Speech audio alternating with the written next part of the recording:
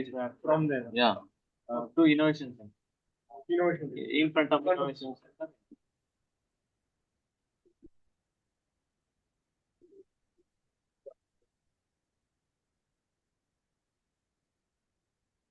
Yeah. From there. Yeah. To innovation. Yeah, in front of innovation. So,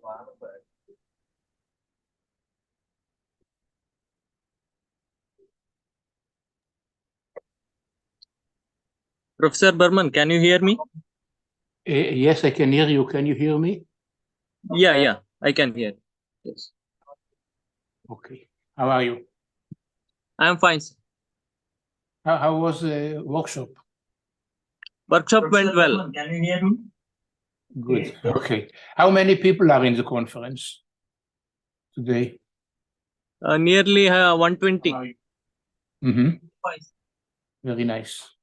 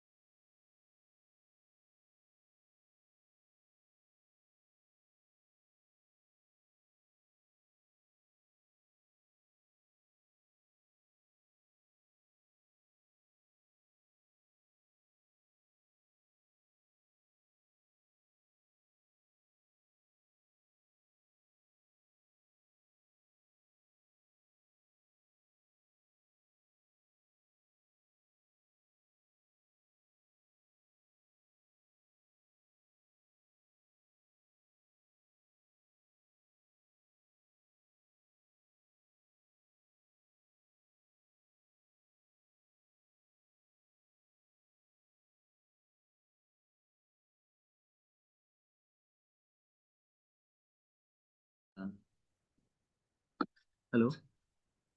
Hello.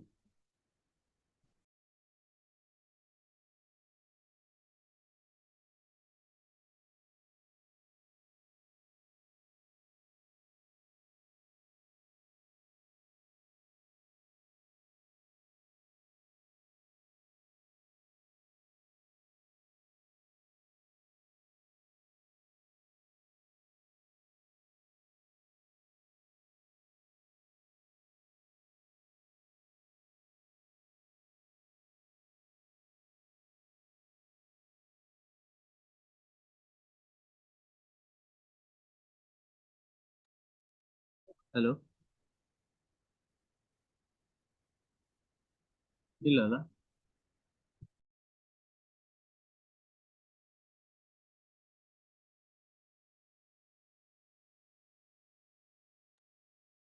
Hello. Hello.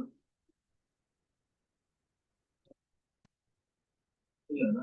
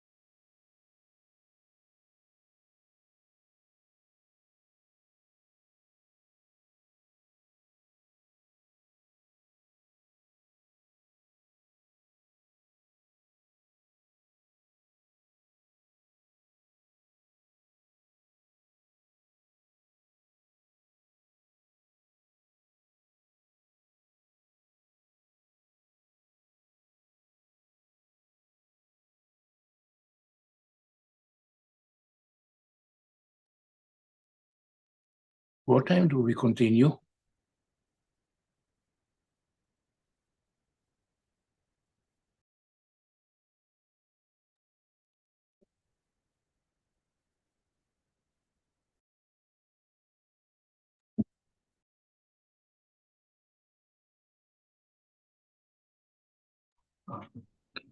Sir, in 5 minutes we will start.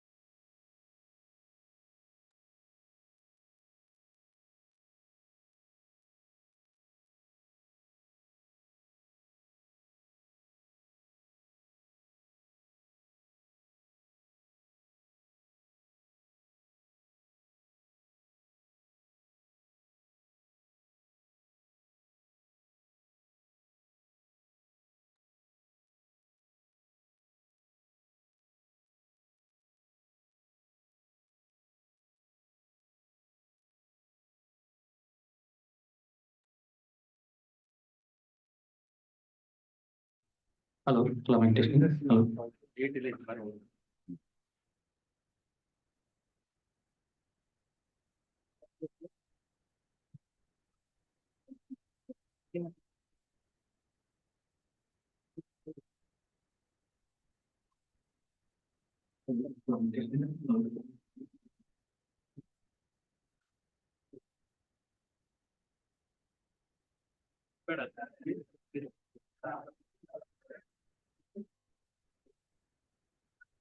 Abhi ಬಂದ ನಾನು ಏನೋ read ಮಾಡ್ಬೇಕಂತ ಹೇಳ್ತಿದ್ದೀರಲ್ಲ.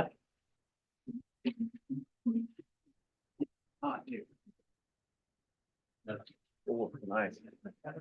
Oh, it's ridiculous. He's not coming. 16 years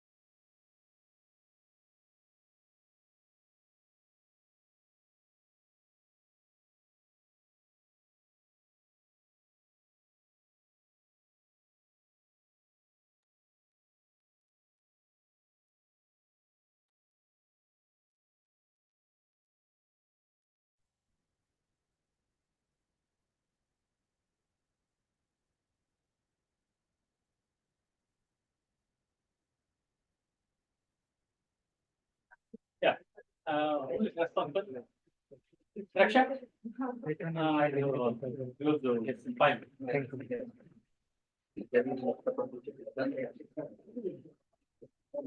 My slides are here. Should we copy it here? Yeah. And this is like for me just. Yeah. Who is responsible? Yeah. Raksha? Fine.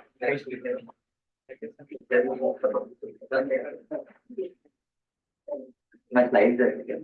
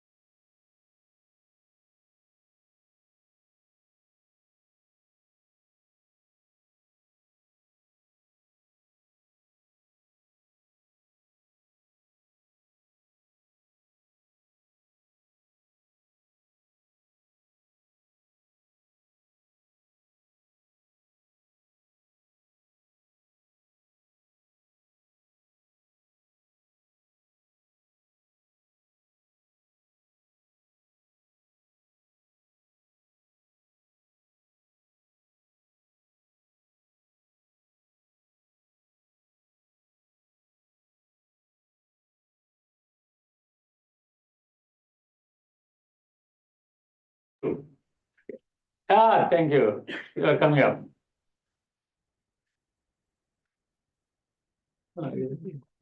Yeah, he is.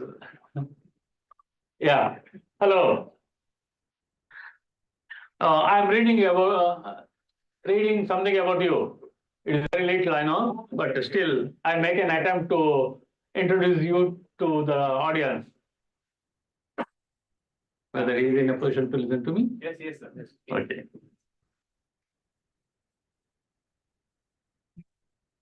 As I mentioned earlier, each day we like to dedicate to some eminent person, but I must have stopped saying it. Professor Burman, he had his birthday in the month of October, and someone close to him just contacted me and asked me whether you can just send a video greeting to him. Said okay, and when I understood that he is completing his 80th year, in fact, it is 80th birthday after completion of so I congratulated him before sending the greeting. Then he said, I'm not 80 years old, I'm just 80 years young. I keep saying, no, I still feel that 60-year-old, not that young in any, but he is really that young, younger than me, not by number, okay? So he is quite energetic and like to keep contributing to the mathematics and like to train the students at his place, okay? So there's quite a lot to talk about him. Let me confine to whatever I have in front of me.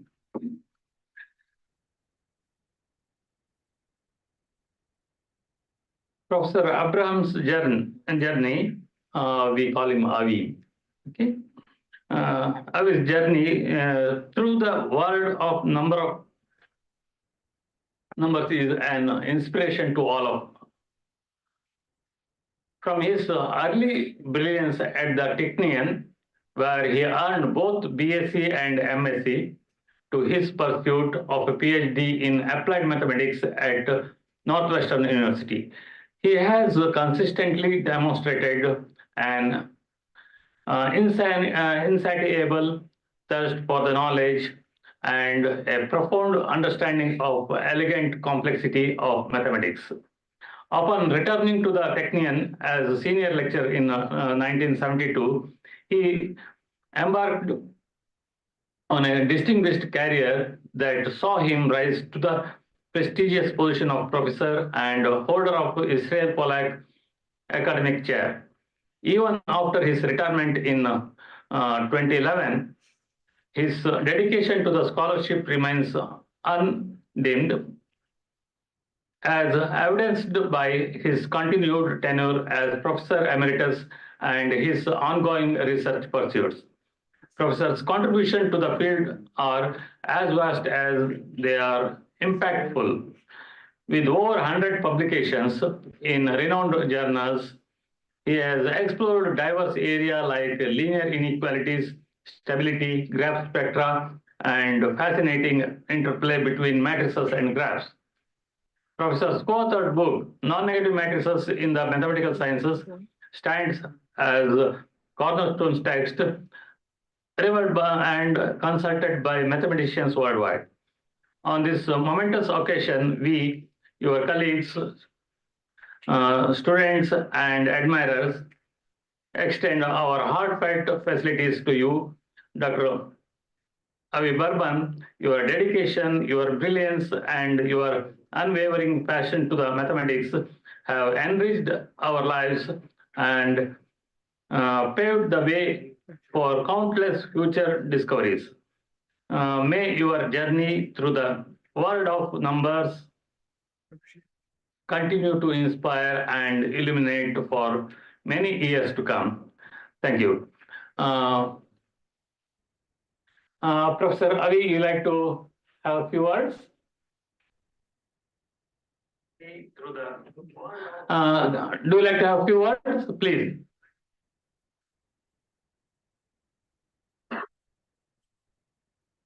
He's mute. He's on mute. Please unmute yourself.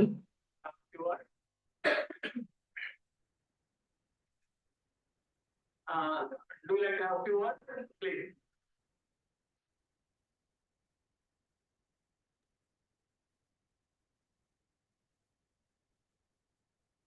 Please unmute yourself.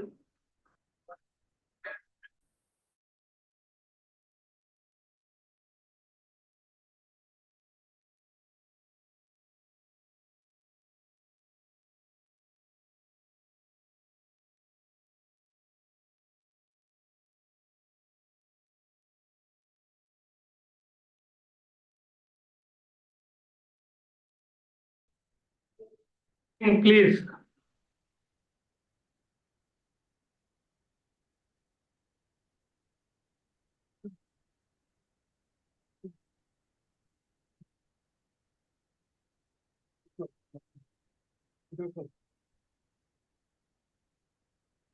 Please.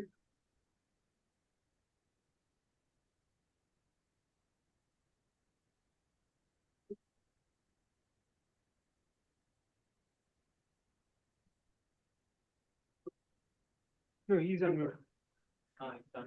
But he's not. Please. No,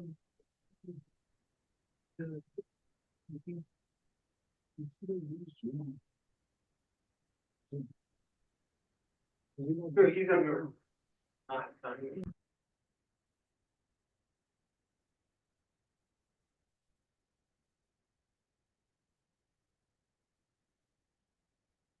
There is some technical glitches. Maybe towards the end you can talk.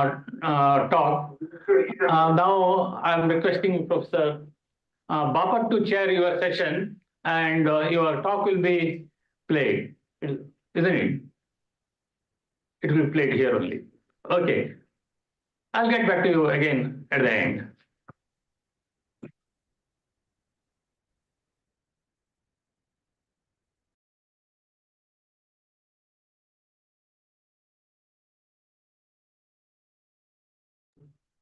Chair this session, Professor Avi Burman. Actually, he needs no introduction. I would just call him the Bhishmacharya of linear algebra. That's what aptly describes his career. And so I have grown up reading his books. When I was a PhD student, I bought his book, Non-Negative Matrices in Mathematical Sciences. And it was a constant companion for several years. And we all enjoyed his papers as well as books. So I'm pleased to announce chair this session. So today he will talk on completely positive matrices, perfect graphs, and spectral graph theory. Professor Burman, please.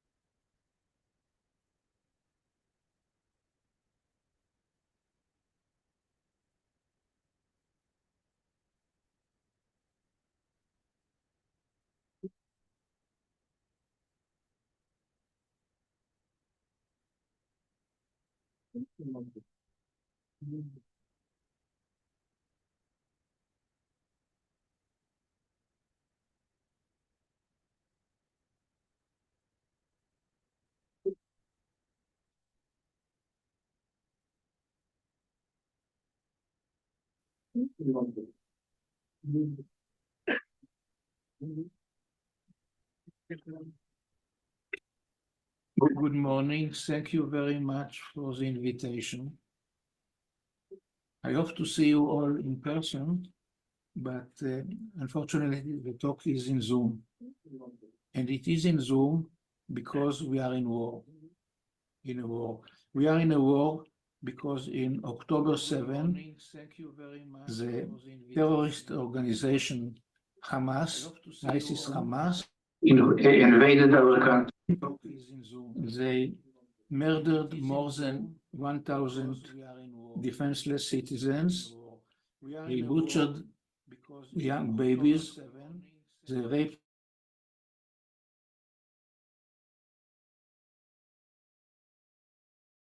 more than 200 people, including young children, old people, even older than me. And we are in a war in order to bring back the hostages, to bring them home. We are in a war in order to make sure that the terrorist organization, the Hamas, ISIS, will not be a danger to Israel or to the world.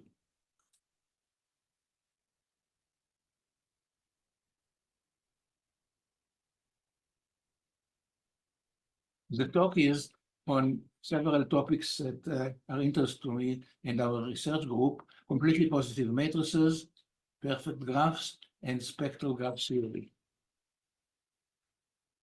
These are the topics that we're going to talk about. And we'll start with completely positive matrices. The matrix is positive semi-definite, as we all know, if it is symmetric and its eigenvalues are non-negative.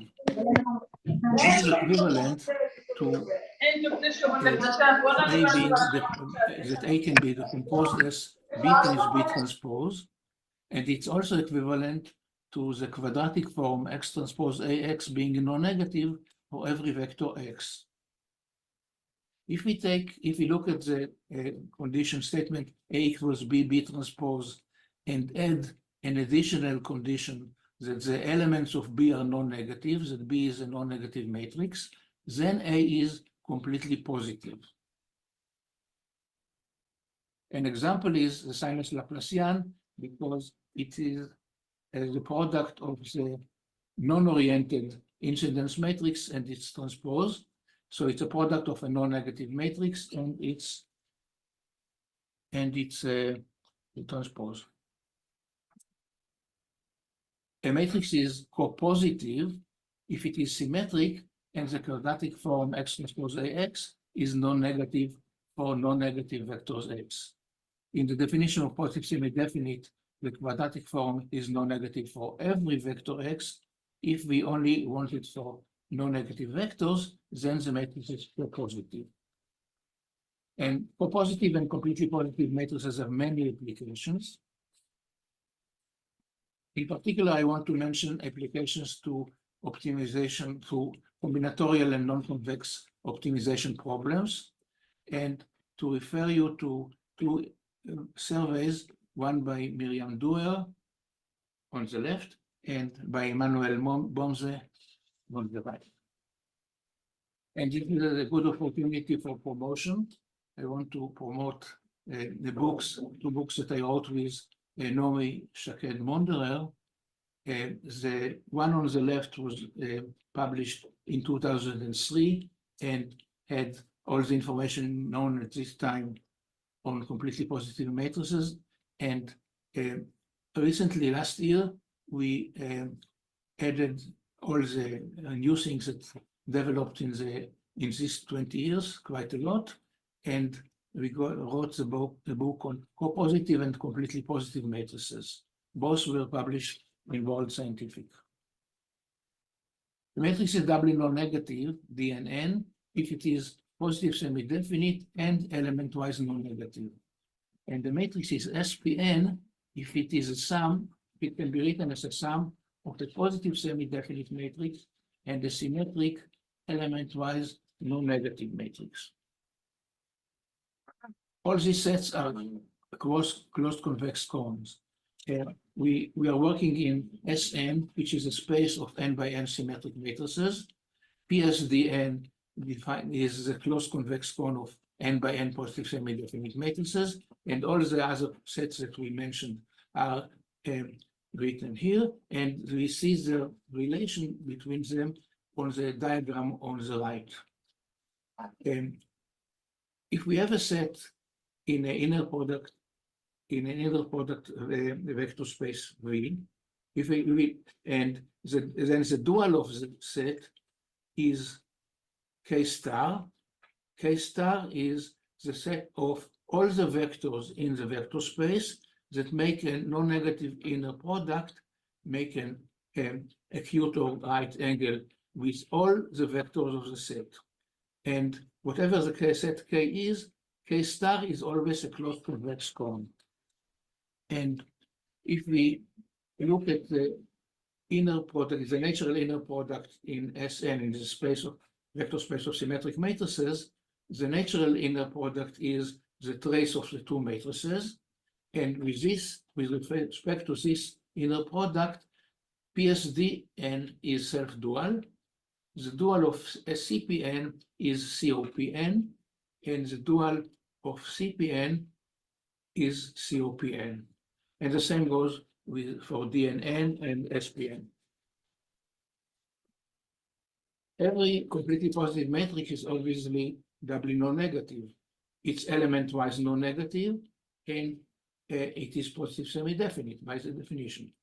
So naturally, the question is, are they the same? The theorem that we have here by Maxwell and Min says that for small matrices, for n smaller than 4, CPN is exactly DNN. And similarly, COPN is SPNN. So this is for small matrices. For a small matrix, if you want to know if a matrix is completely positive, it's enough to check that it is positive semi-definite and to see that it is element-wise non-negative. But for n equals 5, we have a counterexample by Horn of a matrix that is copositive but cannot be written as a sum of a non-negative matrix and a positive semi-definite one. And the matrix on the bottom is an example of a matrix that is doubly non-negative but is not completely positive. Interesting implication of connection of completely positive matrices is in quantum theory, a state can be entangled or separated. Asher-Perez had a condition, a criterion that is called the positivity under partial transposition criterion, and it is a condition that for a state not to be entangled. Every state that is not entangled has to satisfy this criterion, but this necessary condition is not sufficient. And for a special class of states, DS states, with Tura and his colleagues associated with every such state rho, an n by n symmetric matrix M of rho, and showed that rho is separable if and only if M of rho is completely positive, and rho satisfies the Perez condition if and only if M of rho is doubly non-negative. So for small, for DS states acting on Cn cross Cartesian Cn for small values of n, the Perez condition is indeed necessary and sufficient. The comparison matrix M of A of a square non-negative matrix is defined by keeping the diagonal entries and putting minus before the off-diagonal entries. Drew, Johnson, and Levy showed that if we look at a symmetric non-negative matrix A, if the comparison matrix is positive semi-definite, then A is completely positive. So this is a sufficient condition for being completely positive. It is not necessary. If we look at the matrix of ones, even as 3 by 3 case, every matrix that all the entries are ones is a column of ones times the row of ones, so it is completely positive. But if we look at the comparison matrix, it has a negative eigenvalue, so it is not positive semi-definite. This is Rafi Levy on the right, Charlie Johnson in the middle, and Drew on the left. So what we said is that if A is A transpose, A is symmetric and non-negative, then if MA is positive semi-definite, this implies that A is completely positive, and this implies that A is positive semi-definite. When is a sufficient condition necessary? When is a necessary condition sufficient? So let us move to the second part of perfect graphs. The graphs that we are talking about in the talk are simple. The clique number omega or G of a graph G is the cardinality of the largest clique. The chromatic number Chi of G is the smallest number of colors needed to color the vertices of the graph in a way that adjacent vertices have different colors. So obviously the Chi is greater than or equal to omega. For a triangle, both the chromatic number and the clique number are equal to 3. For a square, both of them are equal to 2. For a pentagon, the chromatic number is 3, but the clique number is 2. A graph is in, if we have a graph G and we delete vertices and all the edges adjacent to them, we get an induced subgraph. For example, the pentagon is a subgraph of the house graph, but is not induced. All the other graphs below are induced subgraphs of the graph. A graph is perfect if the chromatic number is equal to the clique number for every induced subgraph of the graph. Every induced subgraph H of the graph. Bipartite graphs are perfect. The house graph is perfect, but the pentagon is not perfect. Claude Berge conjectured in 1961 the following. He conjectured that a graph is perfect if and only if neither the graph or its complement contains an induced odd cycle of length greater than 3. And this, of course, implies that the graph G is perfect if and only if its complement is perfect. Lovac proved what is called the perfect graph theorem. He proved the part that says that the graph G is perfect if and only if the complement is perfect. Maria Chodnowski and Robertson and Seymour and Thomas proved the strong perfect graph conjecture. He proved the conjecture of Claude Berge. Maria is in the middle. Lovac is to the right of her, and Claude Berge is to the left. And I cannot resist the temptation to boast that Maria is a graduate of the Technion. In fact, she took, when she was still in high school, she took from me courses in linear algebra and in graph theory. I'm very proud of Maria. She solved this very difficult conjecture. She then got the MacArthur Fellowship, what's called the Genius Fellowships, that allowed her to choose university. She was a professor in Columbia, and then when her supervisor retired, she got his chair in Princeton. But from time to time, she comes to visit the Technion, which is great. Chordal graphs are examples of perfect graphs, and threshold graphs are examples of chordal graphs, so they are all perfect. And a threshold graph is a graph that can be constructed by repeated addition of an isolated vertex or a dominating vertex. For example, examples of threshold graphs are complete graphs and the graphs Tn. Tn is the graph that consists of n-2 triangles with a common base. This is how, for example, T5 can be constructed. We start with a vertex, add another isolated vertex, and then another one, and then we add a dominating vertex that is connected to all the 3, and another one that is connected to all the 4, and we get T5. The line graph L of G of a graph G has edges of G as its vertices, and two such vertices are adjacent if and only if they are adjacent edges in G. A graph is line perfect if its line graph is perfect.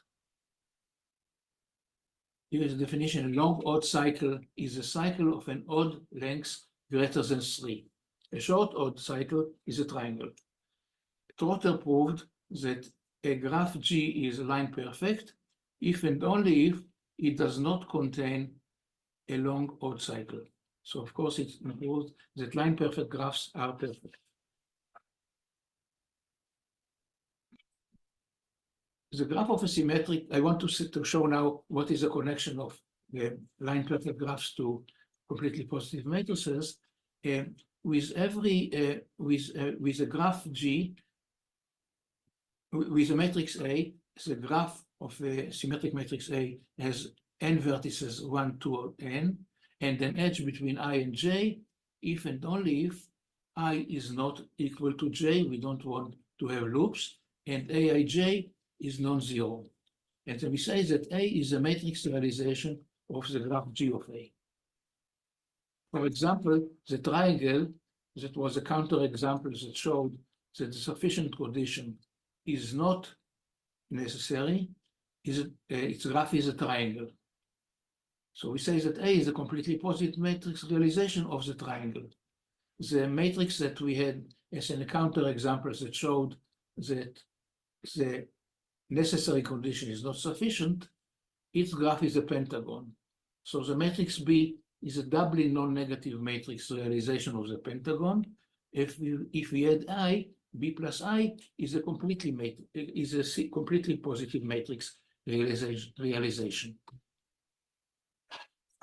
In the theorem of Drew, Johnson, and Levy, they show that if A is completely positive and G of A contains no triangles, then the comparison matrix is positive semi-definite. So if the graph is triangle free, then the necessary condition is, then the sufficient condition is necessary. In a paper with Naomi Shaked Monderer, the co-authors of the books that I promoted, she showed that this, in effect, is a characterization of triangle-free graphs. So now we want to go to the question, when is a necessary condition sufficient? And we do it by using a definition. We say that the graph G is completely positive if every doubly non-negative matrix realization of G is completely positive. For example, small graphs are completely positive because we know that for graphs of less than 5 vertices, the two conditions are equivalent. For matrices with less than 5 of matrices of order smaller than 5, the two conditions are equivalent. A theorem with Natalie Kogan gives a characterization. A graph G is completely positive if and only if it is line perfect. In other words, if the graph is line perfect, the necessary condition is also sufficient. Let me give an outline of the proof. A long odd cycle is not completely positive, and to show it, we look at the matrix B and consider B times B transpose. A, if we look at as an entry -1 to the k minus 1 power, so if k is odd, the matrix is element-wise non-negative, is a non-negative matrix. It is positive semi-definite because we constructed it as B times B transpose. And if k is odd, it is doubly non-negative. GA is a k cycle, so for k greater than 3, it does not contain a triangle. So A is completely positive if and only if its comparison matrix is positive semi-definite. But independent of k, the determinant of the comparison matrix is -4, so the comparison matrix is not positive semi-definite, so A is not completely positive. Then with Danny Orshkovitz, we showed that a graph that contains an odd cycle of length greater than 3 is not completely positive. And we go down, we showed that bipartite graphs are completely positive. And with Natalie Kaufman, we showed that Tn is completely positive. نحل Tn السؤال. is the graphs that we mentioned before. This is here with the definition of a block at the cut vertex.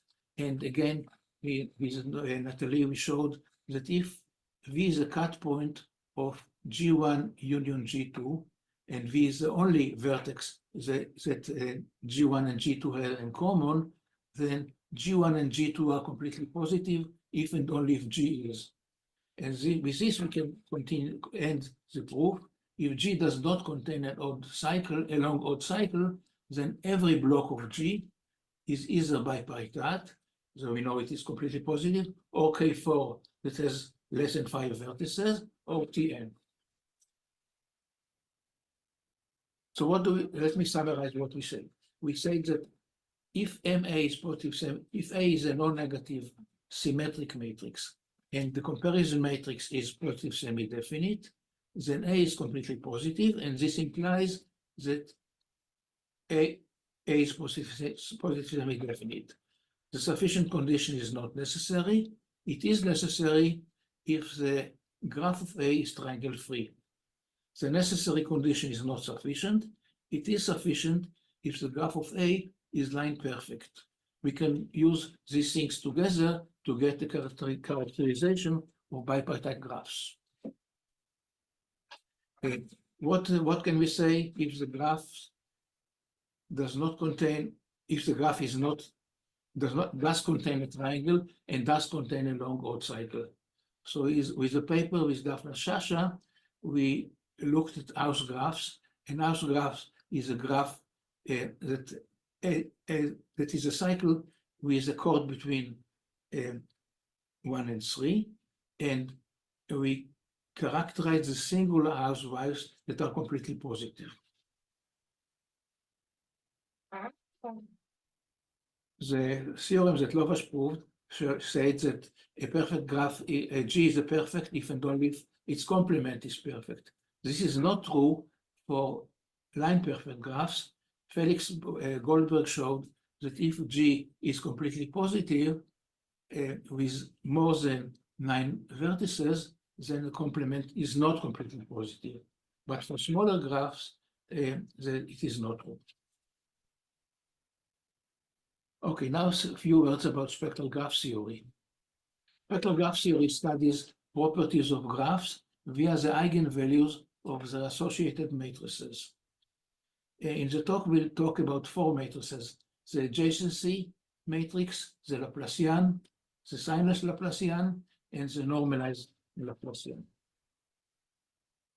The adjacency matrix of a graph is constructed by putting 1 in Aij is 1 if I and J are connected, and 0 otherwise. The Laplacian matrix is obtained in the following way. We look at the matrix, a diagonal matrix of the degrees.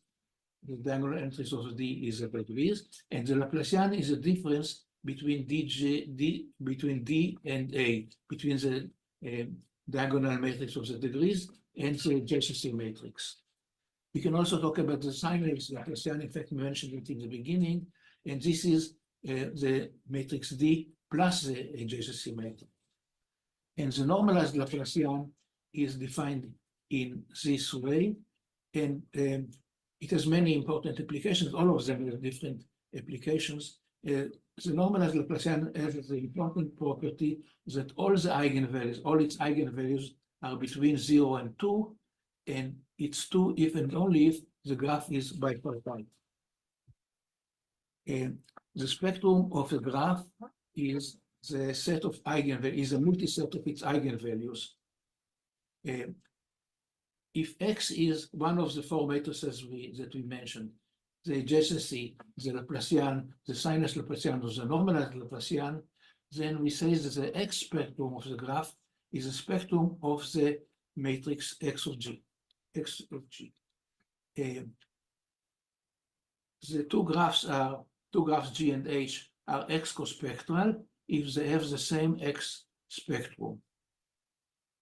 If two X cospectral graphs are non-isomorphic, then we say that they are X-Nix. X non-isomorphic cospectral graphs. A graph is said to be determined by its X spectrum DXS if any graph having the same X spectrum as G is isomorphic to G. And it's convenient to denote DAS as DS. For example, the two matrices that we have above have the same adjacency spectrum. So they are ecospectral. They definitely are not isomorphic because one is connected and one is not. It's also an example of matrices that are ecospectral but not elcospectral. The example below is a pair of two regular graphs that are cospectral with respect to all the four matrices, and the matrices have 10 vertices, and the reason is that for graphs that all the regular graphs of less than 10 vertices are determined by the spectrum. And for regular graphs, if a matrix is determined by its spectrum, it's determined by its spectrum with respect to all the four matrices. So the importance of this example is that it is an example of non-isomorphic cospectral graphs that have 10 vertices. And this is a list of spectrum of some special graphs, complete bipartite graphs, star, pass, and cycle.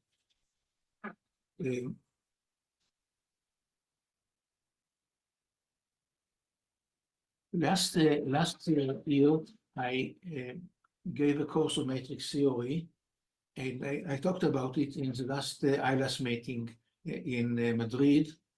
The course was, the pedagogy of the course was what is called PSI, problem solving before instruction. The way the course was handled was that in the beginning of a week, I presented a set of problems that were due by the end of the week. And in the next week, we discussed the solutions and a new set of problems were given. Iclaa in the middle was a teaching assistant of the course. Ilana and Adi work in the Center for the Advancement of Teaching in the Technion, and they helped us to find whether this pedagogy was good, the efficiency of it. We found that several things. The students worked very hard, much harder than in regular courses, because they have to master the material all the time, not to wait for the exam. But they did well in the exam, and most of them were quite happy with this way of teaching. And the reason that I mention it here is that 2 research papers came out of the course. This is Suleiman Khamoud. Suleiman is just completing his PhD at the Technion. He was one of the students in the course, and his interesting thesis was he was interested in the normalized Laplacian. And okay, so let me have some definitions, and I'll describe what is shown in the paper. A splitting graph is obtained we have a graph G. A splitting graph is obtained for G by adding a vertex U time U prime for each vertex U, and joining U prime to all the vertices of G that are neighbors of U. this is a splitting graph of a pentagon.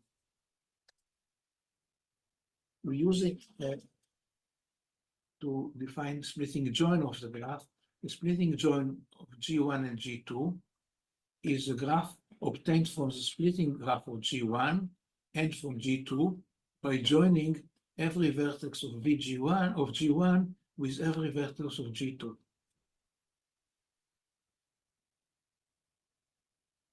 Lu, Ma, and Zhang showed that if G1 and H1 are R-regular co-spectral graphs, and G2 and H2 are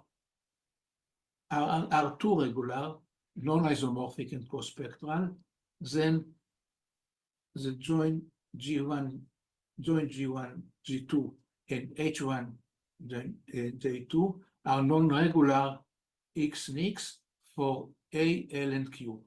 As I said, Suleiman is interested in the normalized Laplacian, so he asked himself, is it true, can we add the normalized Laplacian to this set? And this is what he proved. So we proved that under these conditions, the joins are also X and X for all four matrices. And here is an example. And then what he did is define a new splitting graph of G. And the idea is you do the same with every vertex U, you add a vertex U prime, and you join U prime to all the vertices that are not neighbors of G and not G itself, and not the U itself, that are not neighbors of U and not U itself. So this is the new splitting graph of the pentagon. And with this, you define a new splitting join, and you have a new construction. For this new construction, Suleiman showed that if G1 and H1 are R1 regular co-spectral graphs, and G2 and H2 are R2 regular non-isomorphic co-spectral graphs, then the new construction gives us X mixed graphs for all four matrices. And this is an example. And this brings me to the next papers that came out of the course. And in this picture we saw to the left of me, Dr. Daphna Shasha, that we already saw in this when we talked about house graphs, and Noam on the right. Noam is the grandson of Daphna. Daphna studied with me when for the first degree when we studied in the Technion together, and then she wrote her master in functional analysis, and then she took a break for mathematics and raised a family. And at one point, Chaya, who is Daphna's daughter and Noam's mother, completed her master. And then Daphna decided that it's time to go back to mathematics and write her PhD. She asked me if we can work together, and it was my pleasure to do it. So Daphna wrote her PhD with me, but the point for this picture of this photo is that Noam also took the course that I mentioned, and Noam is an undergraduate course, a student, but he is in a special program for excellent students in the Technion, so he could take the graduate course, and I am a mentor for him on some projects that he has to do, and what he did is the following. In the course, we showed as a problem, use the Schur complement of a metric to show that Tn is completely positive. Recall that Tn is a set of n-2 triangles with a common base. And I asked Noam if we can show that Tn is determined by spectrum, which he did. First, he computed the spectrum of Tn, and then he extended it to a set of families Tnk. Tnk is taking a clique of k vertices and adding it to n minus k isolated points that are adding all the vertices of the clique to n minus k single points. Tn is a special case of Tnk. Tn is Tn2. For k equals 1, Tn1 is a star graph, Sn minus 1, and for k greater than 1, we called it graphs of pyramids because it's kind of several pyramids with a common base, which is a clique. And we checked the spectrum of Tnk, and it is what is known in the case of a star and what was shown for Tn. And then one proved the following. He showed that Tn plus 1, 1, that is star Sn, is determined by spectrum if and only if n is prime. Here on the right, we have an example of a graph of the star S11, which is determined by the spectrum. On the left, we have an example of where here n is compositive and here n is composite, and we have a co-spectral non-isomorphic graphs. This is a proof, and the general proof is that the graphs of pyramids are determined by the spectrum.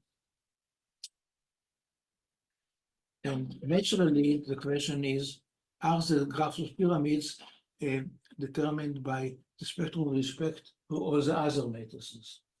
So at this point, I let Suleiman and Noam work on these problems. They already have some partial results. And let's look at the following. We just for curiosity, we asked ourselves if we can kind of partition the graphs Tnk according to being both determined by the spectrum and completely positive. So in this table, we have an example of the cases where the matrices, where the graphs are both ds and Cp. An example of the matrices or graphs that are Cp but not ds, and example of graphs that are ds but not Cp. As you can see, we do not have examples because there are no such examples of graphs that are not ds and not Cp. And this suggests a general question, not just for Tnk.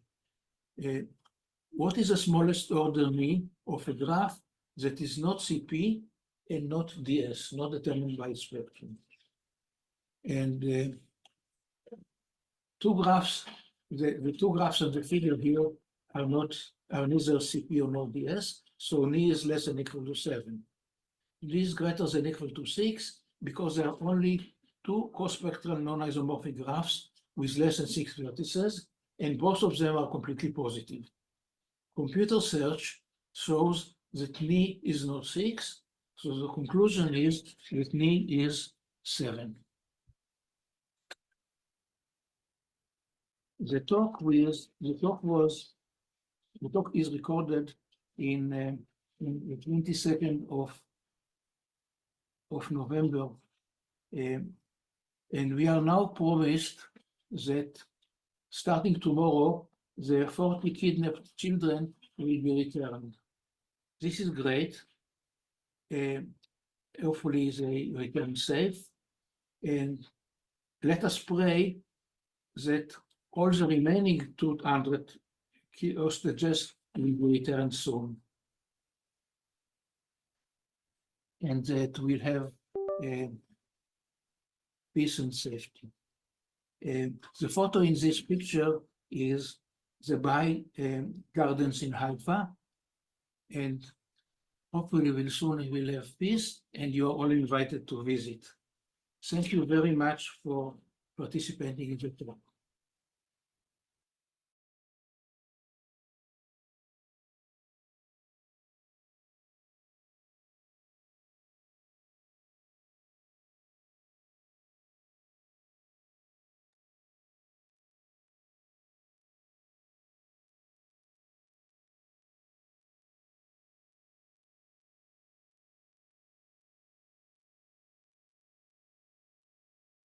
First, can you listen? Yes, yes. Okay, I'll ask the audience if there are any questions. So are there any questions from the audience? They can mail and have a conversation. Yeah. In case he like to say something, he can. Now, I want to ask, how did you compute the spectrum of those pyramid graphs? Was it just by computation or some guesswork? Well, it really depends on the structure of the graph, and in these cases we used the Schur complement. It was a very useful tool. Okay. I want to take the opportunity to thank both of you, to thank all of you for listening and for the very good words in the beginning, and to hope that we soon will have peace. Thank you very, very much. Okay, thank you. Okay, conclude this. Thank you, Professor Bapat, for chairing the session. Thank you. Moving on. In the next session, we have invited talks from Professor Apurva Kare from Indian Institute of Science, Bengaluru, India, and Professor Debajit Kalita from Tezpur University, Assam, India. I now request Professor Peter Semril from Institute of Mathematics, Physics and Mechanics, Slovenia, to chair this session. Sir, please.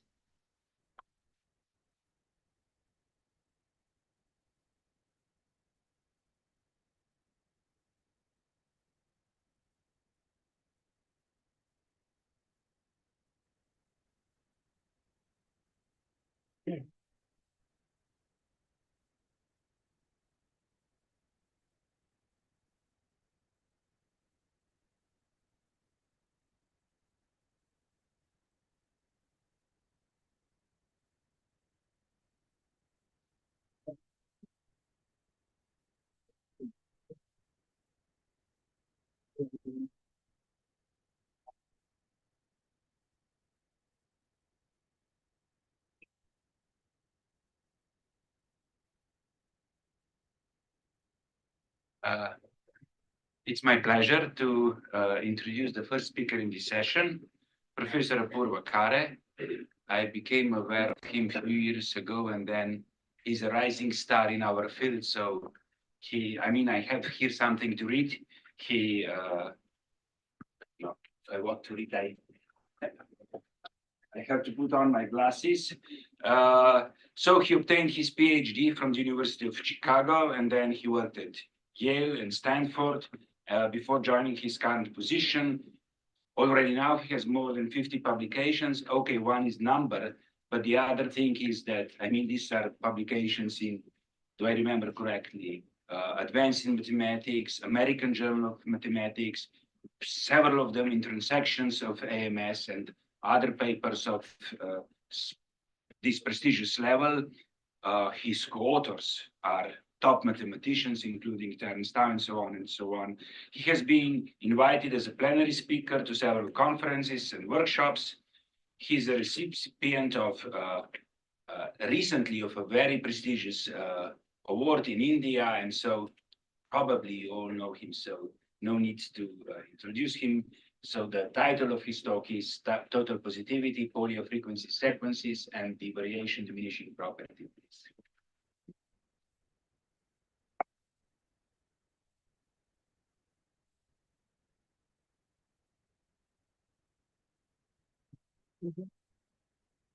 So, yeah.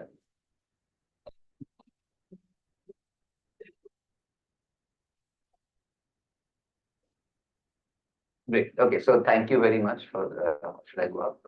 Yeah, please. Okay, in case I haven't pointed. Okay, so thank you very much for the very kind introduction, Peter. So it's a pleasure to be here. It's, as I think Professor Bapat said, this is my first time in person at the ICLA. It's a lovely conference and it's a great venue as well. I was a speaker at the ICLA online 2 years ago, but this is my first time offline. So thank you again for inviting me. So I will talk about sort of a branch of matrix theory that goes back quite a long time. It connects to some very nice results and some more interesting connections as well that one might not have seen before. This is the area of total positivity. So we sort of know that positive semi-definite matrices and things like completely positive, principal minors are non-negative. A matrix is totally positive. So first of all, it need not be square. It can be rectangular. And that all the minors are positive. You take any 3 rows and any 3 columns and take the determinant, that is strictly positive. And you can define totally non-negative matrices, meaning again that all the determinants are non-negative rather than positive. So for example, all the entries are positive, for let's say totally positive. All the 2 by 2 minors are positive and so on. And just like positive semi-definite matrices occur in lots of places in mathematics and applications, Iclaa, right? So all kinds of data science uses correlation and covariance matrices.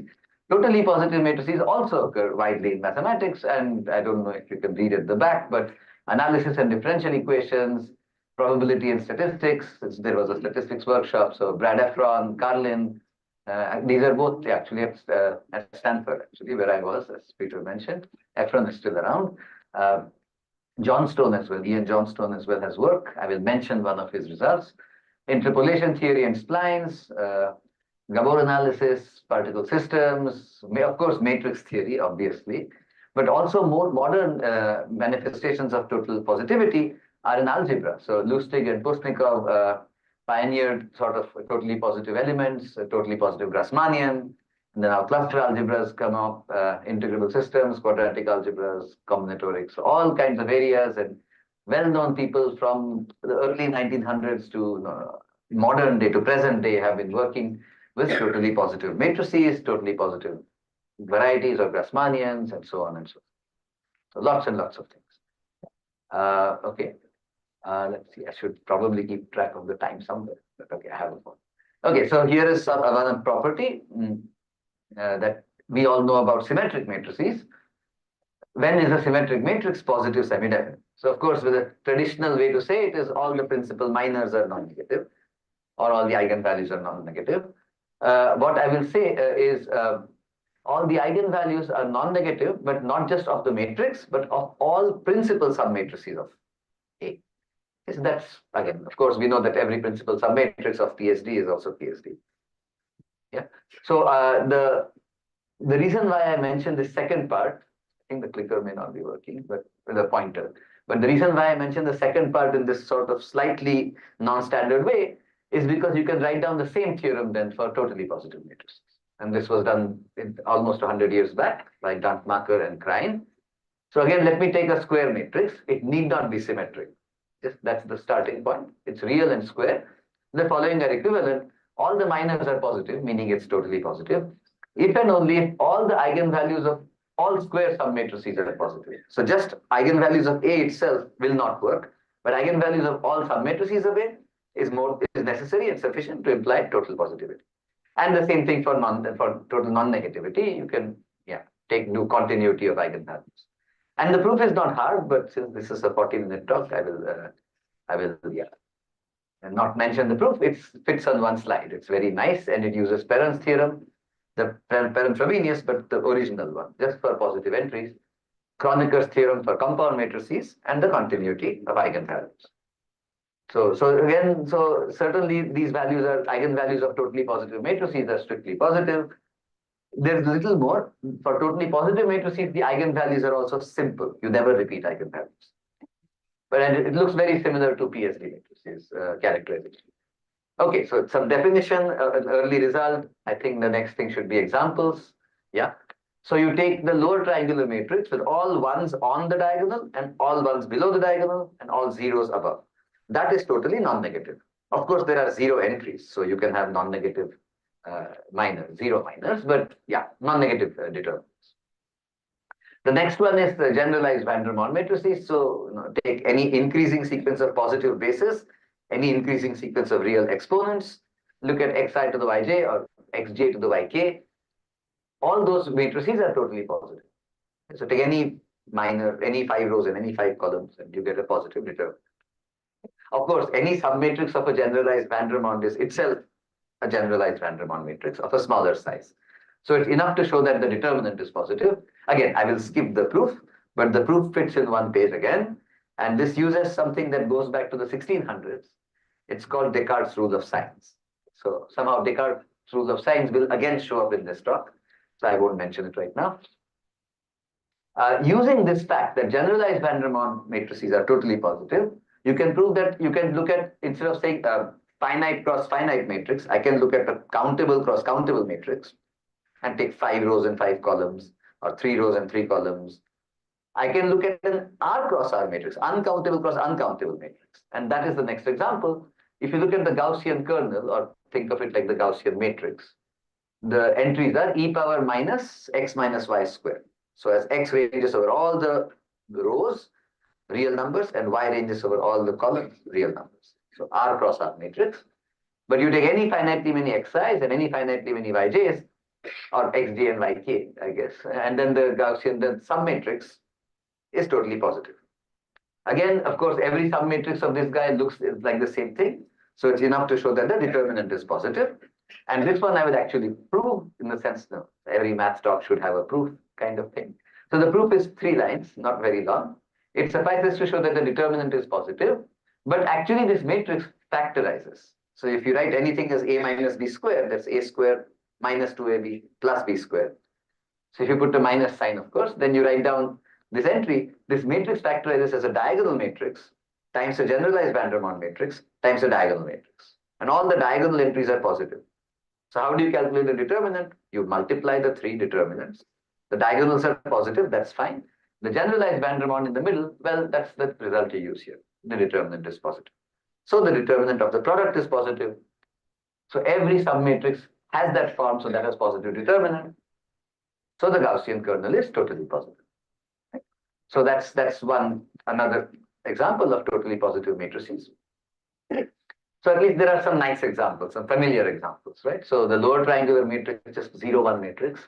Generalized van der Waals are a large collection of examples. And the Gaussian is like a huge R cross R, and this time symmetric. R cross R symmetric matrix.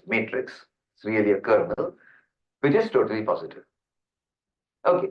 So now, as I said, if you can have countable and uncountable, so now I will tell you about countable matrices. So the notions of finite matrices can be generalized to infinite ones, and as we said, the real cross real. So if you look at countable, then that's called a Polya frequency sequence. If you further have an additional structure on the countable matrix. So it's not just any countable, totally non-negative matrix. It's these kinds of matrices where all the entries on the diagonal are the same. All the entries on the sub-diagonal are the same, on the super-diagonal are the same, and so on. So it's just 1 degree of freedom according to which diagonal you lie on. So that's why it's enough to look at one sequence of real numbers, and that's what we say is the definition. A real sequence is a Polya frequency sequence. If you look at the Stoklitz bi-infinite matrix, infinite in both directions, and that is totally non-negative. I don't need to look at infinite in both directions, because if I take any submatrix, I can take this A0 far enough back so that the submatrix lies inside the corner, inside 1/4 of this matrix. So it's enough to look at semi-infinite matrices, where you start from a corner and you keep going down, because you can just move any submatrix up and down to fit inside a semi-infinite. So I could have said bi-infinite, I could have said semi-infinite, it's the same thing. Example, I can draw a submatrix at uniformly spaced points along, say, the Gaussian Polya frequencies, along the Gaussian kernel, and I would get an e power minus n squared, or e power minus sigma n squared. And if you take that as the Polya frequency sequence, and if you take that as the real sequence, that is Polya frequency. And it is, in fact, sort of strictly Polya frequency, because the determinants are strictly positive. And so, again, some very nice example. Okay. So just for fun, polar peak, I told you total positivity connects to many areas. Here is one connection to total positivity. Look at the Riemann psi function, which is the Riemann zeta times the gamma function of S over 2 times some scalar, S choose 2, pi raised to minus. Look at this thing. Well, so we know that the Riemann zeta function has some expansion, right? So if you look at the Taylor expansion or the Maclaurin expansion of psi function at half the square root S, you look at those coefficients, the A0, A1, A2, A3, A4. So if you have, and let me say A minus 1, A minus 2, all of those are 0. So 0, 0, 0, 0, 0, and A0, A1, A2, A3, A4. Look at the Toeplitz matrix you get out of that. Right? If that Toeplitz matrix is totally non-negative, then you can win $1 million. Of course, proving it is hard, but yeah, it's clearly not done so far. So yeah, but you can write down connections between all kinds of different things to total positivity, and here is just for fun a connection to a clay pipe. Yeah. Okay, so let me now tell you about the history of total positivity and how it sort of arose. So this is sort of commonly a math talk, some math results, and the history of those results. And this arose with the second thing in the subject of my talk, in the title of my talk, the variation diminishing property. So what is the variation diminishing property? The idea is very simple. The notion of variation talks about you take a sequence of real numbers and you look at the changes in sign. Variation just refers to the sign changes. So plus, minus, plus, there are two sign changes. You remove all the zero entries of the sequence and then you look at the sign changes. So yeah, so for a vector, let's say non-zero vector, denoted by f minus of x, the number of sign changes, which is also called variations. If the vector has no non-zero entries, you set it to be 0. The number of sign changes is 0 by convention. So variation diminution, or variation diminishing property, either way, just means that I start with the vector x, I act on it by a matrix A. So that x vector, the input vector, had some sign changes. The output vector, A times x, has some sign changes. The number of sign changes does not go up. That's variation diminishing. And this was coined by Polya. Yeah, if you can also look at the number of variations of a function. Now the function is a continuous object. Let's say of a continuous function, right? So then you look at the number of times the function crosses the x-axis. If it crosses like the sine curve many times, then in a finite interval, the sine curve has sign changes. Sorry, the wrong function to use, same pronunciation. Yeah, okay, so the study of variations, as we know, as you might have seen, began with Descartes.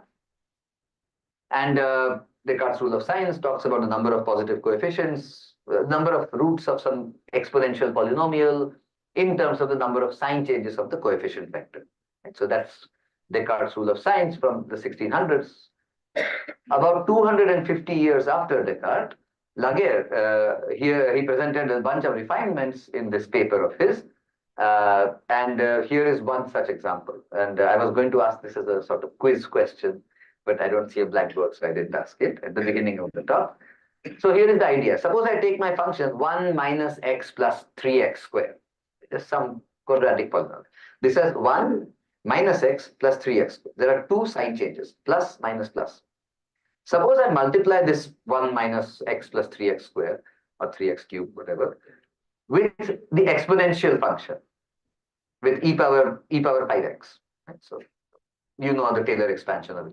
So when I multiply a polynomial by a Taylor series, by a power series, I get a new power series. How many sign changes are there?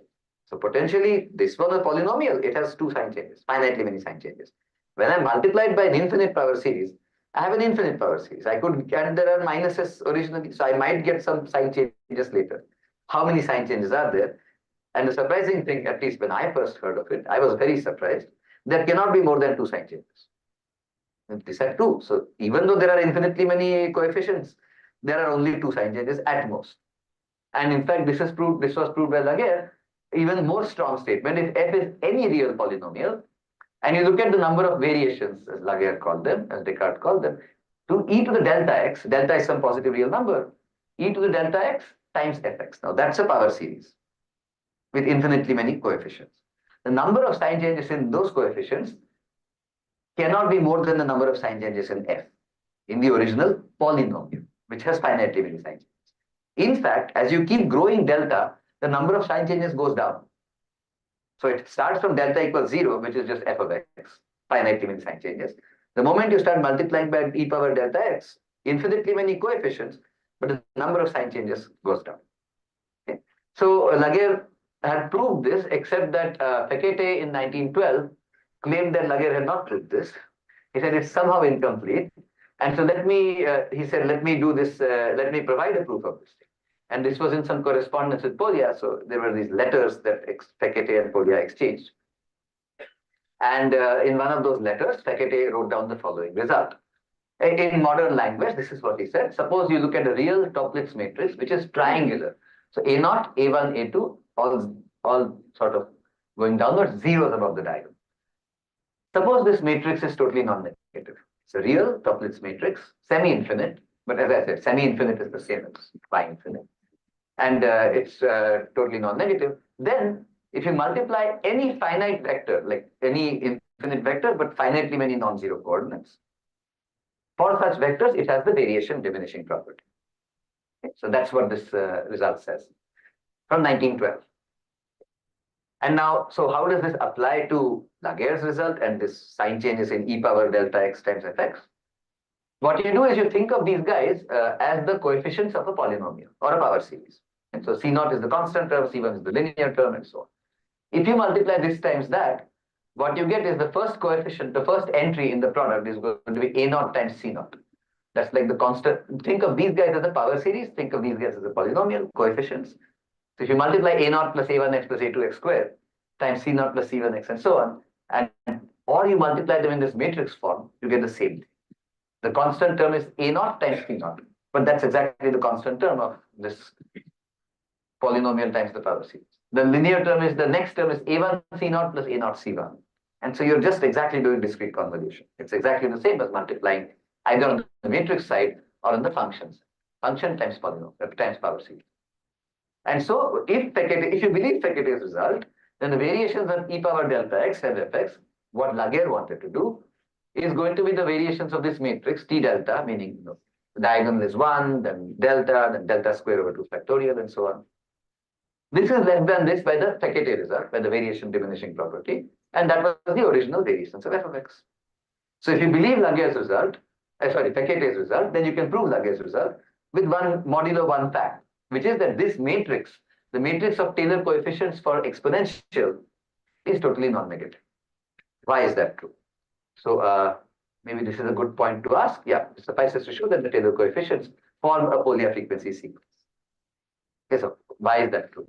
And yeah, so maybe I should ask at this point, how much time do I have? Oh, here. Oh, great. Thanks. But I don't know when I started because we were slightly delayed. Start, I believe, something like 5 minutes, but no. 5 minutes past. I have 20 minutes or done. Okay, thank you. I might be able to. ये छोड़ दे तू इसके साथ खेल ले बस चल आप गंदे हाथ हो जाएंगे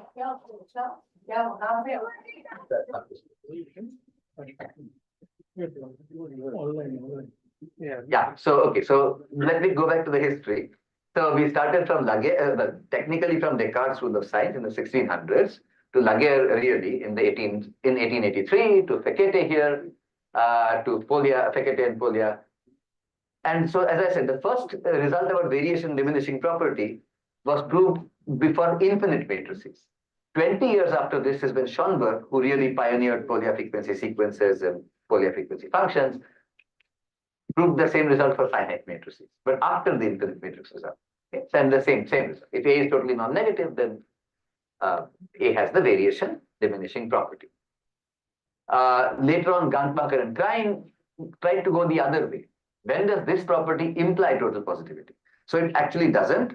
Motzkin, whose name we either heard already or will hear in the conference again, proved in his thesis in 1936 that the variation diminishing property holds if and only if the matrix is sign regular or strictly sign regular, which means all 1 cross 1 matrices determinants have the same sign, all 2 cross 2 determinants have the same sign, which may be different from the 1 cross 1 sign.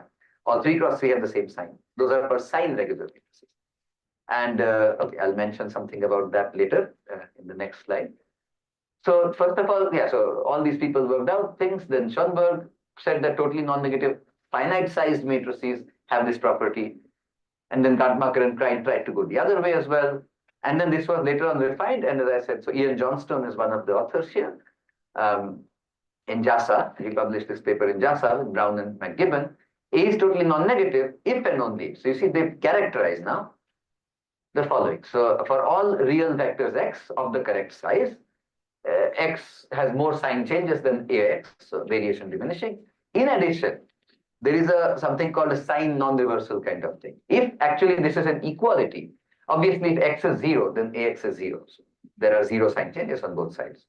If x and ax are non-zero and this is an equality, then the first non-zero component on the left of the output vector has the same sign as the first non-zero component of the input vector. And the last non-zero components of the input and output have the same signs. So that's the extra condition you need to guarantee that this implies total non-negativity. So there have been progress made. Right? So now, of course, so you can see that the first part of the statement, or even all of this statement, refers to for all x in Rn. So this is sort of an uncountable set of vectors which should satisfy this property. So you can ask naturally, can you reduce it to a countable set or to a finite set? The answer turns out to be yes. This was not known until this decade. And in fact, you can reduce it to one test vector. For every single size, one test vector. For every single sized submatrix. So here is the result proved last year by Prajesh Nath Chaudhary. He is at IIT Gandhinagar now.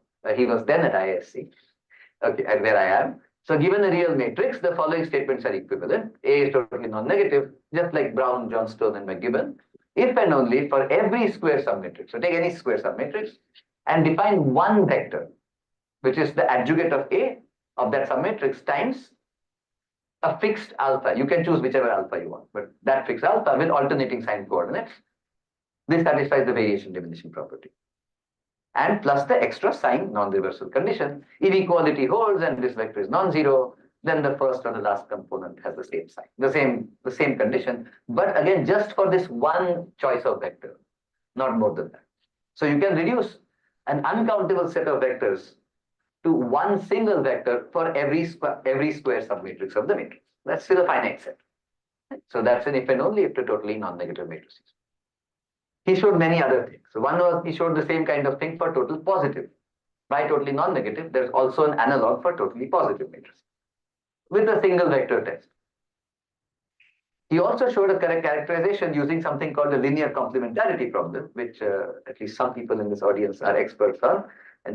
Again, that is one characterization. Another one including a single vector. Again, for every square submatrix, a single input vector. So he really took this to the extreme. Yeah.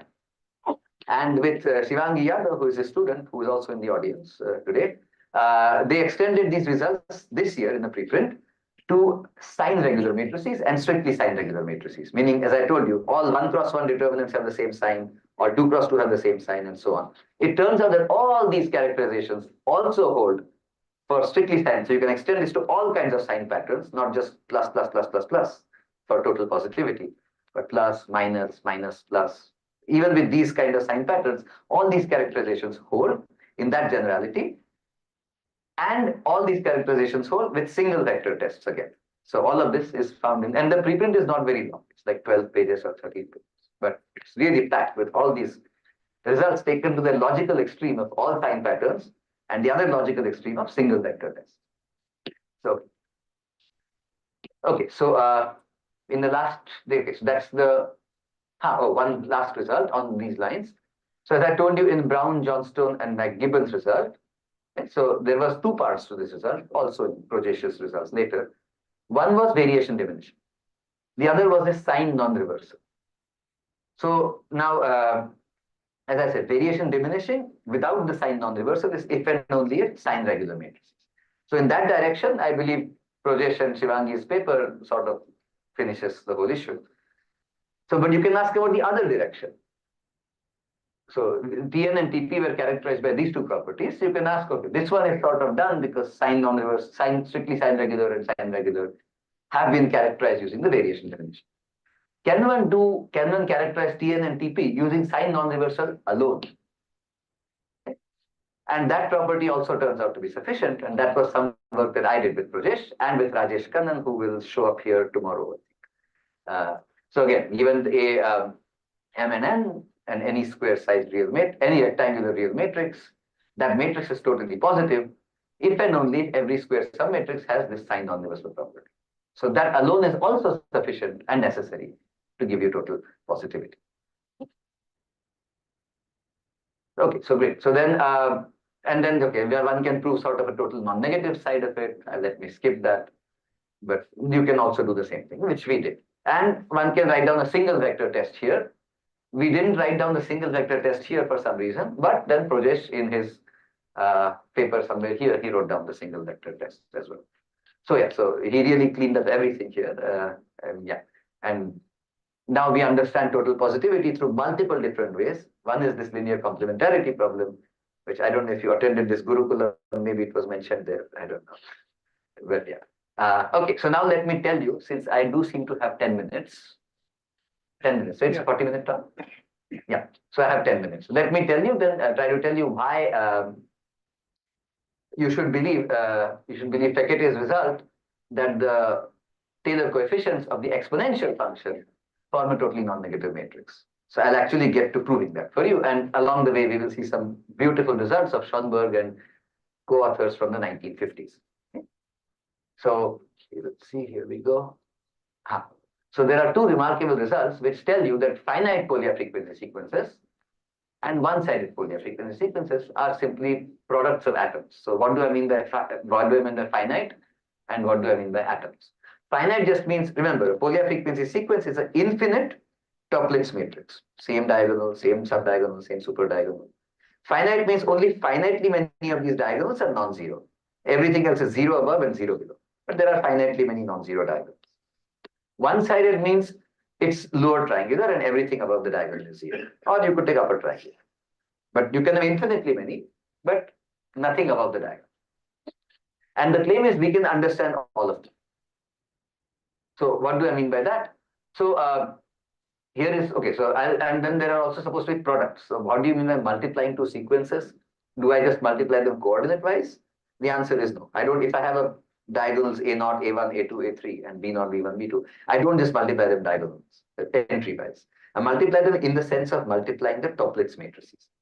So this is what I want to say. So the best thing to do right now is to use this language of generating functions. So if I have a finitely one-sided Fourier frequency sequence, then I can say that I can think of this as a power series, like the Riemann zeta function, the Riemann psi function, as I said. Right? So A0 is the constant term plus A1x plus A2x squared and so on. This is a power series. So associated to every one-sided sequence is a power series, and vice versa. It's a bijection. Right? Assuming that A0, the first non-zero entry is called A0, then it's a bijection. So power series with non-zero constant term. Now, the point is, if A and B are one-sided sequences, then their Toeplitz matrices are Tn. That's the definition of totally non-negative, of Fourier frequency sequence. If you multiply these two matrices by the Cauchy-Binet, if you multiply these two matrices, what you get is exactly, the generating function is exactly the generating function product. So if you take Ta times Tb, the generating function of that is psi A times psi B. So it's a ring homomorphism from power series to such matrices. Or the correct thing to say, it's a ring isomorphism maybe from such matrices to power series. The name of that ring isomorphism is called the discrete Laplace transform. If you do this on, basically multiplying these two matrices or those two functions is basically discrete convolution. You can do this for kernels as well. That's called Fourier frequency functions. And then you take the actual Laplace transform. Here it's a discrete thing, so you take the discrete Laplace transform. But the Laplace transform is multiplicative from convolution to usual multiplication. That's what we are saying. Okay. And so the other thing is, if I start with two matrices that are totally non-negative, then the product is totally non-negative. Because you take any 5 rows here and 5 columns here, the determinant of that, the determinant for that rows and columns of the product can be written down using sums of determinants by Cauchy-Binet. Each determinant here and here is non-negative. So when you multiply and add, you get none. So you have, by the Cauchy-Binet formula, the product of two Tn matrices is Tn. You can check explicitly that the product of two Toeplitz matrices is Toeplitz like this. And so you get that you can multiply two generating functions to get a new Toeplitz generating function, totally non-negative generating function. Okay. So this is how we are going to construct new examples from old ones. Okay. So let me start by telling you two obvious examples. If I just take a diagonal matrix with identity, like A naught, A naught, A, everything below is 0, everything above is 0. That's totally non-negative because it's just the identity matrix. You can take any 5 rows and 5 columns. Either the rows and the columns are exactly the same index, then you get a diagonal matrix. Determinant is positive. Or if the rows and columns don't exactly agree, you get a row of zeros or a column of zeros. So the determinant is 0. Either way, the determinant is non-negative. So this is why this sequence is a Polier frequency sequence. And similarly, you can check, you can take any two positive real numbers and take a bidiagonal matrix. Everything else above and below is 0. You can check again by the same kind of logic that again you get a Polier frequency sequence or a Toeplitz totally non-negative matrix. So now, okay, so once you have two sequences like this, what did we say here? We said that by Cauchy-Binet and this isomorphism of discrete Laplace transform, you can multiply the generating functions and get new Polier frequency sequences. So let's keep doing that. So this one corresponds to just a constant generating function. This one corresponds to a linear generating function. So by the previous slide, you multiply a bunch of different linear functions, you get a Polier frequency sequence. Right? By the way, just for curiosity, so what are the coefficients in the sequence? They are not the alpha 1, alpha 2. They are the sum of the alpha 1, the products of 2 at a time, the products of 3 at a time. So the elementary symmetric functions in the alphas times n. Fine. So, okay, so, and this is the corresponding Toeplitz matrix. It is totally non-negative. For those of you who know Jacobi-Trudi identities, this is a far more special case of a much bigger fact called the Jacobi-Trudi or the dual Jacobi-Trudi identity.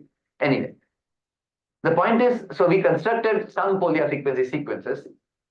Like each of these gives you a Polier frequency sequence, which is finite because the generating functions are polynomial. So all higher order terms are 0, all lower order terms are 0. So all the diagonals between those lowest and highest are non-zero. Everything else is 0. And the theorem that they proved, Schoenberg, Eisen, Whitney, and Edray, is that there is nothing else. So this is what I mean by saying it's a finite product of atoms. These are the atoms, the individual bidiagonal Toeplitz matrices, and the product is literally the product of those Toeplitz matrices. So suppose A naught through AM are strictly positive, the following are equivalent. This thing is a Polier frequency sequence which is finite. Everything before is 0, everything after is 0. So just finitely many diagonals. If and only if this generating function has m negative real roots, meaning it's exactly of this form. What are the roots? They are -1 over alpha I, negative. If and only if the generating function has m real roots, I don't need to worry about negative. Just real rootedness is enough. Why? Because if you look at this power series or polynomial, what can you say about the sign pattern of the coefficients? They're all positive. All the coefficients are positive. Therefore, or here, whatever, right? By Descartes' rule of signs again, right? There are no negative roots. There are no positive roots. Sorry. There are 0 sign changes, so there are 0 positive roots. Of course, 0 is not a root because the constant term is non-zero. So every root is negative. So again, Descartes shows up. So Descartes keeps showing up morally or sometimes mathematically in this picture. So this is the characterization of all possible finite Polier frequency sequences. I proved the easy part for you. The hard part is not too hard, but it requires some work. Basic work on roots of complex, roots in the plane of complex polynomials.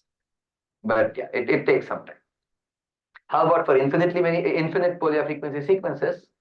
There is only one other possible atom, and then you have to be able to take limits. Okay? So let me remind you. Remember that I said that the lower triangular matrix with ones on the diagonal, ones below the diagonal, and zeros above. This is totally non-negative. So I can take larger sized matrices. So I can take a bi-infinite matrix. Ones on the diagonal and below, zeros above. That's just the Polier frequency sequence, which corresponds to the geometric series. 1 plus x squared plus x cubed. So this is a limit of Tn matrices. So this is Polier frequency. So that means I can now multiply those product of 1 plus alpha x by 1 over 1 minus x. I can do slightly better. If you remember the proof of how the Gaussian determinant was a product of 3 determinants, you can do the same thing with, you can write down a bigger, any other geometric series. And that's also Polya frequency because the matrices factorize in exactly the same. So the same trick that we used at the start is, maybe I should call it Chekhov's diagonal factorization. Chekhov's gun shows up again. So 1 minus beta x, 1 over that is a Polya frequency sequence. So you can now multiply a bunch of these things, right? But okay, the other trick I can use to get infinite, you get power series for one-sided Polya frequency sequences is I can take limits, right? Of course, if I have a totally non-negative sequence of matrices, you take the same 5 rows and same 5 columns for each of those matrices. The determinant of the limit matrix is a limit of these determinants. So of course, these determinants are non-negative. The limit is non-negative. So limit of Tn matrices is Tn. Limit of Polya frequency sequences is Polya frequency. Here is my limit. Okay, and I can have, maybe I should stop after this. The limit is, look at 1 plus delta x over m. Okay, so delta over m is a positive real number. 1 plus x times this thing, and look at m copies of that number. Right? So 1 plus delta x over m to the m is a Polya frequency sequence, which is finite. And we all know that by the previous trick, by the products of atoms, this generates it for all them. You can take the limit. And if you take the limit, you get exactly what Fekete was saying. That you should believe that the Topliss matrix for the exponential is Polya frequency. It is simply a limit of these guys, each of which is Polya frequency. So the matrix is Polya frequency. Okay, so yeah, maybe, okay, let's see. I should stop here. Thanks.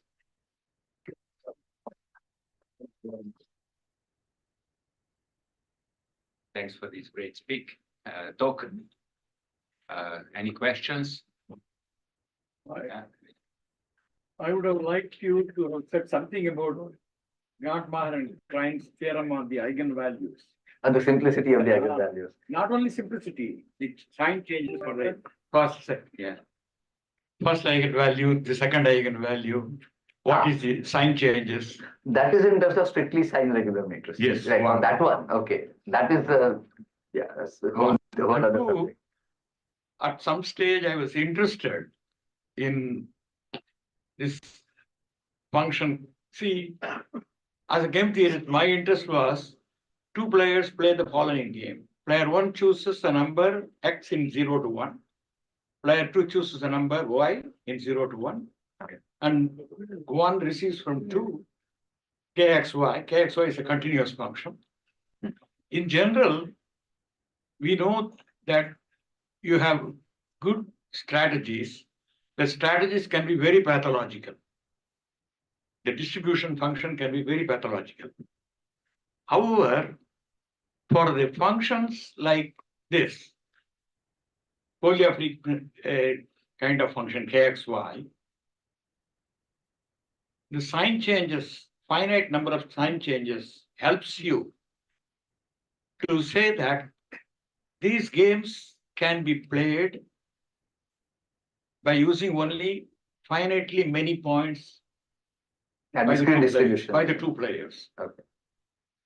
So, in fact, Carlin's one of the main questions in this field, because he jumped from game theory to positivity little later.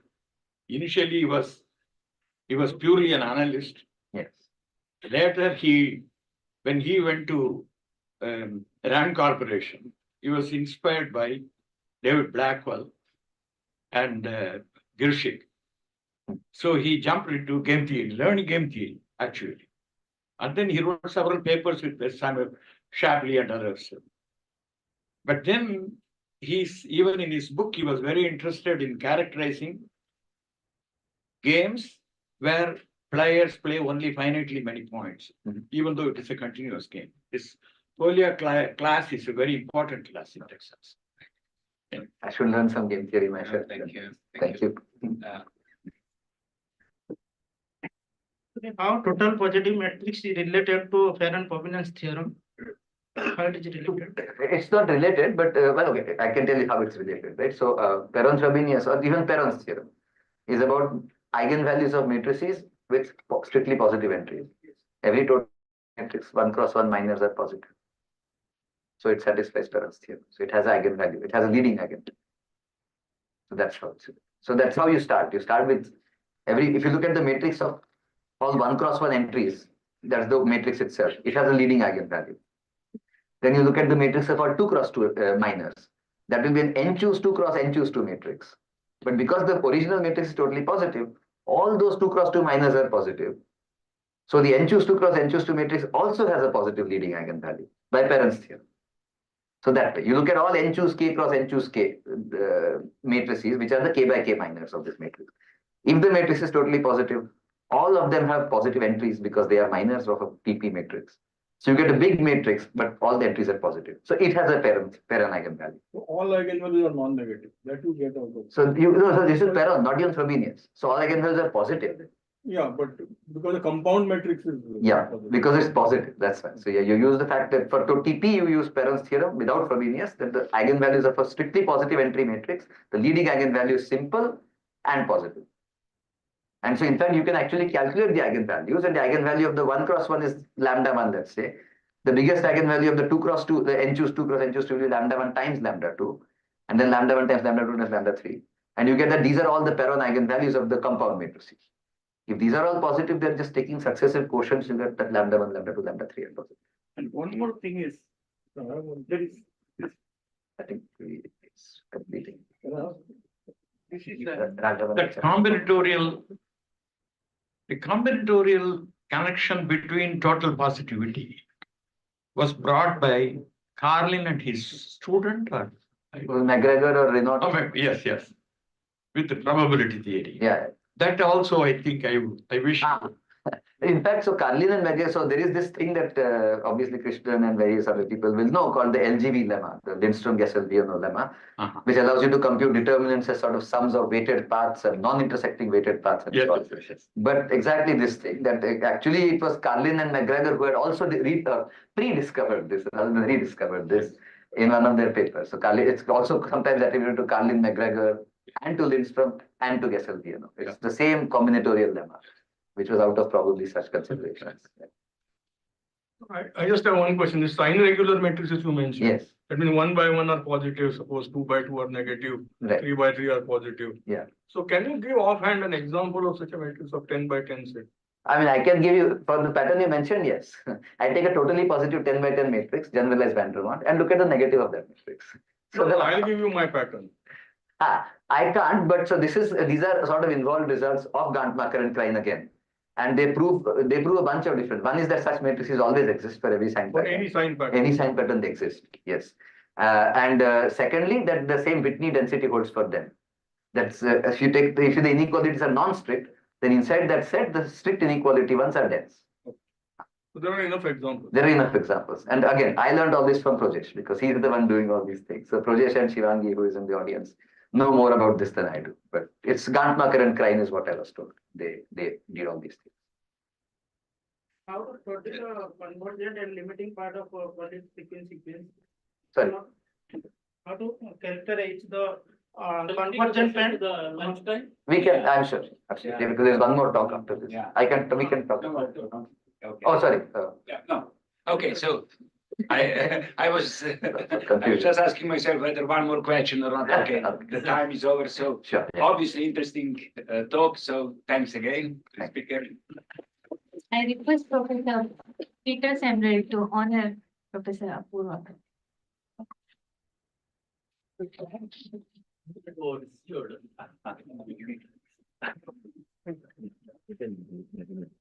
Oh, no, thank you. Yeah, all right, thank you.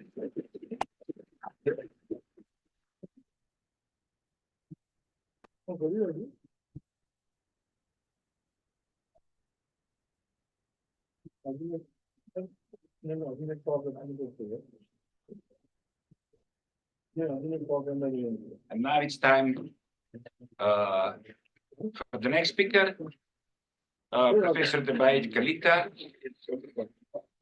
from Tezpur University. He received his MSc degree from Ducati University and PhD from IIT Guwahati. He's published many papers, mainly graph theory, Presently, he's working as an assistant professor at the Department of Medical Sciences. Turn off that first. Turn off that first. Yes,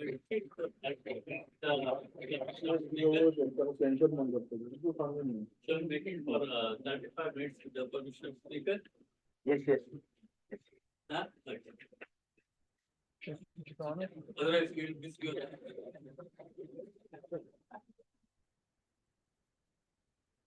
Thanks for inviting me for the talk. So here in this talk, we will talk about the inverses of bicyclic graphs having unique perfect maximum. So before that, from Barman's talk, we take the definition of adjacency matrix of a graph.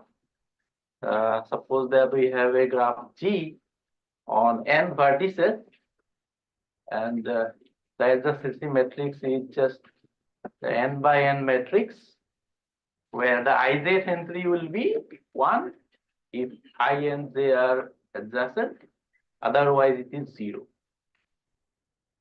And we call a graph Z non-singular if its adjacency matrix is non-singular, and otherwise we call it singular.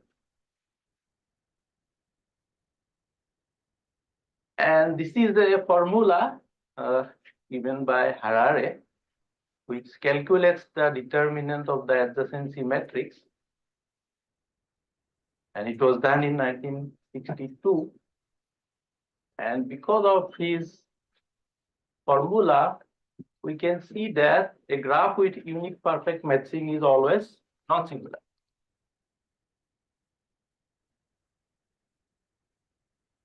And then the concept of graph inverse was introduced by Harare and Ming in 1976. And they call a graph Z invertible if AZ inverse is a matrix with entries 0 and 1, because the adjacency matrix is a matrix with entries 0 and 1. So they thought of a natural kind of invertibility. They just considered its definition, and they called the graph with adjacency matrix AZ inverse as the inverse of the graph. But then it was shown that with this definition, there are only one connected graph, that is simply K2. So that looks not very interesting. So then Ortsil thought of a different definition for the graph inverse. So he defined this way: a connected non-singular graph, we call it have an inverse if we have a signature matrix S, such that S as the inverse is a non-negative matrix. And the weighted graph with S as the inverse S, he called the inverse of the graph. And then with this definition, a lot of work has been done. Akbori and Kirkland, they have investigated the inverses of bipartite graphs with unique perfect matching, and they supplied few characterizations of bipartite unicyclic graphs with unique perfect matching possessing inverses. Then Tiefenbach and Kirkland, they have characterized unicyclic graphs having unicyclic inverses. Then Neumann Party, they have characterized graphs that have inverses which are non-singular, and they are unweighted graphs. And then Panda, he has done some work on bipartite unicyclic graphs. And so far all these works on the inverses were about bicyclic graphs. Bipartite graphs. There was no work on non-bipartite. So also we see that the Godsill's definition, if we consider the Godsill's definition, then if we take this graph is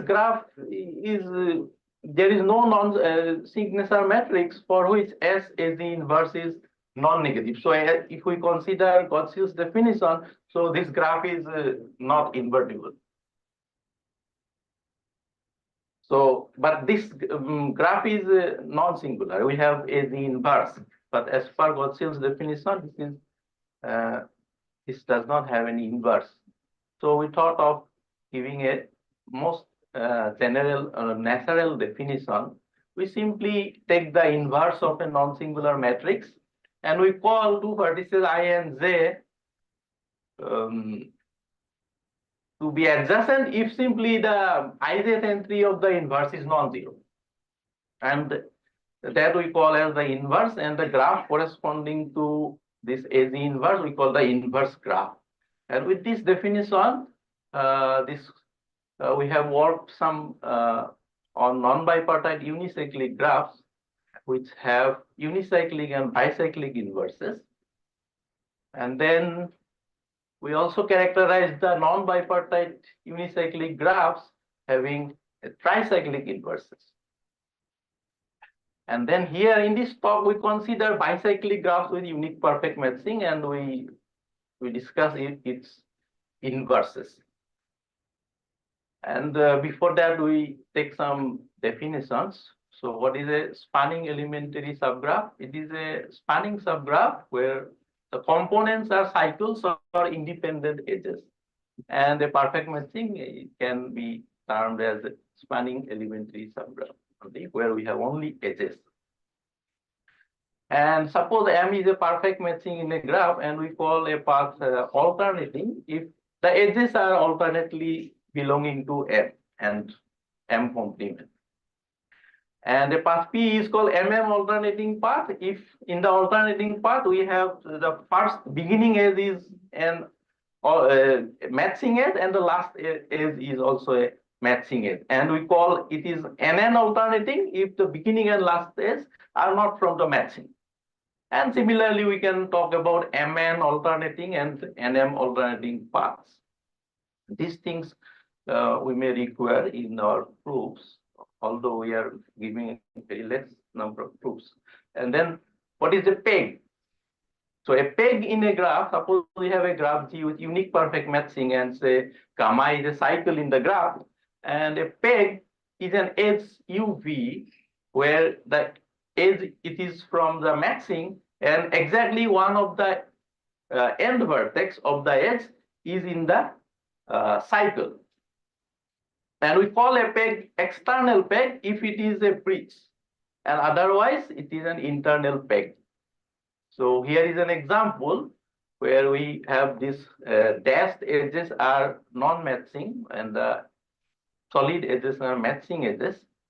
This is a graph where the red edge, it is an internal peg, and the blue edges are the external pegs. And this P 1, 2, 3, 4, 5, that is an alternating path, and Q is also another one.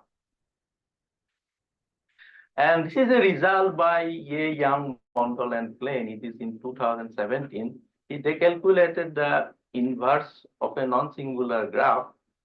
And basically, this formula is extensively used in our proofs. And here we see an interesting fact. If we consider a bipartite graph, the bipartite graph, they have this adjacency matrix is of this type.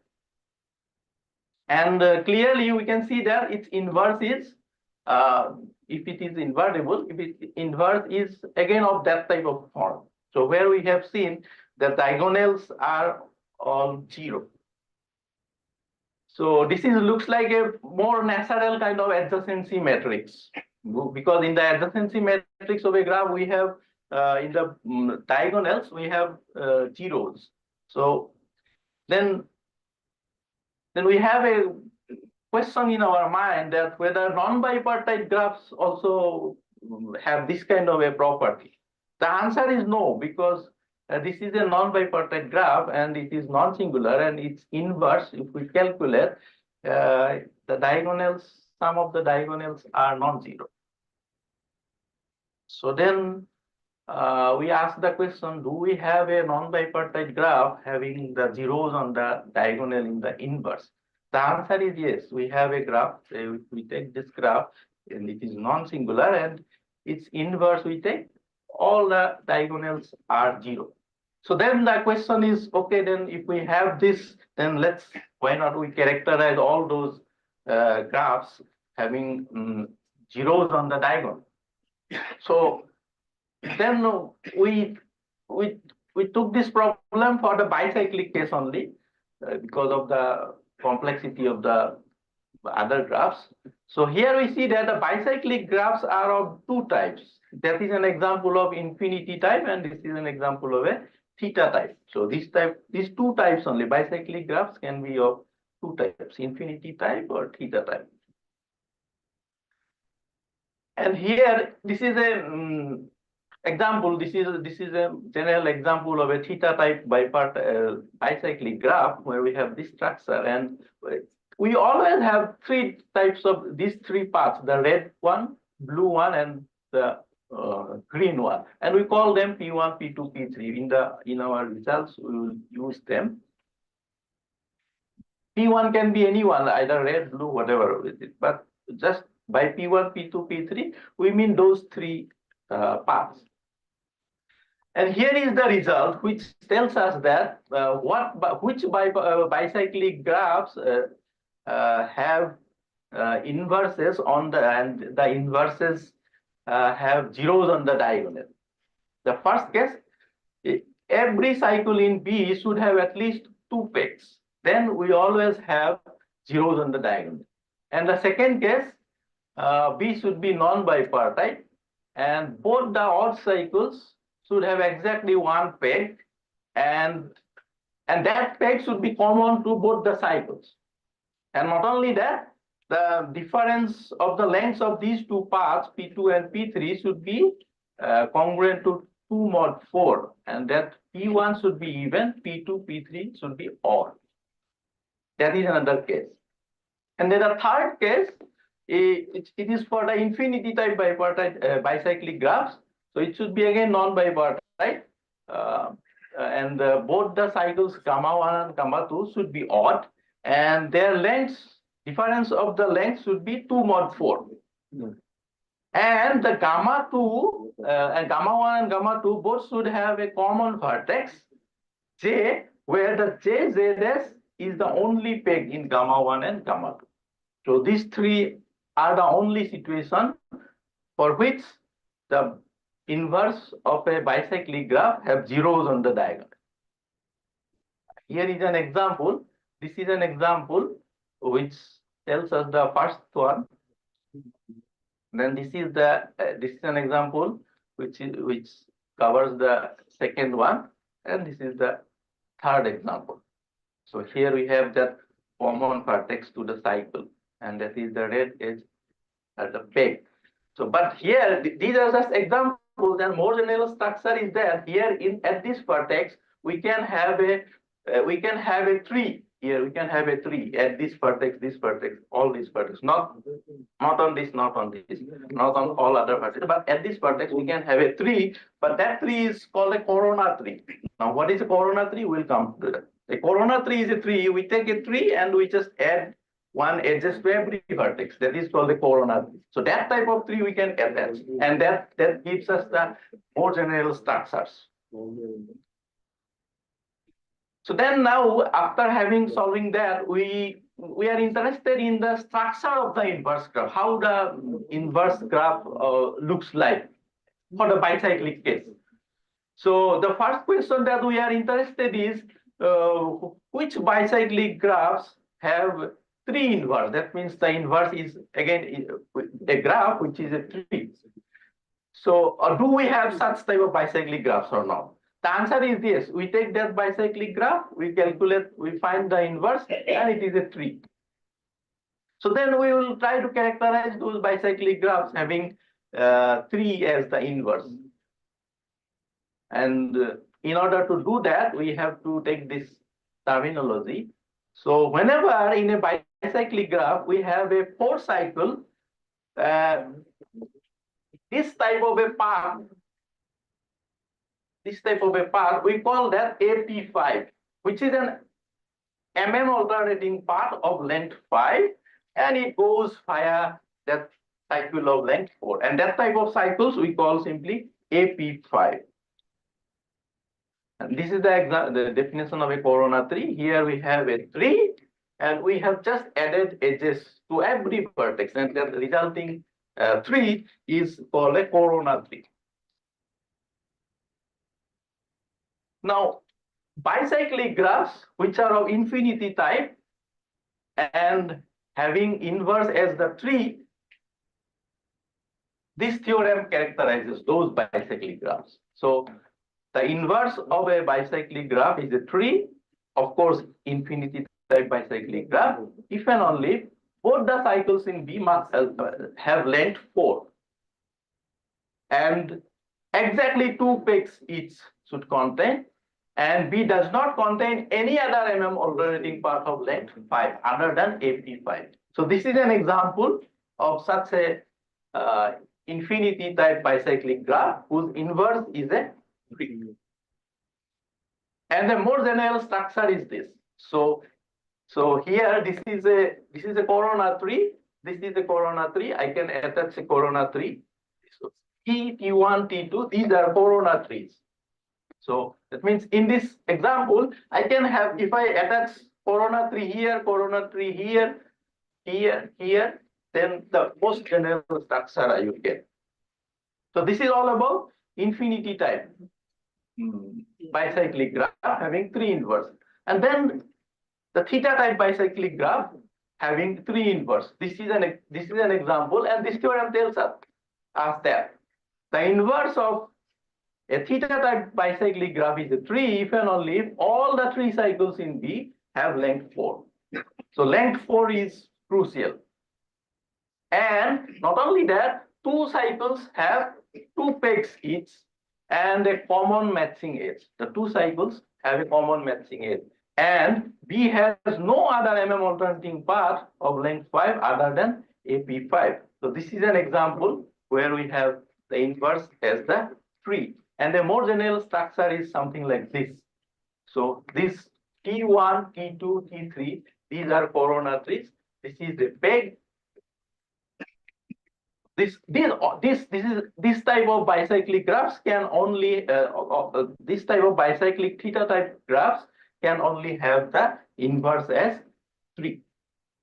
So then the next question is, okay, inverse of bicyclic graphs having the structure of 3 is characterized. So the most natural thing is that when can we have inverse unicyclic graph also? The answer is yes, we have. So this is an example of a bicyclic graph whose inverse is unicyclic. So then we ask for a characterization of those bicyclic graphs whose inverse is unicyclic. So this is this type of graph we call as type 1 graphs. Suppose that I have a infinity type bicyclic graph, and it has 2 cycles of length 4 having exactly 2 pegs each, and B has exactly 1 alternating path of length 5 other than AP5. That's red one. Red one is that alternating path of length 5, which is not AP5. Then this inverse of this graph has to be unicyclic. So this is here is an example, and now the more general structure can be, we can attach a tree here, which is a corona tree, and a tree here, which is a corona tree, and in that those two are, but not here, not here, not here. So here is the example.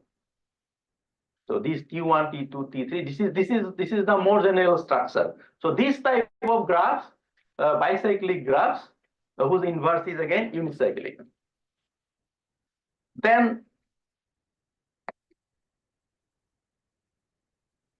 this is another one we can have. And then this is the infinity type bicyclic graphs having unicyclic inverse. So this type of graph we call as a type 2 graph. So it is a bicyclic graph which is infinity type, and it should contain 2 cycles of length 4, each having exactly 2 pegs. And B contains 2 non-AP5 alternating paths of length 5, one of which shares two edges with one of the odd cycles, one of the cycles, and the other shares one edge with the same cycle. So these two, red and blue, are those. And B contains no other MM alternating path of length 5. And then we have B plus as unicyclic graph. And this is the more general structure of that type of bicyclic graphs, having inverse as unicyclic. And then we have another type of graph, which is an infinity type graph. And here we see one of the cycle in B should have length 4, and it has two pegs. And B contains no MM alternating path of length 5 other than AP5. And then B plus is unicyclic. So this is an example of such a graph, type 3 graph. And this is the more general structure of that.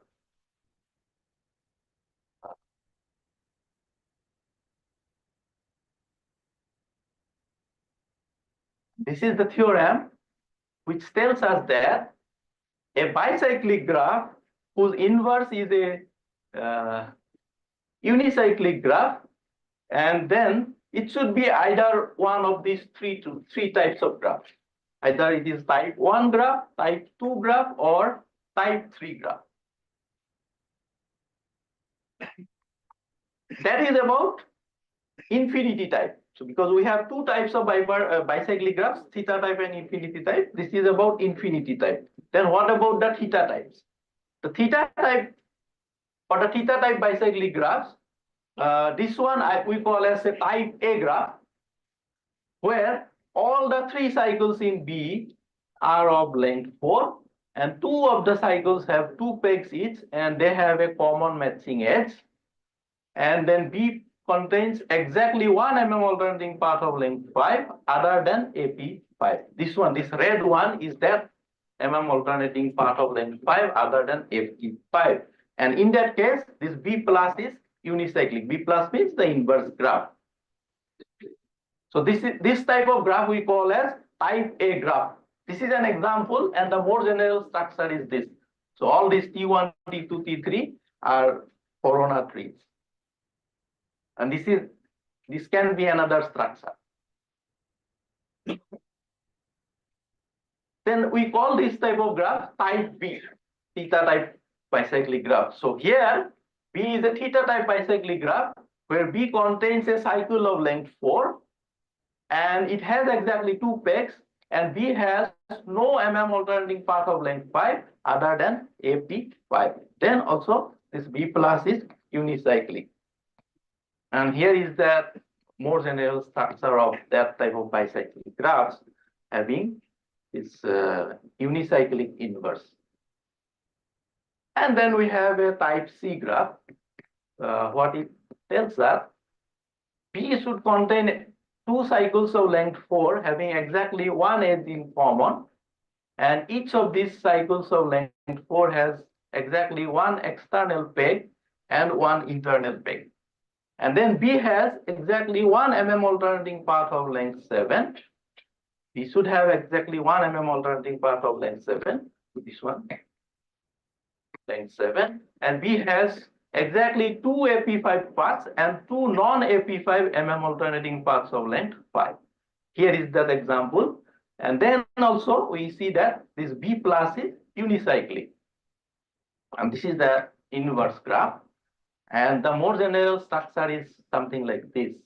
So this T1 and T2 are corona trees.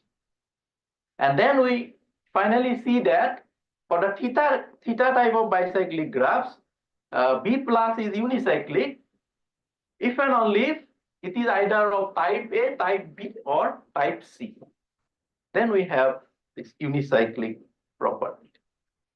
And going with this one, we naturally ask the question, do we have a bicyclic inverse for a bicyclic graph? The answer is yes, and we have already characterized this, but we skip this here in this talk, and with this I conclude. Thank you. Thanks a lot for the talk. Are there any questions?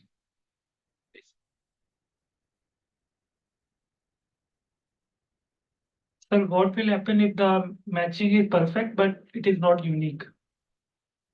Then also inverse exists, but this there will be no problem with, even if we don't take matching is, because in that case determinant is not equal to 1. So in the inverse below, the determinant thing will come and it will not affect. So the theorem that you have shown that It will work. it will work. Okay, thank you. What about the inverse matrix? You have taken that graph from the inverse matrix. What about the adjacency matrix of that inverse matrix? Is it That is a weighted kind of. it includes the negative entries as well? No, yeah, no, because it is Aij is simply non-zero. Okay. It can include negative entries also. Okay, so can you whatever the graphs you have given by bicyclic case and you are attaching that corona things, right? So is it possible that we can attach the pendant edges of the corona graph, attaching the edges between the your graph and the pendant edges of the corona tree? No, we should attach corona tree there. Yeah, A so- pendant edge is it a corona? No. So attaching to the pendant of the corona is permissible? Is it possible? No. Okay, so No. only the Only how do we attach a non-pendant vertex? We Okay. simply pick it and attach it to the vertex. Okay. Okay, and what about what are the graphs you have taken? You define the new inverse, right? So and do the study. So whatever the graphs is you have given that bicyclic just having tree inverse. I am is like that. Is that the graph is also Gaussian invertible? No. The Gaussian, it will include every graph. Means it will include Gaussian inverse graphs also. Okay. And which graphs which are not Gaussian inverse. It will include So the bicyclic graphs with unique product matching having Gaussian inverse is characterized. Yeah, this for bipartite thing it is done. For non-bipartite it will not. Any more questions or remarks? If not, then we thank the speaker again. Yeah, thank you. I request Professor Peter Samuel to honor our guest.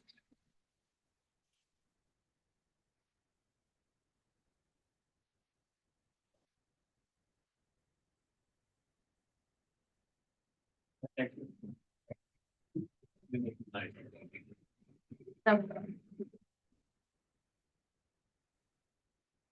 Thank you, Professor Peter Samuel, for chairing the session.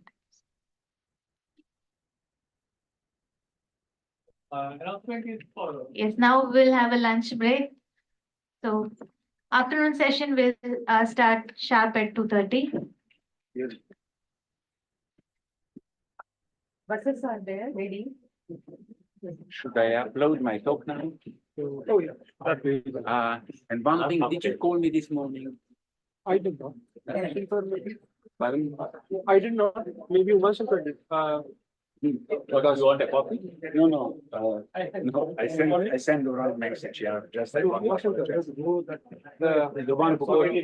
Yeah, that's it. Who was that? Iwsmga. With the long hair.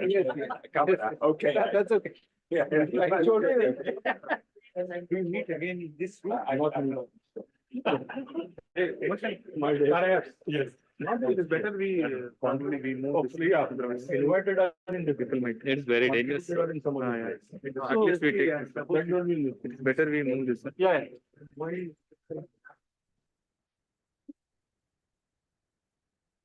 Can I leave this here then? I don't believe it. We used to take it. It's okay.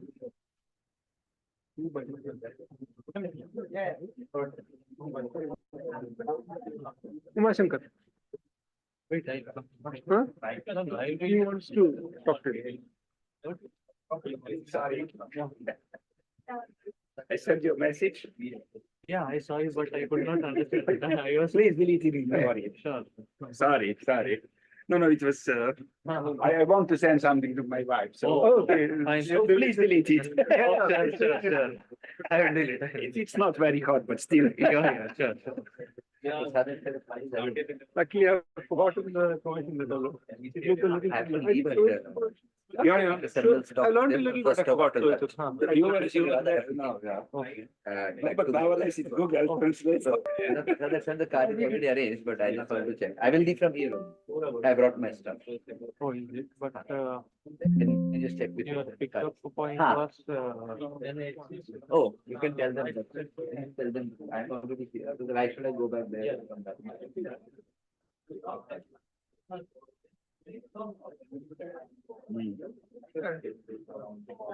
Yeah. You can just do. I don't. can you date? Yeah, this one? This one, yeah. Should be this one. Can you please control L? Yeah. Yeah. I'll copy it and give you back the pen. Yeah. From my NHC block, but he is here. Yeah, all the like. That is right. Simpler to just go.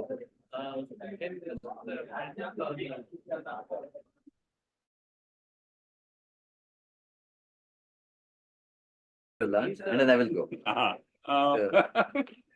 Okay, I hope Yes. it's not going to be a mistake. No. Driver's number. And then I will see you in 2 days again. Yeah. Okay. When do you go today? Or you go on 21st Airport pickup. or the 20th? On Wednesday. Wednesday. Okay. Wednesday, that's traveling all day, so to say. You will reach late at night. Yeah, not late in the afternoon. Okay. I have to leave here early in the morning. Thanks a lot. I have to leave here early in the morning and I will be in Chandigarh around. I mean in Mumbai, I will wait 4 or 5 hours, something like that. Yeah, no problem. Yeah. I have a lot of things to do. Yeah. LA good for airports. Yeah, true. Referring everything. Yeah. Oh, yeah, that's true. No, when I was younger, travels, I was killing time by drinking. Now Now you know work, exactly. Yeah, that's what I have to do. I sent, I had to send some recommendation letters. I sent them from Bangalore airport, from Mangalore airport, from the taxi here. It's like, this doesn't stop. As you are getting older, more and more. Yeah, they give you responsibilities and exactly. It happens. And in fact, I have to go there. So I will land in there and at 5 o'clock I'm giving a talk. Not in our school, in the university. Yeah, about this polymath project. You are coming From Bangalore, but I'll take a direct flight at 11 to 2 o'clock or something. On Wednesday. On Wednesday. And then you already give a talk on Wednesday? Yes, but not in this And then school. on Thursday and Friday, you give 2 talks. Thursday, Friday, Saturday, I give 3 talks. 3 talks. But the Wednesday talk is not in this school. It is in the university, in the I department. give 2 talks on. Yeah. Because Friday night I'm flying back home. Yeah, Tanvi said that, exactly. Yeah, I have to because my children are abroad. Christmas is the only time. They come, of course, you Yeah. have to see them, yes. Sense. Okay. Just to see this. Yeah. Can be seen. It can be seen. Oh my God, no. Now I can see. You can see it. You can see it from there. Sorry. Yeah. Yesterday's number, yeah. Okay. Okay. Is Yeah. fine? Yeah. Okay. Should I leave? You have to put up 1 or 2 lights from the front. Maybe, that's better. Idderu light. ನೀವು ಬನ್ನಿ. Should I leave it like this? White board ಇದ್ರೆ white board ಇಟ್ಟಿರಿ. ಆ ಕಡೆ lock ಮಾಡ್ತಿದ್ದೀರಲ್ಲ?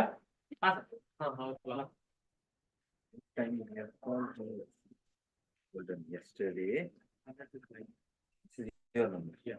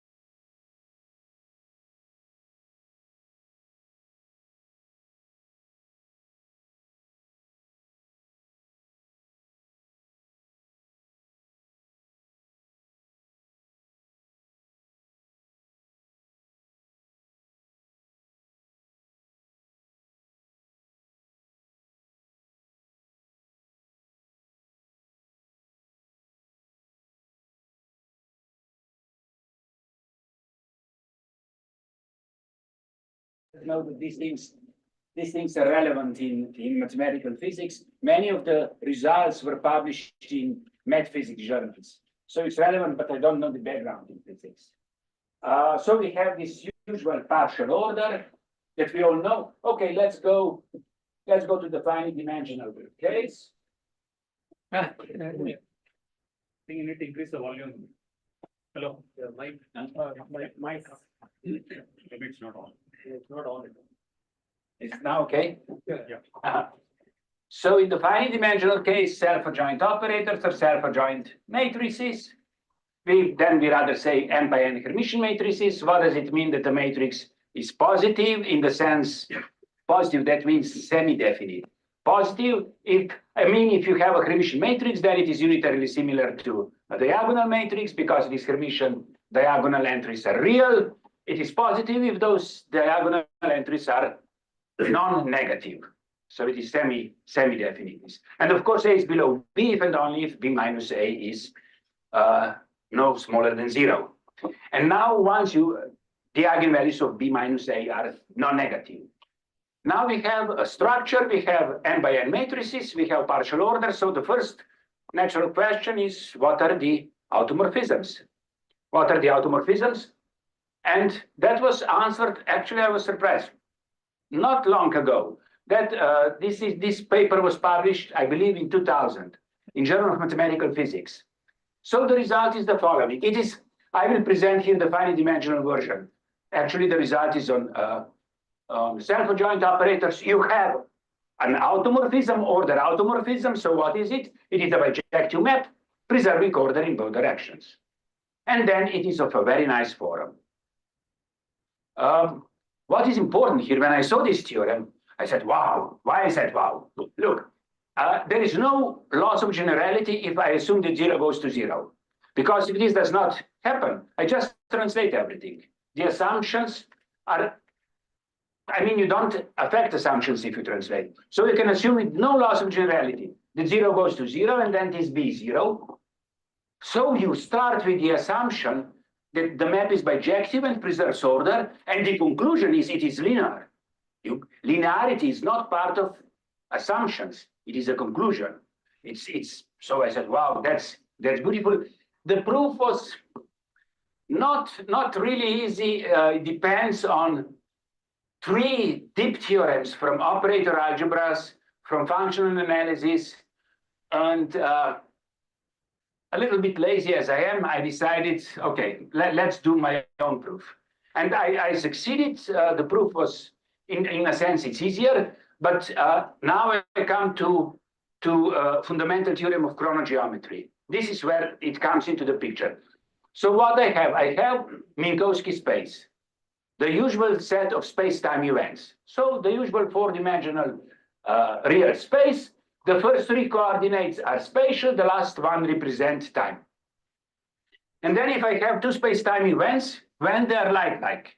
This is the basic thing in special relativity. They're like if you can connect them with a light signal. Means that the square of the distance in space is equal to the square of the length, the time signal, the light signal makes in time interval between T1 and T2. It's just, I guess it's obvious. You have 2 space-time events, and they're like if you can connect them with the light signal. This is the only invariant in special relativity. So it is important to know what the role transformations that preserve this light likeness. In mathematical physics, we just say the speed of light is 1, just to make things simple. Mathematics is the same, just this, it's much easier. Now, what is one trick that we use here? So this is the fundamental theorem of chronogeometry. This is the result of Alexandrov. He described all bijective maps on Minkowski space, preserving light likeness in both directions. 2 space-time events are light-like, if and only if the images are light-like. What are such maps? They're called Poincaré similarities, Lorentz transformation plus dilations. I will not go into details, I have no time. I will rather show this small trick. To each space-time event, I associate this matrix, t plus x, t minus z on the diagonal, and this x plus I, j, x, x plus I, y, x minus I, y on the off diagonal. What is this? First observation is this is 2 by 2 Hermitian matrix. The diagonal entries are real. These off diagonals are conjugate complex numbers. So this is 2 by 2 Hermitian matrix. Now calculate the determinant. It's easy. This minus this product. This is t square minus z square minus the absolute value of d square minus x square minus y square. T square minus x square minus y square minus z square. Do you see? What I'm just trying to tell you is that this A is 2 by 2 matrix, Hermitian matrix. This is determinant. And what we were thinking right now is that two space-time events are like if and only if determinant A2 minus A1 is equal to 0. Because you have t square minus x square, you have A2 minus, you have t2 minus t1 square minus z2 minus z1 square and so on. So this is 0. Those two space-time events are like if and only determinant is 0. Determinant is 0 means that this matrix is singular, means either this matrix is 0, A1 is equal to A2, or A1 and A2 are adjacent. What is adjacency? Adjacency, two matrices are adjacent if one is a rank 1 perturbation of the other one. So what is fundamental theorem of chronogeometry?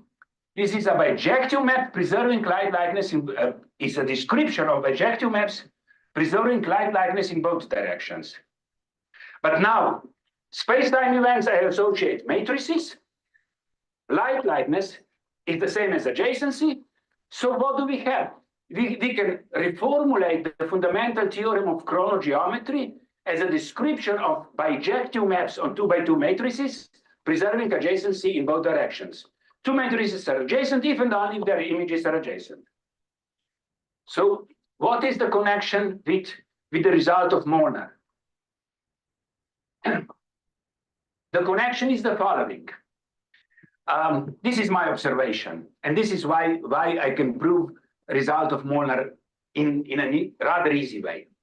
So the connection is the following. Assume that you have two matrices, A and B, and they're adjacent. What does it mean? It means that B minus A is of rank 1. What is rank 1 Hermitian matrix? Is a real scalar times projection of rank 1. Projection is positive. So T times P is positive if T is positive, negative if T is negative. If A and B are adjacent, then they're comparable. In general, two matrices are not comparable. This is partial order. But if they are adjacent, they are comparable. But more than that, assume A and B are adjacent. Let's deal with this concrete example. Let's say you have A, B is A plus 5 times projection. A and B. What is, think just a little bit, what are all matrices that are in between A and A plus 5 times P? A plus 2 times P, A plus 3 times P, for example, and they're comparable. Of course, any two that are in between are comparable. So if I have two adjacent matrices, they're comparable, and whatever I take here in between is comparable. Let's go the other way around. A and B are not adjacent. I will explain you that this condition is not satisfied. Why it is not satisfied? Okay, it can happen that they are not comparable, and we are done. Assume so they are comparable, but I assume that A is different from B. Okay, they are comparable. Say A is below B. They're not adjacent. What does it mean? What is the rank here in between? At least 2. I have enough space to plug in things that are not comparable. Okay, this is not the proof, but you believe me. Okay, A and B are adjacent if and only if they're comparable, and any pair of matrices that are in between them is comparable. Now you have a map preserving order. If this map preserves order, then it preserves comparability. If it preserves comparability, it preserves this property. But this property is adjacency. Okay. So, solving Alexandrov's problem, description of all bijective maps on Minkowski space preserving Lie lattices in both directions is the same as describing all maps on 2 by 2 matrices, preserving adjacency in both directions. So if I want to prove this theorem, I can just apply the fundamental theorem of chronogeometry. Okay, I'm cheating here a little bit. What is the cheating? Here I have n by n Hermitian matrices, and in general I have self-adjoint operators. So this is a lot, maybe a lot of work, maybe 10 or 15 pages, but this is just technical questions. What I have to do, assume I have a map preserving order in both directions. Imagine that we are speaking of large matrices or even infinite matrices. I have those large matrices. I take this upper 2 by 2 corner, and I just have to show it is mapped into something that looks like 2 by 2 matrices. And then I apply fundamental theorem of chronogeometry. Okay. And then I do on each small piece, and then I put the things together. This is once you have the idea that I explained before, then it is just a question of work. I mean, it's not something that one will do in 1 or 2 weeks. Or maybe you do, I didn't. But I mean, it's just work. It's no ideas, actually, no serious ideas. Okay, so that was another proof. And then I learned about this theorem also in mathematical foundations of quantum mechanics. These are effects. Effects are unsharp events. Projections are sharp events. Effects are unsharp events, and so on and so on. This is in mathematical foundations of quantum mechanics that I have a little bit of idea what is going on, but not really understanding. So what are effects? Effects are all matrices that are in between zero and identity. So these are all n by n. Oh, once again, the result is in the infinite dimensional case, but I'm presenting here the finite dimensional version. So these are all Hermitian matrices whose all eigenvalues belong to the unit interval. And now, this is one of the important theorem there, is the following. It is a characterization of ortho-order automorphisms of, this is called effect algebra. I mean, this is how they call it in physics. Of course, this is not algebra. I mean, but in physics they call it effect algebra. And now what you have, the assumption is you have a bijective map preserving order in both directions, preserving this operation, orthocomplementation, and then it is of nice form. Now, having this idea of how to prove Molnar result, that was like, okay, I can more or less, for free, I can get one more theorem. Because once again, if it preserves order, no, not for free one more theorem, much better theorem, because of course, I mean, when proving Molnar result, I need it just bijectivity and preserving order in both directions. I want to prove this without this assumption. I want to get a better result. And it looks like easy, because preserving order, we already know it implies adjacency is preserved. And maps preserving Clyde likeness are so important, they were not studied just on the whole Minkowski space, they were studied also on subsets. So I postponed this for a while. I will do this when, I said at that time, I will do this when I will have no better ideas. And then I started to work on this. So I started to work on this conjecture. So, which was natural. I know how to prove it, but I couldn't.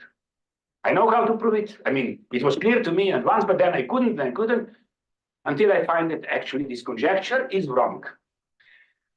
And now my time is limited. It took me quite a while to eventually get the result. What are all bijective maps preserving order in both directions? That was proved, I guess, in 2012. It appeared in Communications in Mathematical Physics. Like this, I say this, like this seems to be relevant. But as again, I don't know anything about physics, better to say this. Okay, what is the result? You have a bijective map preserving just order in both directions, and you can describe it somehow. You will not, it makes no sense to try to remember it now. It's a little bit complicated formula. I was happy I have now this result. But it was kind of mysterious. So these are automorphisms, order automorphisms of this set. If you have two such order automorphisms, you take a product. It must be the same form. Try to calculate the product. You don't see it is of the same form. Or even look, in this theorem, such a map, of course it is bijective. Of course it preserves order in both directions. This map, is it bijective? Okay. Does it preserve order in both directions? It's a little bit tricky. I mean, you can't just see. It's not very difficult, but it's non-trivial to prove that it is an automorphism. I hope in 20 minutes I will have a little bit of explanation of this, and then then it was the next step. So now, by result of Molnar, we know what are bijective order-preserving maps on Hn. We know, by my theorem, we know what are bijective maps preserving order on interval 0 identity. What about general matrix intervals or operator intervals? And the definitions are just usual definitions. I guess it makes no sense to explain them, except that what does it mean that A is below C? Not strictly below C. That means that the eigenvalues of C minus A are non-negative. What does it mean that A is strictly below C? That the eigenvalues of C minus A are strictly positive.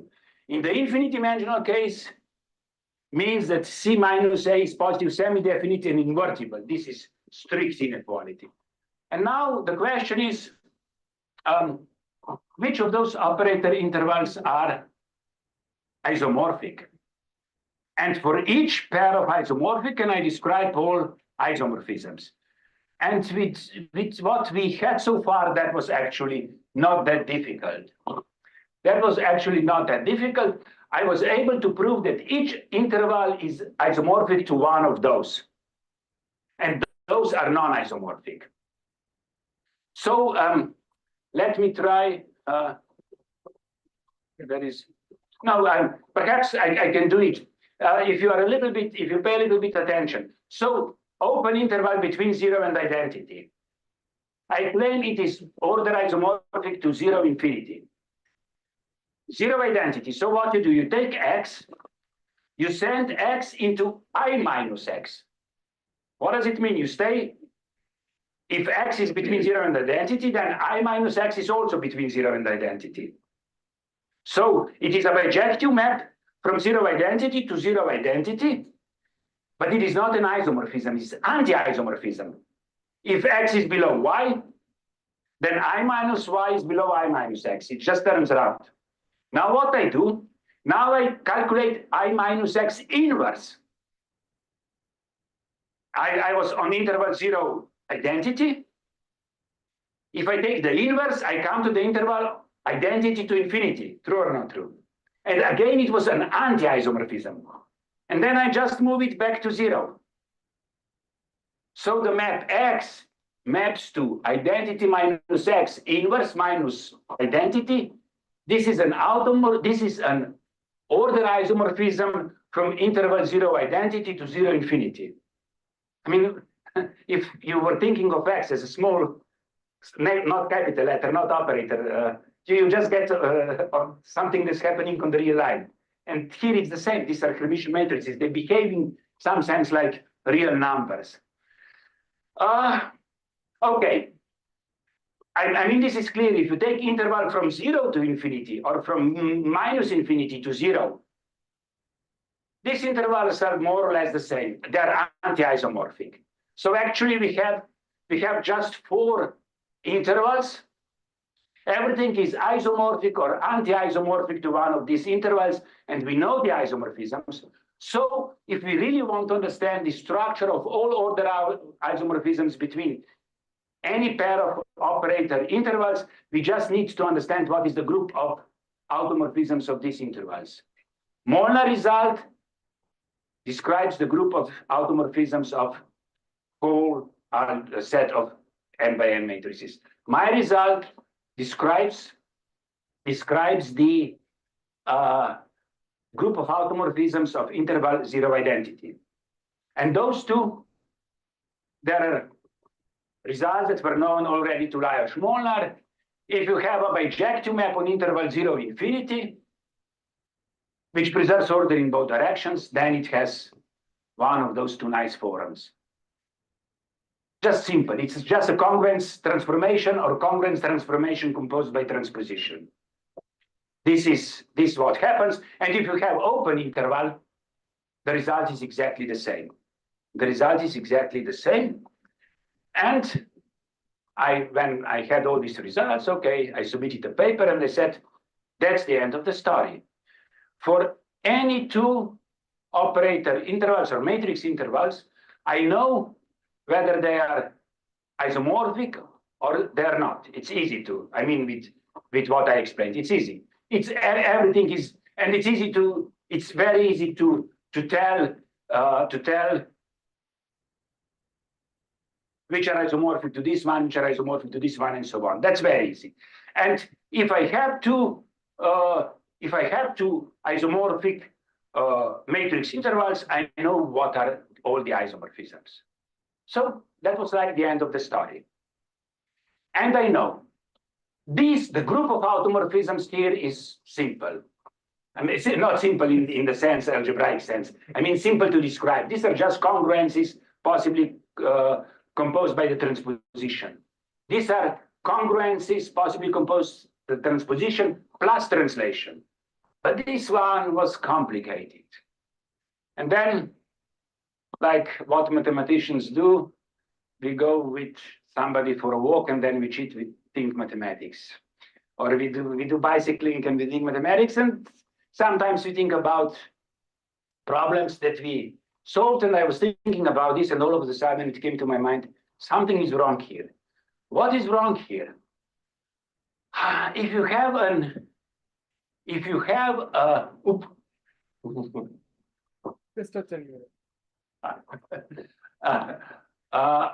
what is wrong here? If I have an order isomorphism of interval zero identity, I mean, I would guess, my guess is, and this guess turns out to be correct, that open, if you have such an interval, it maps open interval zero identity onto itself. And I was thinking for a while, yes, this is true. Then on the other hand, if I have an order automorphism of interval zero identity, of open interval zero identity, this is like in some sense dense in the closed interval. So it should be extended. And I was thinking for a while, that's true. Okay, what does it mean? It means that the group of automorphisms of closed interval zero identity is the same as group of automorphisms of open interval zero identity. But open interval zero identity is the same as interval 0 to infinity. And this group of automorphisms is simple to describe. This one is complicated to describe, but these are the same groups. Something is wrong. So, okay, the job was not finished. And I have, the job was not finished. Okay, so here we come to the other thing that appears in my title. This is Leonard's theorem, Leonard's characterizations of operator monotone functions. If I was asked this question maybe 25 years ago, I would say, so you have A and B, these are positive matrices. A is below B, does it follow that A square is below B square? That square root of A is below square root of B? If I was asked this question 25 years ago, I don't know what I was thinking then, but I would guess I would answer wrongly. I would say yes. Yes, in both cases, yes. It's not true. It is yes and no. In which case it is yes, in which case it is no. That's actually, that is kind of tricky, and the answer is given by Leonard's theorem. Leonard, he was a student of Pick, known from Nevanlina, Pick interpolation, and so on. Pick was classical hard analysis. And he proved the following result. What does it mean that function f is operator monotone? If you have a Hermitian matrix A, what is f on A? A is a Hermitian matrix. So up to unitary similarity, it is diagonal matrix. You just apply F on those diagonal entries. That's F of A. Of course, to define F of A, the spectrum of A, if F is defined on interval AB, the spectrum of A has to be in AB. So if I have a function from an interval AB, I say it is operator monotone if for all matrices, no matter what their size is. If A is below B, then FA is below FB. These are operator monotone functions. It's easy definition. And now this is this beautiful characterization, beautiful result by Leonard. You have the function is operator monotone. It is defined on a real interval, if and only if you can extend it analytically to the upper half plane, upper complex half plane. And this extension maps the upper half plane into itself. When I saw it for the first time, it looks a little bit complicated. So just forget about all the details, because usually this function is given by some formula. It has analytic expression. So the only condition that is important is it maps the upper half plane into upper half plane. And if we remember just this small thing from the Leonard's theorem, what function do we have here? Square. And what do we have here? Square root.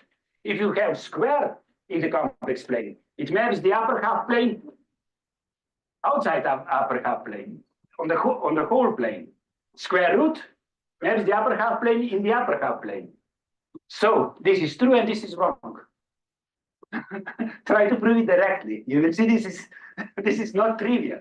Okay, when you know that the answer is negative, you just find a counterexample. But try to prove this that it's positive, and then it's not trivial. And how important is this theorem? Okay, this just shows that it is really important. So he's a really big shot in operator theory, Barry Simon. And he wrote a book that appeared in Grundlehren der Mathematische Wissenschaften, one of the most prestigious series of books. And this book is devoted to one and only one theorem, this theorem. In this book, he gave 11 different proofs. One proof of the easy direction. Barry Simon, he's a big shot. He called this easy direction. For me, this is not easy. The easy direction for me is already difficult.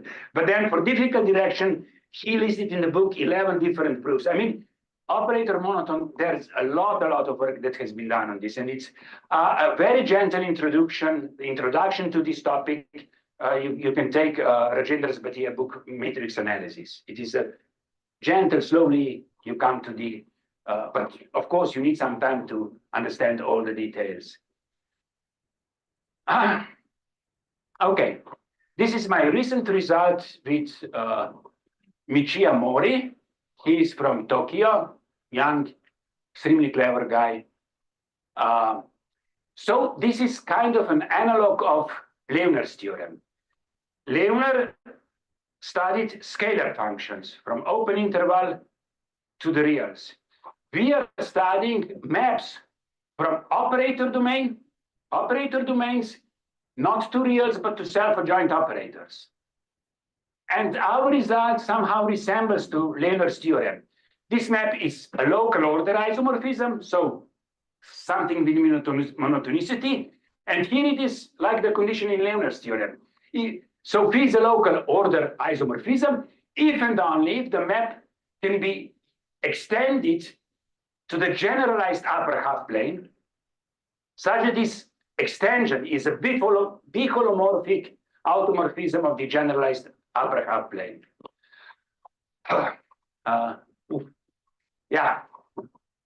In Leonard's theorem, you have open interval. Here we have operator domain. What is this? This is open connected subset. This is kind of equivalent of interval is open connected subset. Just now, this is before it was in the real space. Now it is in the set of self-adjoint operators.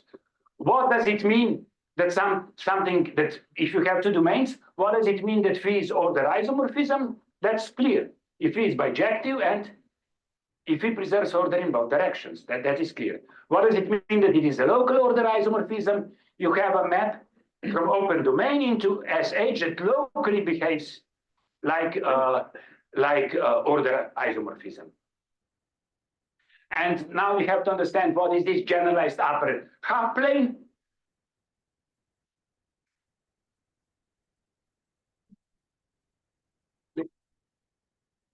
It's something that it's exactly the same as in the complex plane.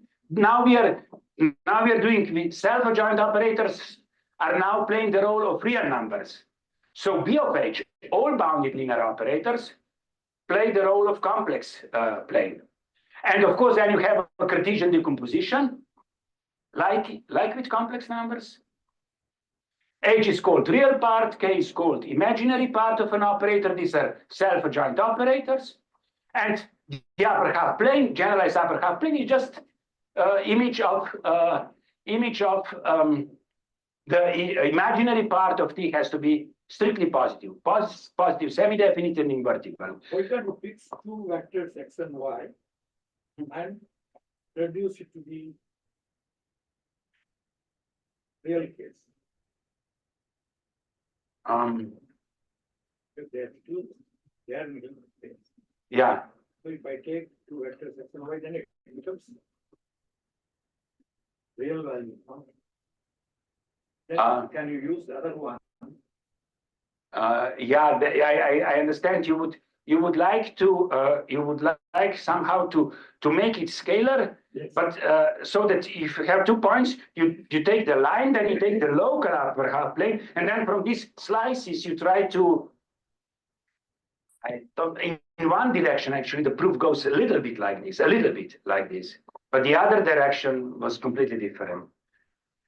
But okay, now after explaining all this, I'm running out of my time. You see that it is kind of analog of this famous Leonard's theorem. Okay, let me jump, because I have just 2-3 more minutes. So what happened then? These are maps on domains, and then you play something like similar game like in complex analysis. We have proved some sort of identity theorem. So if you have two local order isomorphisms, think like analytic functions. If you have two local order isomorphisms, and if they, on some open connected subset, if they're the same on a small open subset, then they're the same everywhere. Okay, once you have this kind of theorem, you have a local order isomorphism, you want to extend it. This is kind of unique. So you want to see what is a maximal extension. Because if you know the maximal local order isomorphisms, then you know all the rest. You multiply on one side with map like in Molnar's theorem, with automorphism of all of SH. On the other side, you will get again a maximal local automorphism. So all you need to know what are maximal local automorphisms up to this equivalence relation, multiplying on both sides by nice maps that appear in Molnar's theorem. And then we succeeded to characterize those maximal local maps up to this equivalence relation, and we were using results from infinite holomorphy. They have some characterizations of bit holomorphic maps of unidisks in the infinite dimensional case.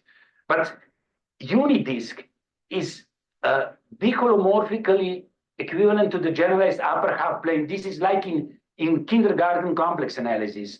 Upper half plane is the same as biholomorphically the same as open disk. This is Cayley transformation there and back. So playing with this, we were able to characterize this maximal, to get some nice formulas for these maximal order isomorphisms.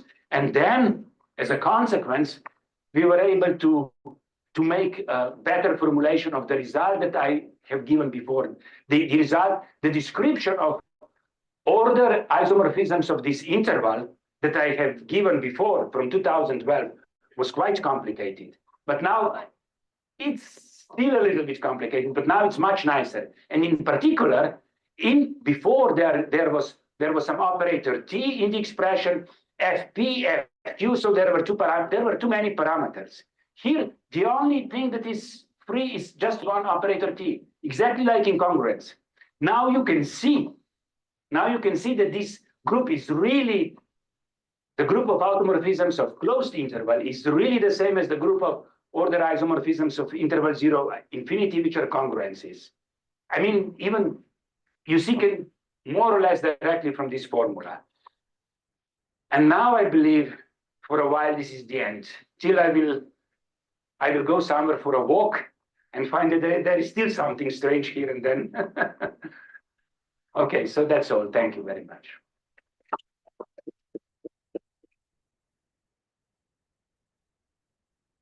If you have preservation only in the forward direction, is there anything? That was, yeah, I didn't have much time to tell those things, but I mean, even if you have linear maps, linear positive maps, you can't say anything. They have so crazy structure. Therefore, in complex analysis, in operator algebras, you have thousands of results on completely positive, which is nowadays popular because of quantum information, quantum computing, and all those things. You need, even with linearity, if you have just positivity, you can't do anything. And I mean, of course, we have given here examples. If you have just preserving, even if you have adjectivity in preserving order just in one direction, things can be very, very crazy. So these results are optimal.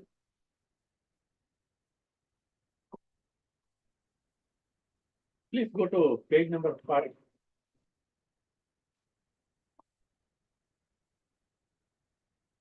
Yeah, it's all right.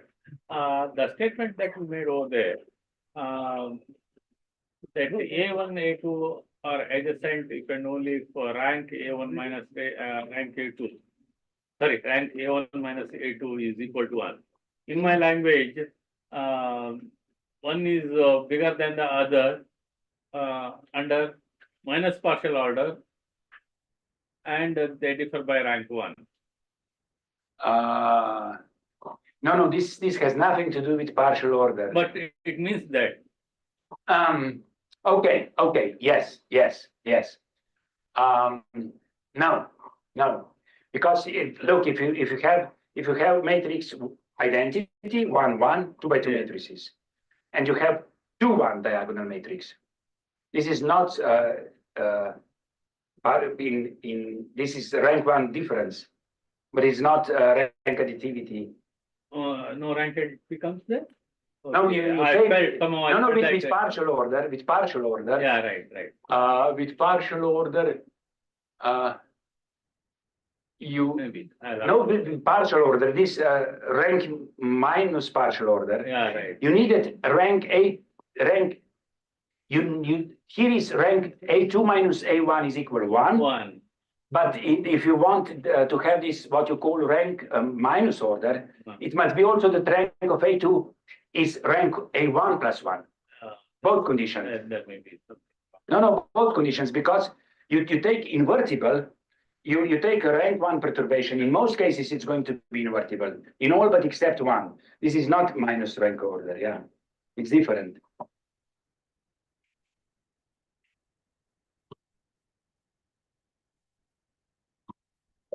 F and G are two operator monotone function.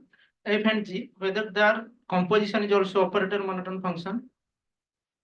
If you composite F and G are two operator monotone function, their composition is also operator monotone function. One of the problems here is that, so if you have operator monotone function on interval 0, 1, so this is, then you map into reals.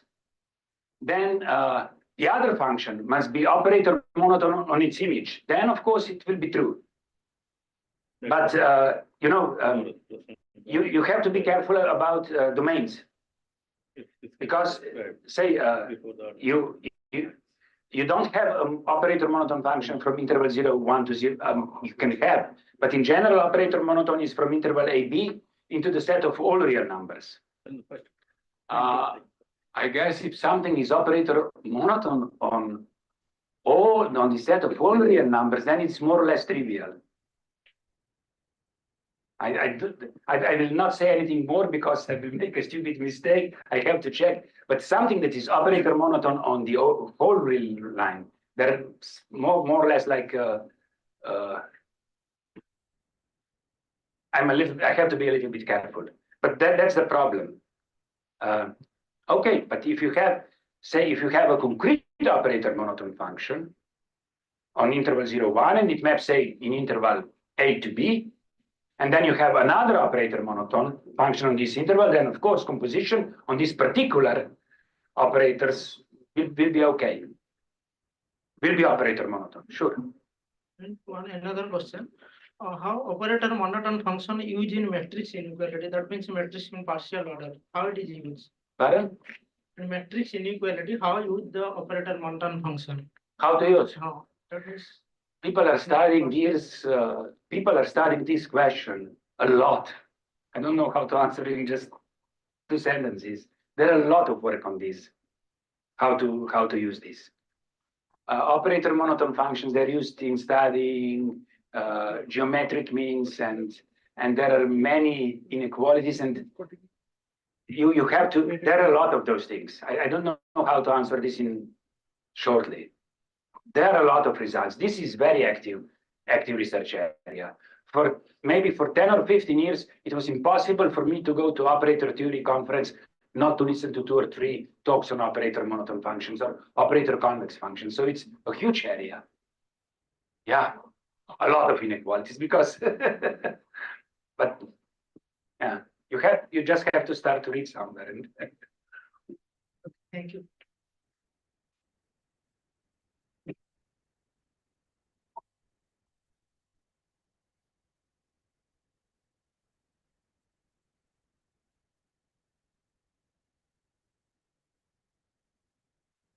Samanam bhavati satayu purushasyaendriya ayushyevendriye pratitishthati in the Vedic sentence. Live for 100 years. What more mathematics?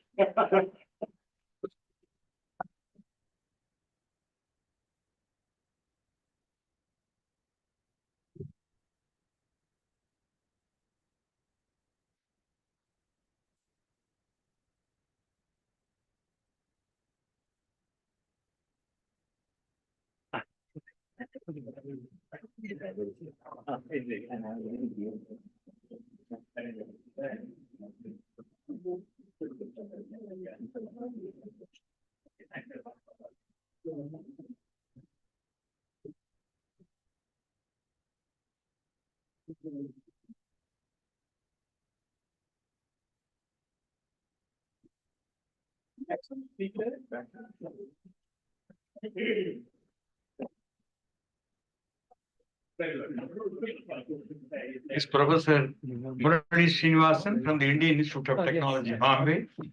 I'm very happy to introduce him. He was my former student also, once upon a time.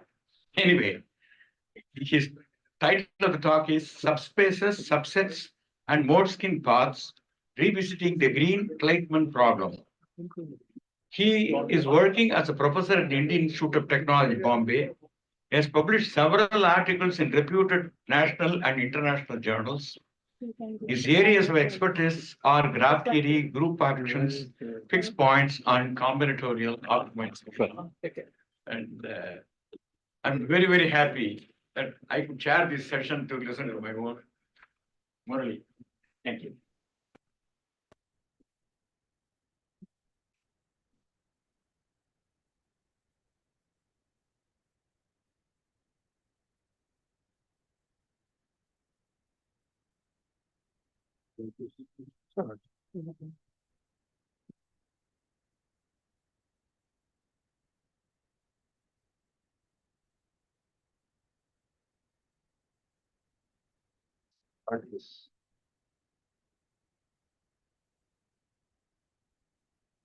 Yeah. So I thank the organizers for giving me this chance to come here. It's always nice to be here, and I've been here for all the 5 occasions. So today I'm going to, yeah. So this is a 50-year-old problem. It was posed in the 1970s, early 70s, I'll tell what it is. And then it attracted a lot of attention. And many people tried and they could not solve, and I knew Aditya Shatri, who passed away during COVID. He was Kleitman's student. So he told me that Kleitman himself worked on this problem for 6 years and he couldn't solve it, and he will desperately try everybody to tell them, and he will tell them, do it for me. And so I also tried my hand at it a long time ago, and for 6-7 months I thought a lot about it. I could not solve it. But of course, something did come out and the paper was written, but I felt I had understood something about the problem but could not solve it. And then it got solved in 1997, around 25 years ago. And that paper was very difficult to read. And on and off, I was here and there, I look at it, but we made some progress with Jonathan, who is an American lattice theorist when he visited India. So we tried to sort of reconcile that paper and our failed attempt. So we were so close and we couldn't, and what is it that they have that we didn't have? But I was not satisfied. But recently we found the key, and which makes it much simpler, the solution, and everything is boiled down to Gauss elimination. So I'm sure to the best of our knowledge, what we have discovered of Gauss elimination is new. It's a very basic observation on Gauss elimination, which is the key to this problem. So I won't give any proofs. Proofs are not difficult. They are straightforward. But there are so many small steps. So I'll have to go through, say, half of them. And I'll state the key lemma which is responsible for this. So let me begin with the problem. So there are two terms. So by a Boolean algebra, I mean you take the set 1 to n and take all its subsets. So there are 2 to the n of those. And they are partially ordered by inclusion. So A less than or equal to B if A is contained in B. That's the Boolean algebra, and I'll call it Bn. Then you take a finite field Fq and take the n-dimensional vector space over Fq. So that's Fqn, and take all its subspaces. So that's called the projective geometry. So that's Bqn. It is the so-called Q analog of Bn, but we will not need that aspect. So let's take all subspaces of Qn and order them by containment. That's the projective geometry. So now there's a notion which I will explain now, which is called the symmetric chain decomposition. So this it originates in a subject called Sperner theory, and unfortunately, with lack of time, I will not be able to motivate this notion. You can take it on faith that it's very important. So what's a symmetric chain? So let me just give the example in Bn, and the similar thing works for Bqn. So a symmetric chain means you take subsets xk, which is contained in xk plus 1, and all the way up to xn minus k, where the size of xk is k, size of xk plus 1 is k plus 1, and so on, and each is contained in the next. So it starts with a size k set and goes up to a size n minus k set, each time adding one element. Each is contained in the next. So that's called a symmetric chain. Now a symmetric chain decomposition is you decompose all the subsets of Bn into symmetric chains. So there are 2 to the n sets, you decompose them into symmetric chains. Now, of course, a similar notion is defined for Bqn. That means take all the subspaces and decompose them into symmetric chains. That is, you start with a dimension k subspace that is contained in a dimension k plus 1 subspace up to dimension n minus k subspace. That's the same notion. Now, so the question of interest is, does there exist a symmetric chain decomposition? So there's an old theorem, okay. So before I go, I'll give you an example. So this is B4. So you take all 16 subsets of 1, 2, 3, 4, and you picture them like this. So here you have at the bottom, I have the empty set, then this contained in all the singletons. Then each singleton is contained in 3 doubletons. So one is contained in 1, 2, 1, 3, 1, 4, and so on. Then each doubleton is contained in 2 of the tripletons. So this is how this depicts the partial order B4. And now here is a symmetric chain decomposition of B4. So all 16 sets, each set in exactly one such chain, and each chain is symmetric. So this chain goes from 0 up to 4, this goes from 1 up to 3, and this starts and ends at 2. So 2 plus 2 is 4, 1 plus 3 is 4, 0 plus 4 is 4. And all 16 of them are each is precisely in one of them. So there is a theorem from 1951 that you can do such a thing. So a set of all subsets can be symmetrically decomposed into chains. And the proof is very simple. It's a simple inductive algorithm. It's there in most books in combinatorics, so I will not go through it. Now that's an inductive procedure. It has been, many authors have given an explicit description of it. Now suppose n is 50, then you cannot be starting with 1 and going up to 50. So there's a very nice description which I'll just explain now. So suppose I have n is equal to 15, and I have this, S is this set, 2, 3, 5, 6, 10, 11, 12, 15, some set. Now S is going to be in some symmetric chain because there is a decomposition. So you can ask in that chain, what is the next guy? So which element you add to A, and what is the guy below? So which element you delete? Or of course, it could also be the top, in which case you say that it's the top. There's nothing, it could be the top of the chain. So you have to tell. So how to tell that? So here is the description. So you take the set, and I don't think this is working. You represent the set as a path of this form. So 1 is not there in the set, so you go down. Then 2, 3 are there, so 2, 3 goes up.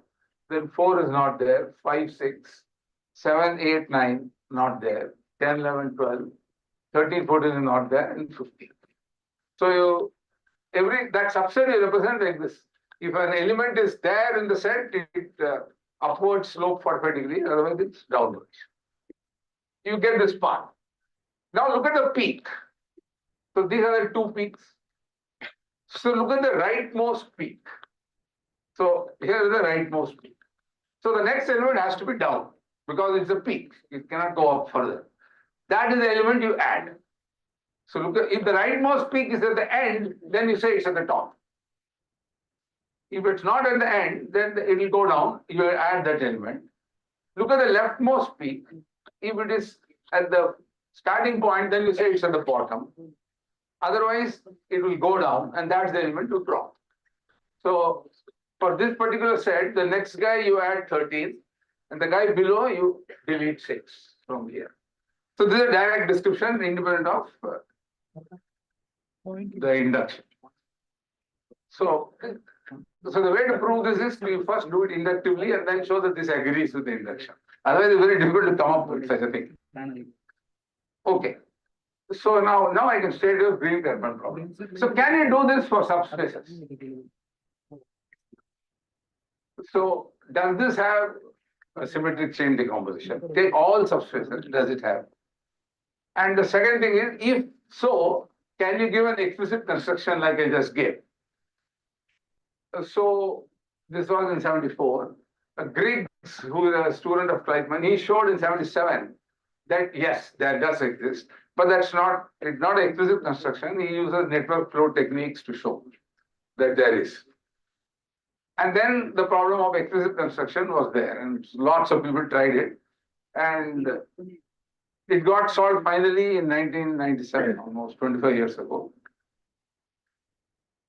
And so one of the things we are going to do, we are going to revisit that solution and we'll give it a much more elegant reformulation and make it simpler actually.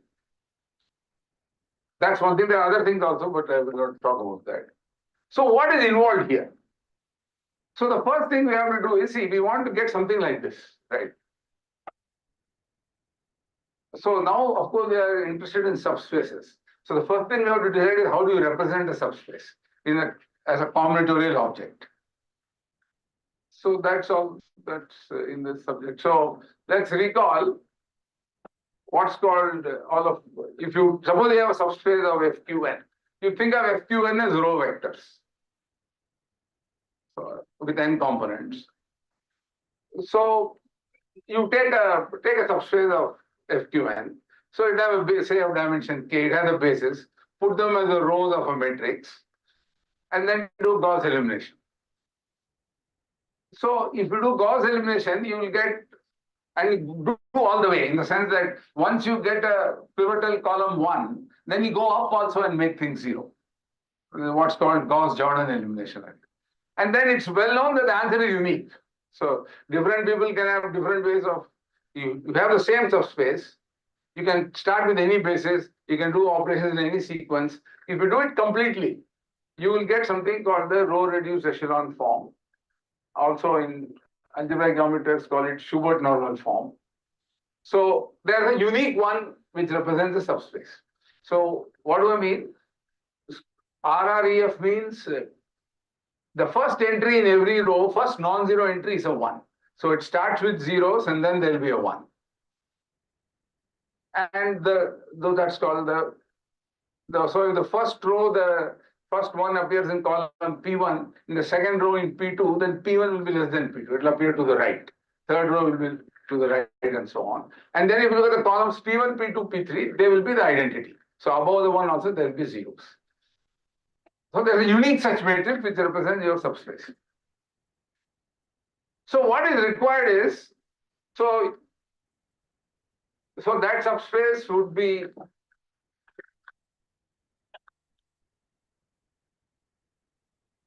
I'll draw a picture to explain. So that subspace will be somewhere here. So you want to know what is the next subspace and what is the subspace below. So what is involved in doing this? In the set case it was simple. Which element to add from outside the set? But here what is involved is, so let me give you a diagram. So look at this diagram. So this blue is your the matrix.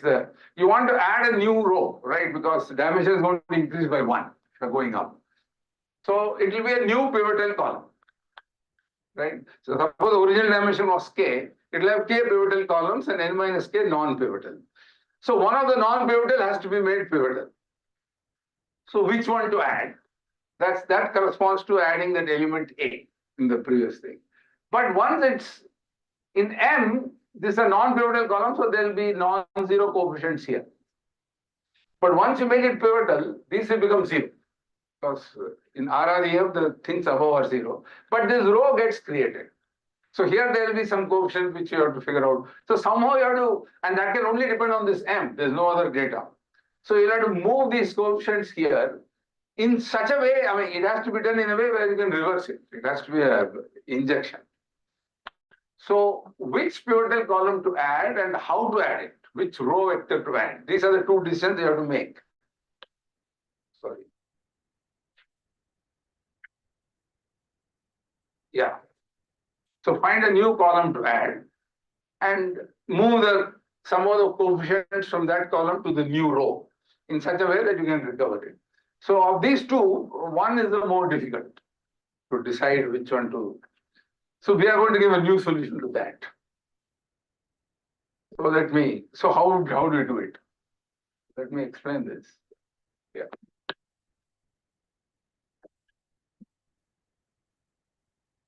So the idea is to reduce it to the previous case, to the set case, through this concept of what's called symmetric. So we had an SCD, now we'll have an SBD. We have to have a symmetric Boolean decomposition.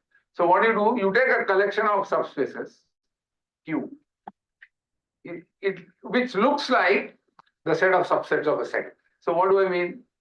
So if you look at this Q and take the induced order, there is just the partial order among them, that will have minimum element X and a maximum element Y. So Q has some element X which is contained in all of them and some element Y which contains all of them. And so if you look at the difference in dimensions,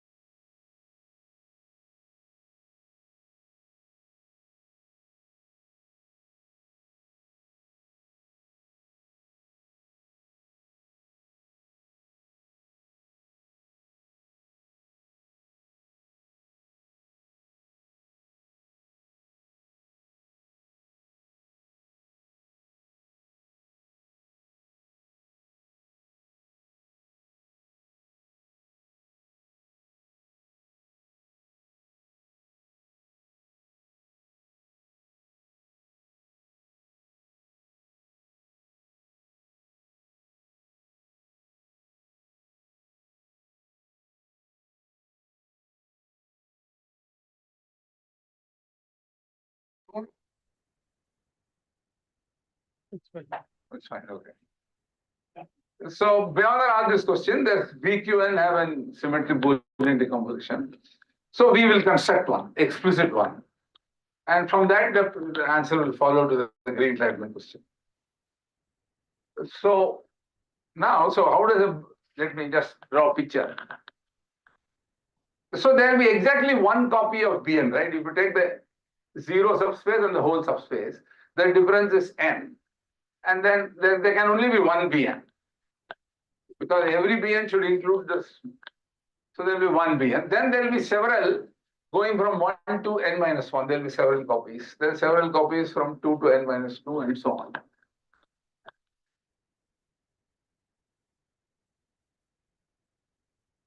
See, this a symmetric Boolean decomposition places restriction on the rank numbers. For instance, this is a very nice chain, right? Of 1, 2, 3, 4 elements. But this cannot be because if the difference in dimension is 4, I mean top minus bottom, then there must be at least 16 elements for it to have a Boolean decomposition, right? Because V4 has 16 elements. Therefore, existence of an SBD will give you some restrictions on the numbers. Arbitrary nice things cannot, So our whole starting point is we look at the numbers first, and from there we guess what kind of decomposition you have to do. So let me just motivate that. So the number of k-dimensional subspaces here is that called the Q binomial coefficient. And the sum of all the subspaces, total number, is called the Galois number. So there is no nice formula for the Galois number. You have 2 to the n subsets, but number of subspaces there is a good recurrence, but there is no nice formula. For this, of course, there is Q binomial coefficient. So our starting point is the following.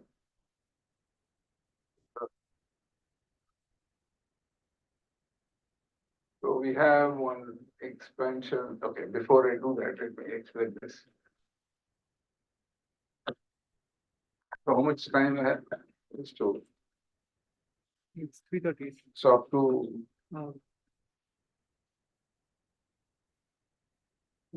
55 4. Up to okay. 355 or 4.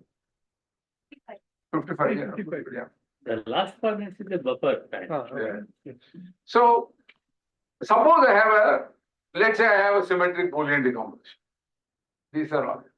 So Qi has a minimum element Zi and maximum element Zi prime.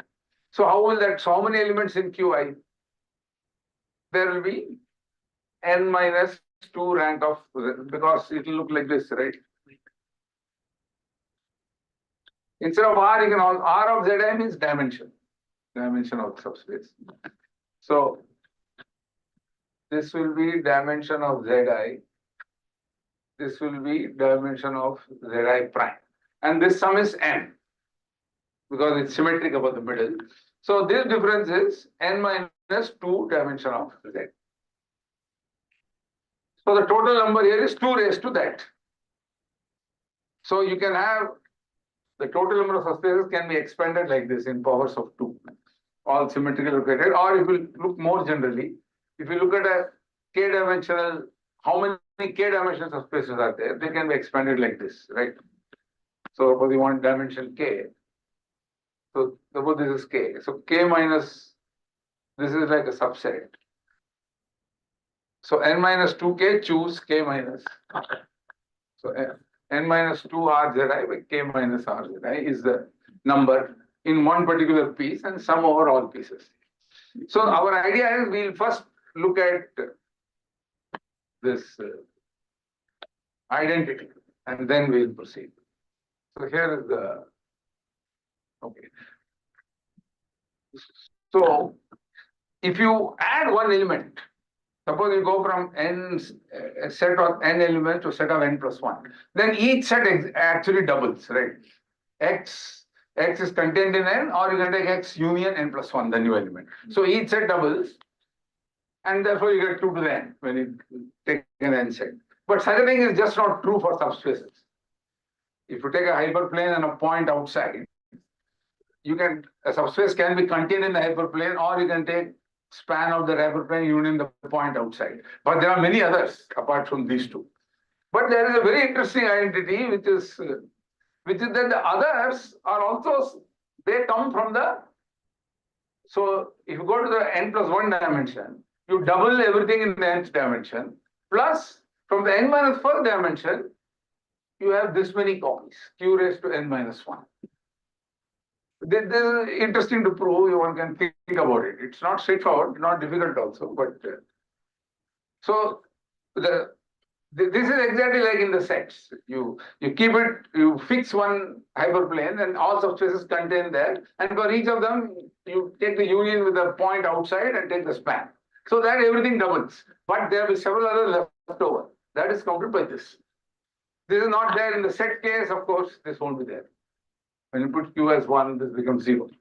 So we start with this. So what we do is, that there are many proofs, I will not go through the proof of this. So the idea is, if you iterate this, so for example, if you put n equal to 1, sorry, then you get G2 would be 2G1, so 2 square plus q minus 1, 2 to the 0, so G3 will be this. So everything can be expanded in powers of 2, if you keep iterating. So to get a good handle on this, what you do is you write this as 2Gn plus, write this as q minus 1 into 1 plus q square and so on. So you get q minus 1 gqn minus 1 plus q into q minus 1 into gq and so on. Now if you stare at it, see there is, for the n plus first term, there is one occurrence, ignore the coefficients for the time being. There is one occurrence of the nth term and n occurrences of this term, n minus 1 term.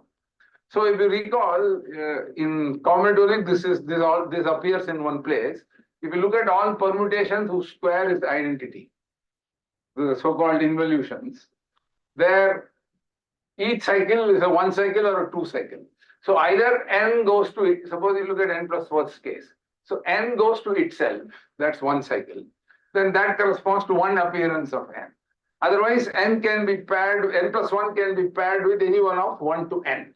So there are n copies, n 2 cycles in which n minus 1 can appear. So that's precisely the structure of the recurrence here with ignoring the coefficients.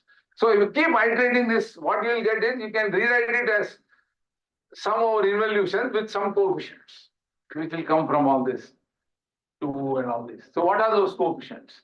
So if you play around with this, you can guess the formula. So I will just give you that.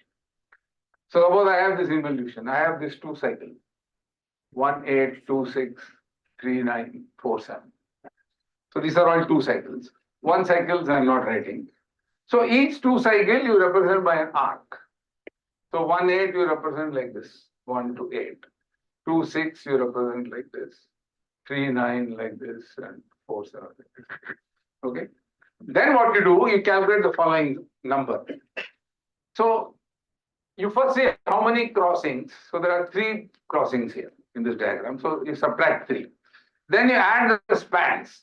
So span of this is 8 minus 1 minus 1. The 2 endpoints, 8 minus 1 minus 1. This is 6 minus 2 minus 1. This is 9 minus 3 minus 1. So this is 13. So we say the weight of this involution is 13. Sum of the spans of the 2 cycles minus the number of intersections. Then, so what we get is that's exactly the definition I gave you. Sum of the spans minus the crossing number. So if you play with the identity, you actually get this formula. Okay. Sum over all involutions, this is the q minus 1 raised to mod delta and q raised to delta into this. So, just, I'm not giving the proof, but it's not difficult, but this is the idea. So now this tells you.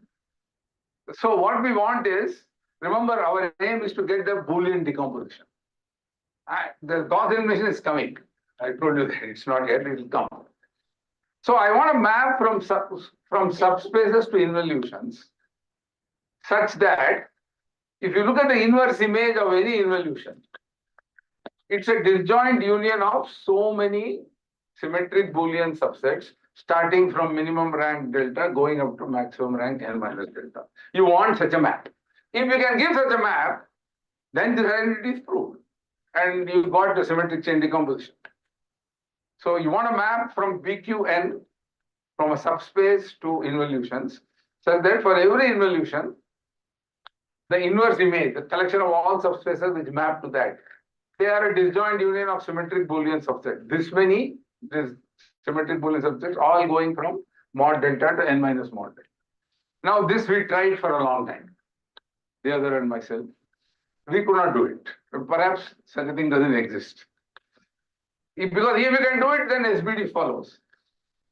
And now, after reading that paper of what and some other things, we realized that if you replace involution by Motzkin paths, you can do it. And that's what I'm going to describe now. So, and involution and Motzkin paths are very closely related through the work of, okay, first I'll tell you what's a Motzkin path. The Motzkin path is, you take three kinds of steps: horizontal, down, and up. Up is 1, 1. I'll give a, so here is the Motzkin path. So you start with this point. Each step can either go up, down, or horizontal. So you start with 0, 0, come to n0, and never go below the x-axis. So it's a path from 0, 0 to n0 with steps, horizontal step, up step, and a down step. Never going strictly below the x-axis. So here is a path. So one up, then horizontal, up, down, down, horizontal, like that. Okay. Now here is one more thing I'll define. What's the height of a down step? If you go down from ij plus 1 to I plus 1j, that is, you come down. So j decreases and I increases, that's coming down. Then you say the height is j plus 1. So it's coming like this. From j plus 1 to j, height is j plus 1, the second coordinate. Now weight of an up step is 1. If you go up, its weight is 1. If the horizontal step from ij to I plus 1j, that weight is said to be q to the j.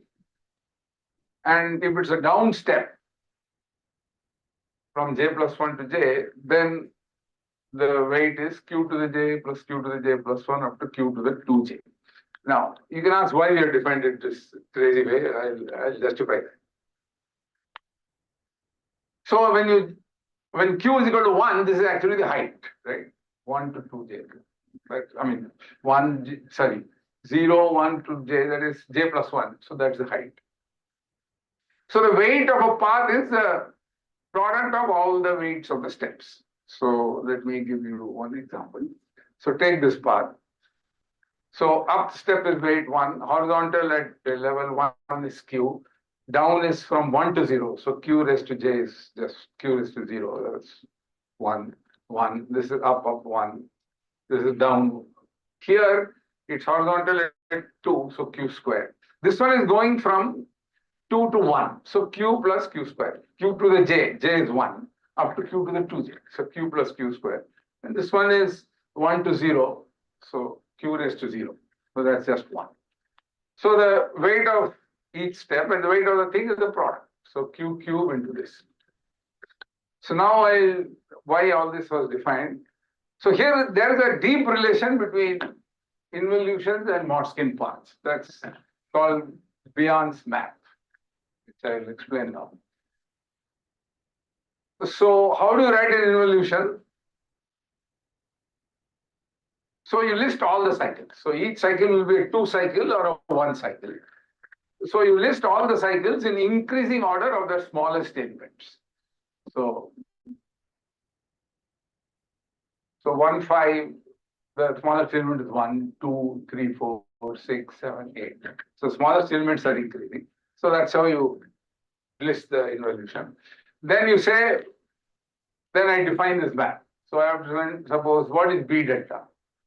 So B delta is S1, S2, Sn, where S1 is an up step if I is the smaller element of a two cycle. It's a down step if I is a larger element of a two cycle. Otherwise, it's a horizontal step if it's a one cycle. So let me give you an example. So look at this. So I have listed in this order in which the smaller elements are increasing. 1, 2, 3, 4. So 1 is a smaller element, so up step. 2 is a one cycle, horizontal step. 3 is a smaller element, up step. 4 is a this thing. 5 and 6 are second element, so down steps. So this is the path. And it's easy to see that it's a many to one map. So what's the inverse image of a path? How many involutions map to a given Motzkin path? It's just the product of the heights over all the down steps. So that's easy to see because once I come here, this is a down step, right? This 5 can be here also. Right? There are two choices for 5. It's at height 2. The 5 can either go here or here. Right? And then you come down, and then there's no choice. So for every down step, look at the height at which is coming down. So look at the product of their heights. So that many the up steps and horizontal steps are fixed. Horizontal steps are one cycle, up steps are the smaller elements. In the down steps, you can have the same down step for different involutions, depending on where you put it. So this is easy. Now this shows our definition of this product. This train definition is the correct definition because of this. If you fix an involution, look at all involutions which map to this path, and then look at Q raised to weight of that involution. If you sum them up, here if you sum over all the involutions, you get the product of the heights.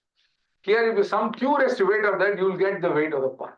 So this tells us that the definition we have made for the weight of the path is the correct one. It's just the Q and the log of this formula. So now if you take this formula and plug it into the previous formula I showed you, this one. The sum of all this is precisely the weight of a path, right? So just plug that formula into this, you get this formula. This is a completely equivalent formula. Now it turns out this formula has the interpretation we want. So, time is up. Oh, okay. Just 1 minute, I'll finish this. So I want to give this a map here, such that this inverse image is an inverse. So buffer time can be taken and questions can be carried to that. Yes, I'll just take 2 minutes. I don't want to. So the inverse image of a path is a disjoint union of so many symmetric Boolean subsets. So we have to define such a map. So we could not define such a map from Bn to In involution, but we can succeed to do here we could. So what is that map? And this is what it is based on. And this map is very, very simple. It's unimaginably simple. And it's based on Gauss elimination. So what is that map?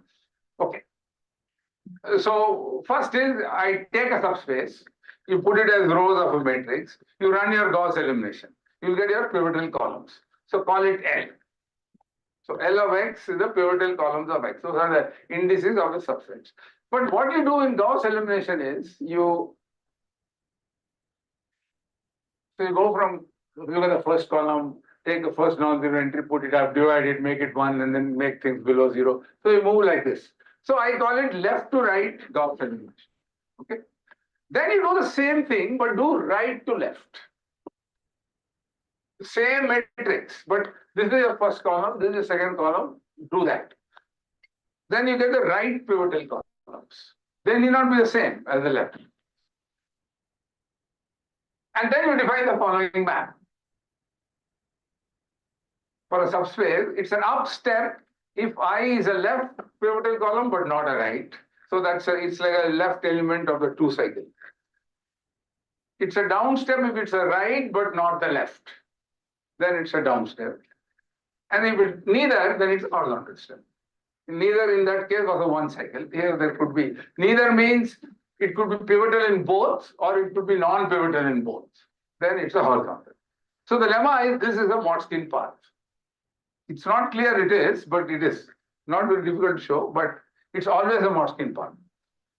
So just I'll stop with this example. So suppose I take this matrix. This can be any field actually. This is true for any field. So A is an element and B, C, D are non-zero elements. So if you look at it, then the left pivotal columns are 1, 3, and 5. Right? If you do right, since D is non-zero, this will be pivotal column. Since D is non-zero, then this will also be. Then I also have B, C as non-zero, so this will be. So the right pivotal columns will be 3, 4, 5, and the left were 1, 3, 5. So the only thing common, so one is left but not right. This is this horizontal. 3 is here, and here you have 4, 5, 6. So this is sorry. What was the left? 1, 3, 5, and the right was 4, 5, 6. So 5 is common. So common is also horizontal, and only left is up and only down. So this is the Motzkin path for this subspace. So in fact, it's true for every.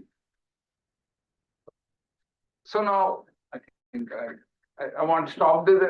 To prove this would be, well, why is this a Motzkin path? This thing. Well, I just told that this is it's unique, right? So what is coming in the right pivotal column should also be. It should, in some sense, already be contained in the left Gauss elimination you have done, right? Because the answer is unique. So you have to characterize these right columns in terms of this left matrix of the RREF we obtain from the left Gauss elimination, and you can do it. And once you do it, then using that you can actually prove that. So you can define what is called. You just look at the RREF obtained from the left to right, and then you divide columns into essential, pivotal, non-pivotal, essential, inessential. I mean, I have no time to discuss, but you can do that, and then you can show this is in fact this is another way of defining the same map, and then you can count. So the last slide is, so I have to do the remaining steps, I have to tell you. So the remaining step which I have not done here was I have to show that I have to count and show there are precisely so many in the inverse image. And then I can now give an explicit description of the SCD, which is given a subspace, you compute this Motzkin path. Then let S be the collection of all indices of the horizontal step. T is all those horizontal steps which are pivotal. So T is a subset of S. Now you have a set and a subset. To this you apply that algorithm I told you before. The path and look at the rightmost P. That will tell, if that tells that T is the top element of the chain, then X is the top element. Otherwise, it will give you one element to add to T. So that's the pivotal column you add to X. That is determined by this simple procedure. And now how to add, I have not, how to insert is another bit of algebra. To find the column, you have to do 2 Gauss eliminations. To insert an element, you have to do a little bit more algebra, which I am not discussing. And moreover, this procedure works over all fields. Because even the object is not finite, but the symmetric chain decomposition you get. Okay, thank you. I'm already over time.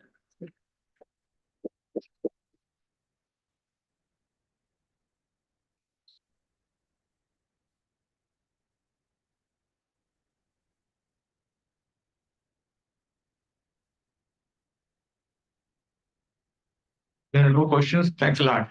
Very nice.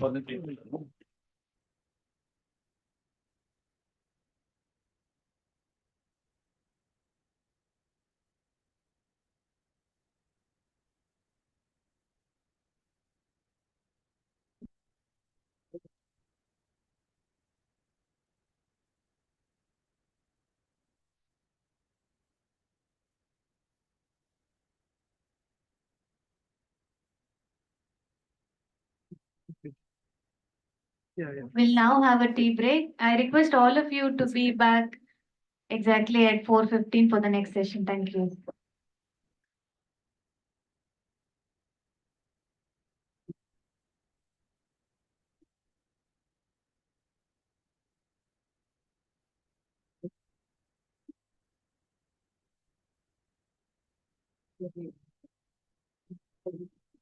Yeah, I can give it. Ready? When the drink, if you copy.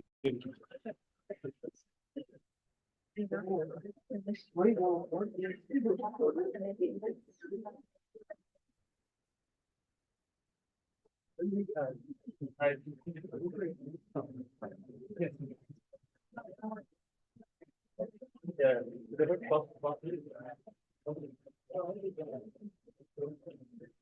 This is their own bottle. They have a bottling plant. Oh. Yeah. You can take it out also, but when you're going, you do it back. That's all that. No, okay. Because then it's okay. Yeah. No. It is their own. Thank you.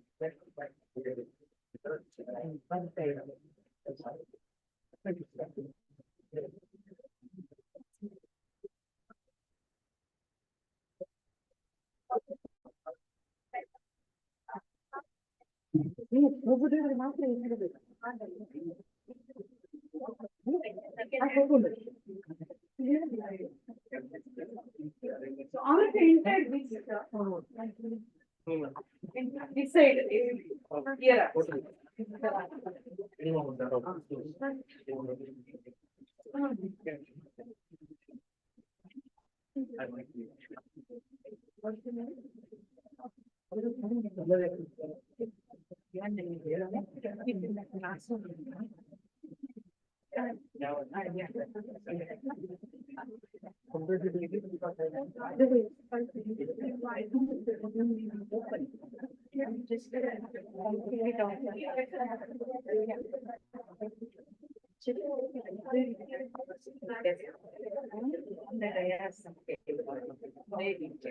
If it is available, okay, otherwise.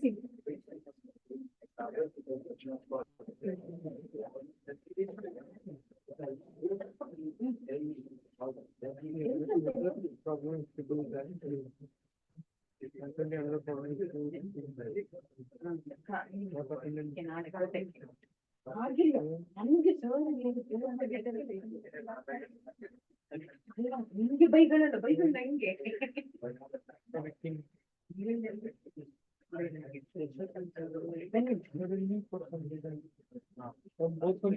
ಒಂದು ಬ್ಯಾಗಲ್ಲಿ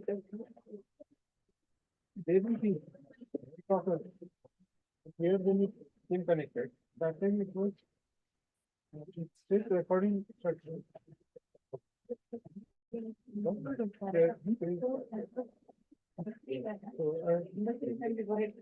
Document without it. So there will be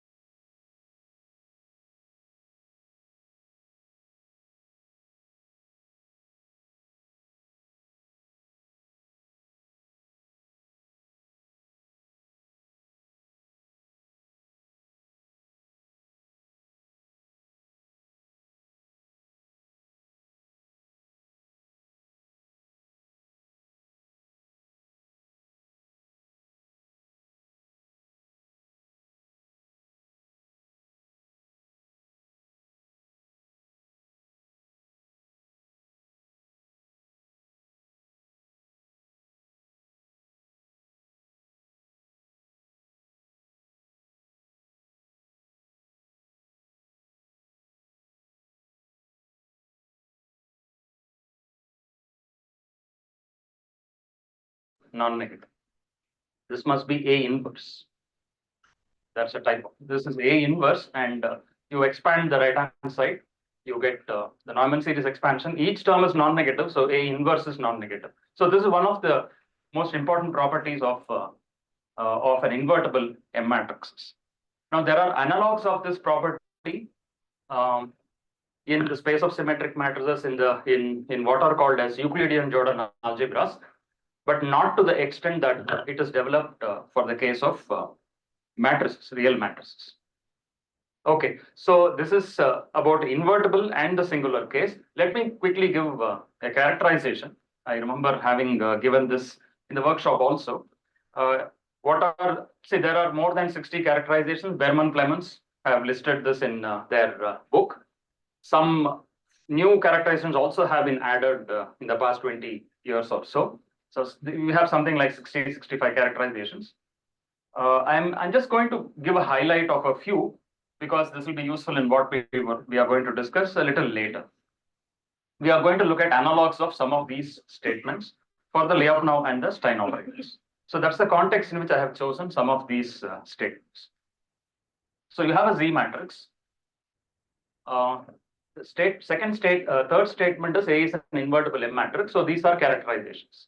So a Z matrix is an invertible M matrix if and only if all the principal minors of A are positive. So we call such a matrix as a P matrix. This principal minor thing came also in Apurva's lecture. If A is a P matrix, then A has the non-sign reversal property. So A does not reverse the sign of any non-zero vector. So that's a characterization which will also be relevant in our discussion. So that's statement A. A is a P matrix. Statement B, there exists a statement B. The shorthand is A is a semi-positive matrix. So what is a semi-positive matrix? There exists a vector X positive such that AX is positive. X positive here means that all coordinates of X are positive. So there exists X positive such that AX positive. That's A is a semi-positive matrix. Statement D is A is monotone. So this goes back to Collard's. You can see this in his book on functional analysis and numerical mathematics. Again, the motivation comes from finite difference approximations. The matrices satisfy this condition. Such matrices are called monotone matrices. So if you have a Z matrix which is also monotone, then it's an invertible M matrix. This is another context which will be relevant. Look at the equation AX equal to B. You take arbitrary non-negative vectors on the right-hand side B. Then A is an invertible M matrix if and only if such an equation has a non-negative solution. So AX equal to B has a non-negative solution X for all non-negative vectors B. This actually means that A inverse exists and A inverse is non-negative. Right? If AX equal to B has a non-negative solution for all non-negative B, you can write any vector as a difference of two non-negative vectors. So this defines a surjective map, and the rank nullity dimension here tells you that A inverse exists, and this very same equation tells you that A inverse is non-negative. What is this A inverse non-negative?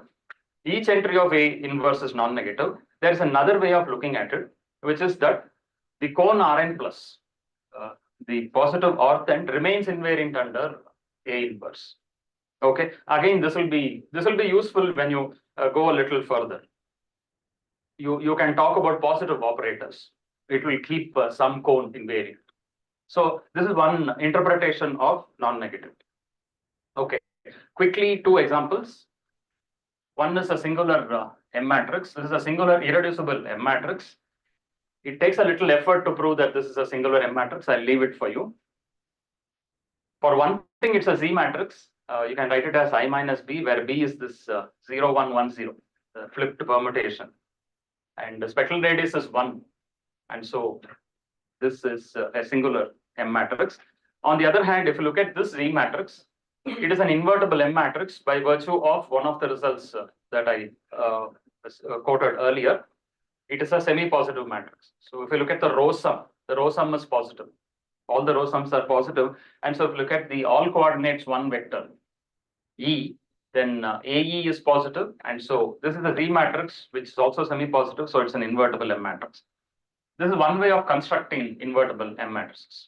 Take a non-negative matrix. Let's say you know the spectral radius. Take a number greater than the spectral radius, then you know how to get an invertible M matrix. Okay.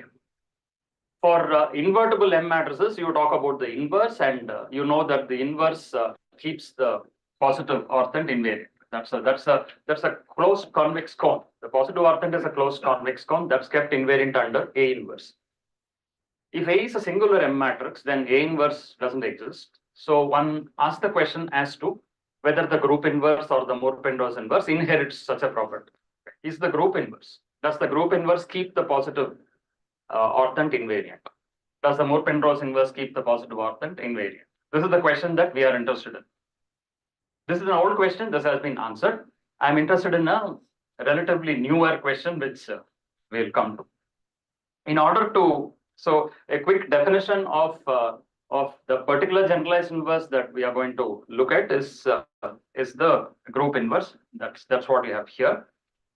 Moore-Penrose inverse is a much more famous cousin, but this also has some relevance, especially when you are interested in M matrices, singular M matrices.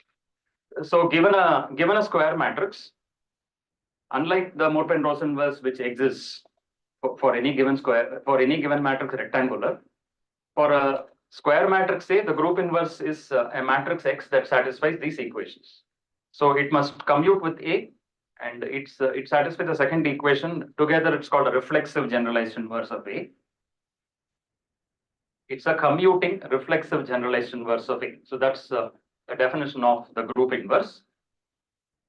The group inverse, when it exists, is unique. A nilpotent matrix does not have group inverse. You can verify that easily. An idempotent matrix has a property that the group inverse is itself. And I saw some chat that was going on. A tripotent matrix always has a group inverse. So the group inverse is denoted by A hash, and quickly some necessary and sufficient conditions. One condition is that the rank of A is rank of A square. This is equivalent to saying that range of A equals range of A square, which in turn is equivalent to saying that null space of A square and null space of A are the same. This is equivalent to a further statement which states that range of A and null space of A are complementary subspaces of R. So that's the characterization for the existence of the group inverse. For why is group inverse important, right? That's the question, and you can take it as a matter of faith. It appears as though it is the group inverse that's relevant when you discuss a singular irreducible M matrix and not the Moore-Penrose inverse. There are some reasons as to why this is the case. So the relevance of the group inverse comes when you look at the singular irreducible M matrix. So it's not just a singular M matrix, singular irreducible M matrix. So you can think of the underlying graph corresponding to the matrix. If that is strongly connected, you say that the matrix is irreducible. So you have the singular irreducible matrix, then there are some properties, and we are interested in one of the most important is what is given almost at the end. The rank is n-1. This is from the Perron-Frobenius theorem. The null space is spanned by a single positive vector, and so the rank is n-1.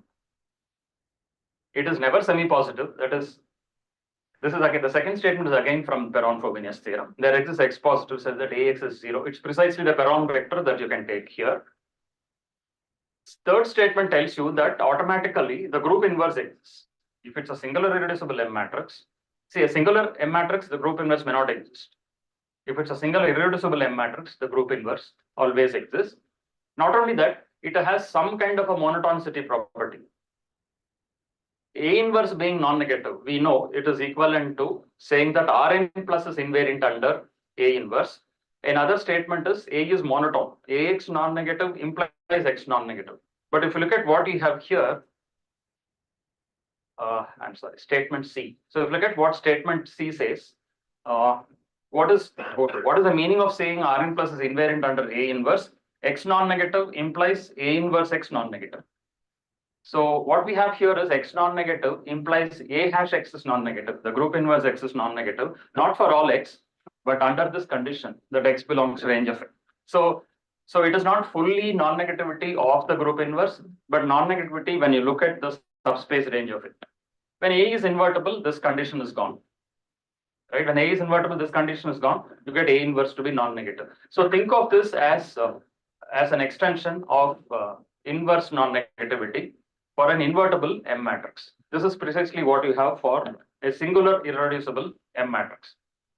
There is another property which should tell you a place where singular irreducible M matrices arise. The Laplacian. So you take a connected graph and compute the usual Laplacian. That's a singular irreducible M matrix. So what is that? So it's usually the case that people know the graph theoretic interpretation coming from the tree theorem. But what is important is this statement that you take any proper principal submatrix that is an invertible M matrix. This seems to be missing the attention sometimes. All proper principal submatrices of a singular irreducible M matrix are invertible M matrices, so they are invertible and the inverses are non-negative. Final statement, A is almost monotone. The only way Ax will be non-negative is that X is a multiple of the Perron vector. That's the final statement. Ax non-negative implies Ax equal to 0. If Ax is non-negative for some vector X, X must be in the null space of A, which in turn means that it's a multiple of the Perron vector. This condition, if you look at it carefully, it reduces to what is called as trivial range monotonicity. That is this last condition. Okay, so let's just go step by step. We'll call A as a range monotone matrix. Sorry, yeah. So we call A as a range monotone matrix if this condition is satisfied. Okay, again, monotonicity is just Ax non-negative implies this without this condition. You impose some condition. So this is asking for something weaker. Is asking for something weaker than the inverse non-negativity case. This is range monotone. Why is this important? Range monotonicity is important because that's precisely what precisely what comes out for a singular irreducible M matrix. So this is range monotonicity. I am introducing what is called as a trivial range monotonicity. What is trivial range monotonicity? You also ask for X to be 0, not just non-negative. You ask for X to be 0. This is trivial range monotonicity. Why trivial range monotonicity? Because of this theorem. Because of this last theorem here. So if you look at a singular irreducible M matrix, it's a trivially range monotone matrix. This is just one little extra observation from the Berman-Clemens theorem that we made. Okay. Trivial range monotonicity actually means that, see, if you look at range space of A and the intersection with the Rn plus, it is only the singleton vector 0. The only non-negative vector that belongs to the range space of A is the 0 vector. That is trivial range monotonicity. That's what is true for a singular irreducible M matrix. So let's just remember that. What is this? How does a singular irreducible M matrix look like? The range space. It is something like this line, which touches the positive octant only at the origin. So that's how the range space of a singular irreducible M matrix looks like. Okay, so let's just remember this statement that a singular irreducible M matrix is trivially range monotone. Okay, we are now moving to operators on the space of symmetric matrices, and we will ask a similar question. That's essentially what we do. We'll ask a similar question, but has something been done already? So let's quickly recall what has been done already. So I have Sn, the real space of symmetric matrices of order n. This notation denotes that it's a positive semi-definite matrix, right? We know what it is from Shemaral's lecture. Sn plus is the closed convex cone of positive semi-definite matrices. The dual is itself, it's a self-dual cone. It's a finite dimensional Hilbert space with a trace inner product. This was again mentioned in Professor Berman's lecture. The inner product is the trace. What is to be observed is by the spectral theorem, you can show that if X and Y are positive semi-definite matrices with the property that the inner product is 0, the only way that can happen is the usual product is 0. So the inner product trace is 0 if and only if the usual product is 0. Okay, so this is a setting. In the setting of Sn, there are two very prominent operators that are studied because of historical reasons. One is a discrete dynamical system, the other one is a continuous dynamical system. So the first one is what is called as a Lyapunov operator. The second one is the Stein operator. So these two operators appeared in the title. The Lyapunov operator is an operator on Sn whose definition is given here. So LAX is AX plus XA transpose. The second term is the transpose of the first term. So this LAX is always in Sn whenever X is in Sn. So it's an operator on Sn. This appears in continuous dynamical system. Stability of Lyapunov stability of a differential equation x dot plus Ax equal to 0. That's the relevance. The discrete dynamical system is governed by the Stein operator. So the Stein operator is x minus Ax A transpose.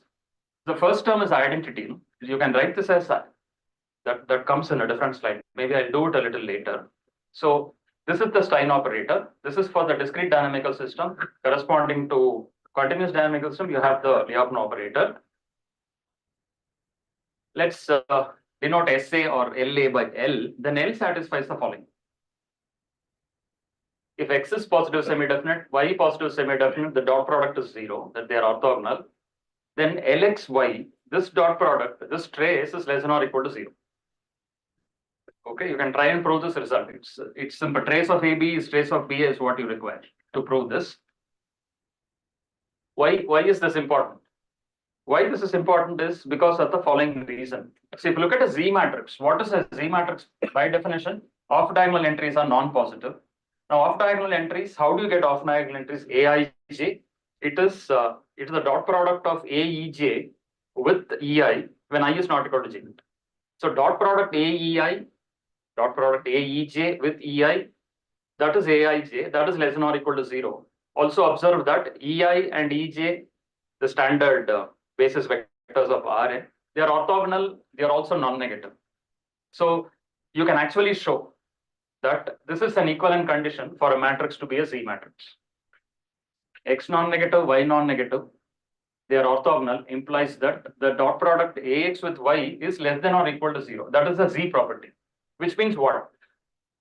For any matrix A, by destiny, you have LA and SA to be Z operators. They possess the Z property. So this is given to you automatically. You don't even have to impose. So these are Z operators. You can ask as to when they can be thought of as invertible M operators, when they can be thought of as singular irreducible M operators. So this question in a slightly different, from a different perspective was viewed by Gowda, Song and Professor TP, and they got these results. So I'm going to give two results here. One is for the Lyapunov operator, the other one is for the Stein operator.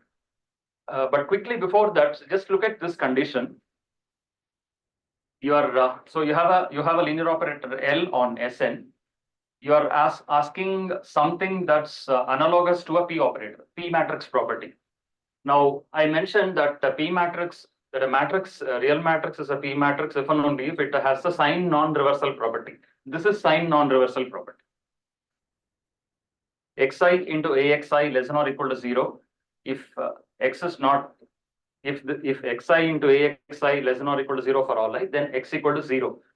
When you are dealing with matrices, you also need this commutativity property, so that is imposed. And so this is analogous to the P property of a real matrix. We are having this for a linear operator on the Hilbert space Sn. Now with this P property, so it's not difficult, again, mainly spectral theorem and some block matrix manipulation. Gowda and Song proved this theorem. I want you to look at these statements. So let's look at these one after the other. First one is LA has the P property. LA is Z, let's remember that. LA is Z, SA is Z. So that's given to us. You don't have to assume the Z property of these operators. They are by nature Z operators. Compare this theorem with some of the statements that were given earlier. A is a P matrix there. LA has P property. A is a semi-positive matrix. There exists X positive such that AX is positive. This is analogous statement. There exists a positive definite matrix E such that the image of that under LA is also positive definite. So you can say that LA is a semi-positive operator if you want to say something analogous to the matrix case. Look at this statement. I made the statement that AX equal to B has a solution for all, has a solution X non-negative for all non-negative B. This is precisely that. This is a little stronger, but this is equivalent. You take any positive definite right-hand side Q, then there is a positive definite solution X for the equation LAX equals Q. This is a matrix equation. This is an operator equation. And so this operator equation has a positive solution whenever the right-hand side is positive. So this is analogous to that statement. Now, before you begin, you want an answer on L of A. Can something about A tell you something about L of A? That's the last statement. A is positive stable. So if A is positive stable, then LA behaves like an invertible M operator. Right? That's how I would like to look at this. If A is positive stable, this theorem tells me that LA behaves like an invertible M operator. Now, what is positive stability? The eigenvalues may be complex, but the real part of each of the eigenvalue of A is positive. So that's positive stability. So this is a result that can be thought of as analogous to the invertible M matrix theorem, which was for a matrix. Here we are looking at an operator on Sn. But there is a leg up, which is that LA is always a Z operator. This is for the Liopan operator. There is a similar theorem for the Stein operator. Sorry about that. Yeah. So there's an entirely similar result for the Stein operator. All you have to do is to look at the last part. The last part tells you when this happens. It happens precisely when A is Schur stable. All the eigenvalues of A lie in the open unit disk. So this is discrete dynamical system. The previous one is continuous dynamical system. There is positive stability. Here it is Schur stability. So there is already a framework for us. For our question to no, I want to consider an analog of the singular irreducible M matrix result. There is already a motivation for me. There is an invertible analog for the invertible M matrix case. Is there a singular analog? That's the question. Is there a singular analog for the singular irreducible M matrix for the Liopan operator and the Stein operator, which are by nature Z operators?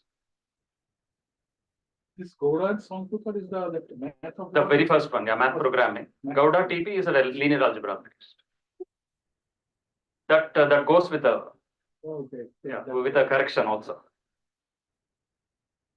Okay, I think I'll skip this. Yeah, I'll skip this. This is only to show that the Liopan operator cannot be written as identity minus a positive operator. That is, the Liopan operator, if you see what is the Z definition that we gave, A equal to Si minus B. That kind of a representation is not possible for the Liopan operator. That's this example, but I'm going to skip this. It's not very important. Yeah. So we are now looking at the Liopan operator and the Stein operator.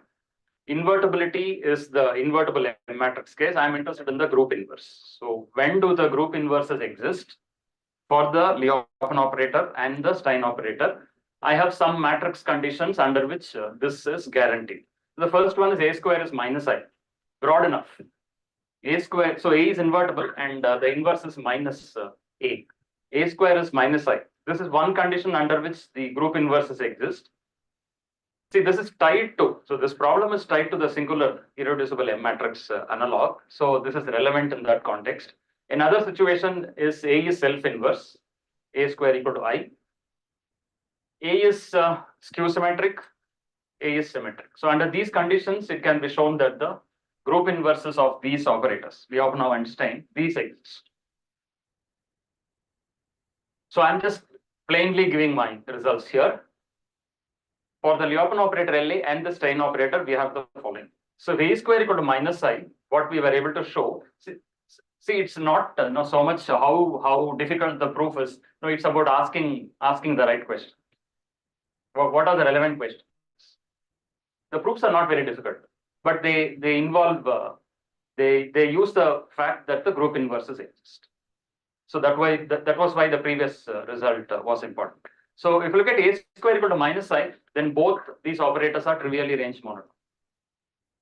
LA and SA are both trivially range monotone. So there is some analog for the singular irreducible M matrix case when the matrix A satisfies A square equal to minus I. Singular irreducible M matrix, trivial range monotones.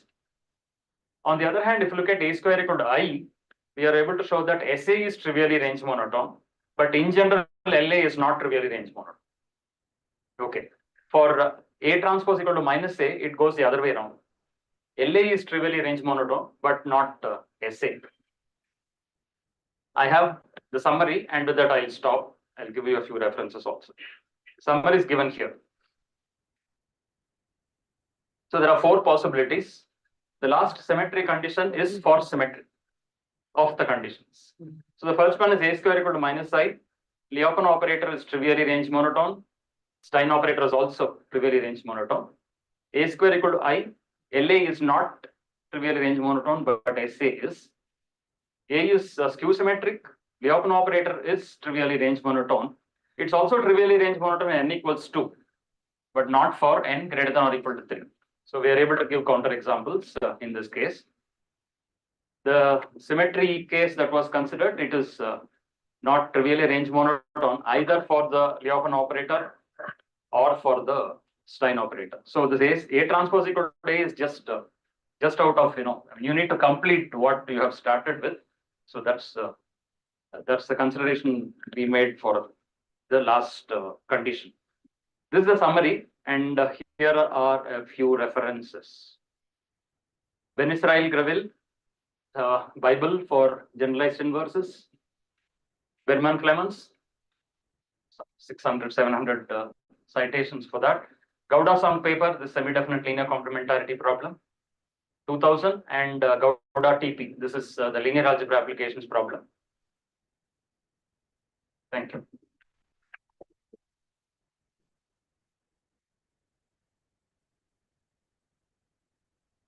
Thank you, Professor Kumar, for the nice talk. I think we'll have time for a couple of quick questions.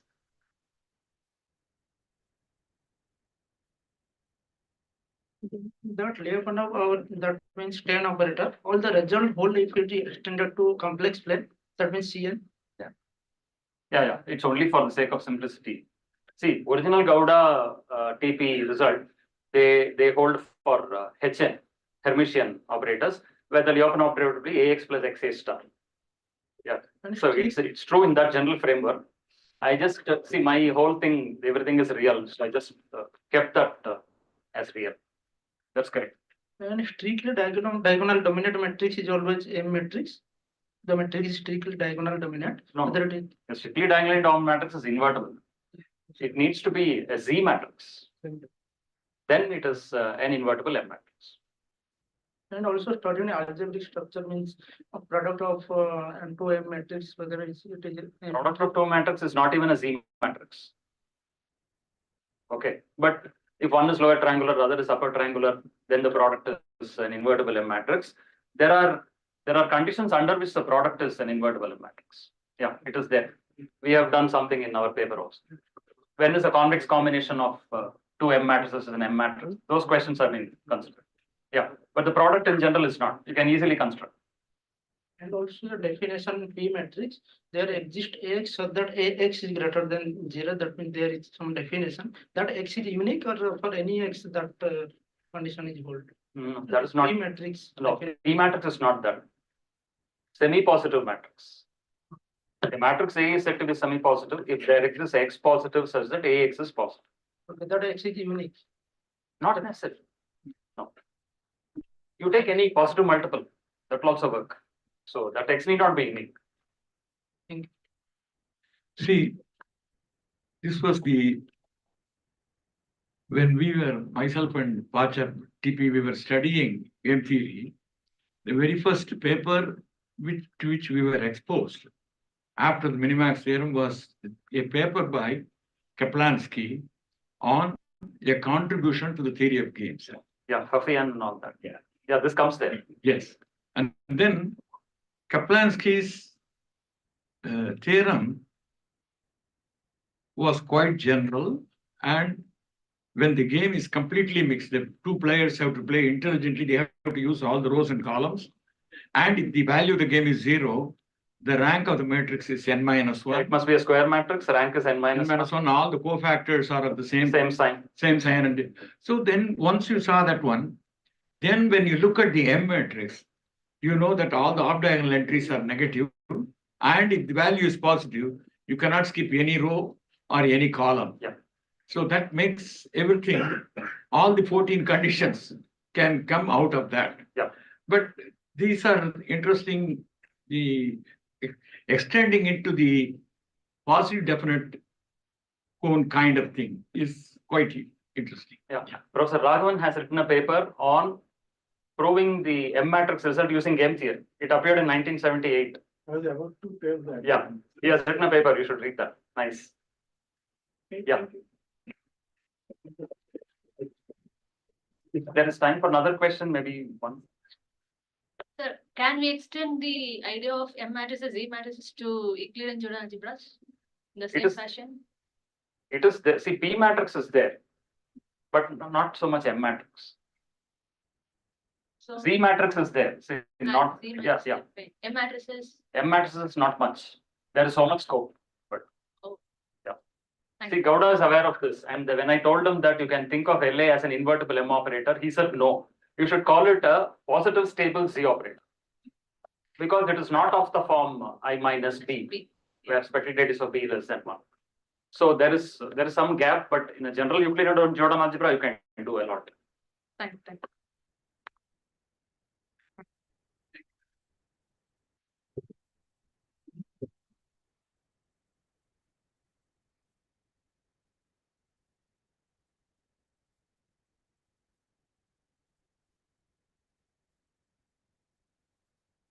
I request Professor DSSR Rao to offer a short.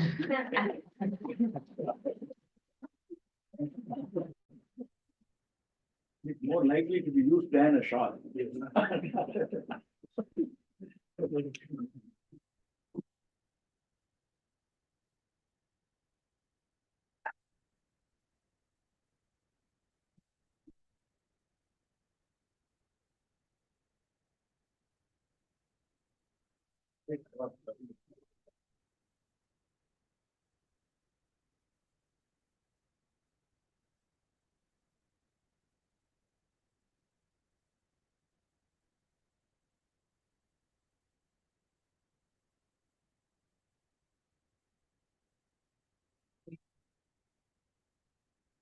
It's my pleasure to introduce my former colleague, Professor S.K. Niyog of Indian Statistics Institute, Delhi Center. Professor Niyog's interests include applied statistics, linear programming, nonlinear programming, non-cooperative games, stochastic games, statistical quality control, Six Sigma, and quality management. And two of his well-known books on modeling, computation, and optimization, mathematical programming, and game theory for decision making. So he is going to talk about the change of criteria on a new special matrix class, its applications in pivoting algorithms and game theory.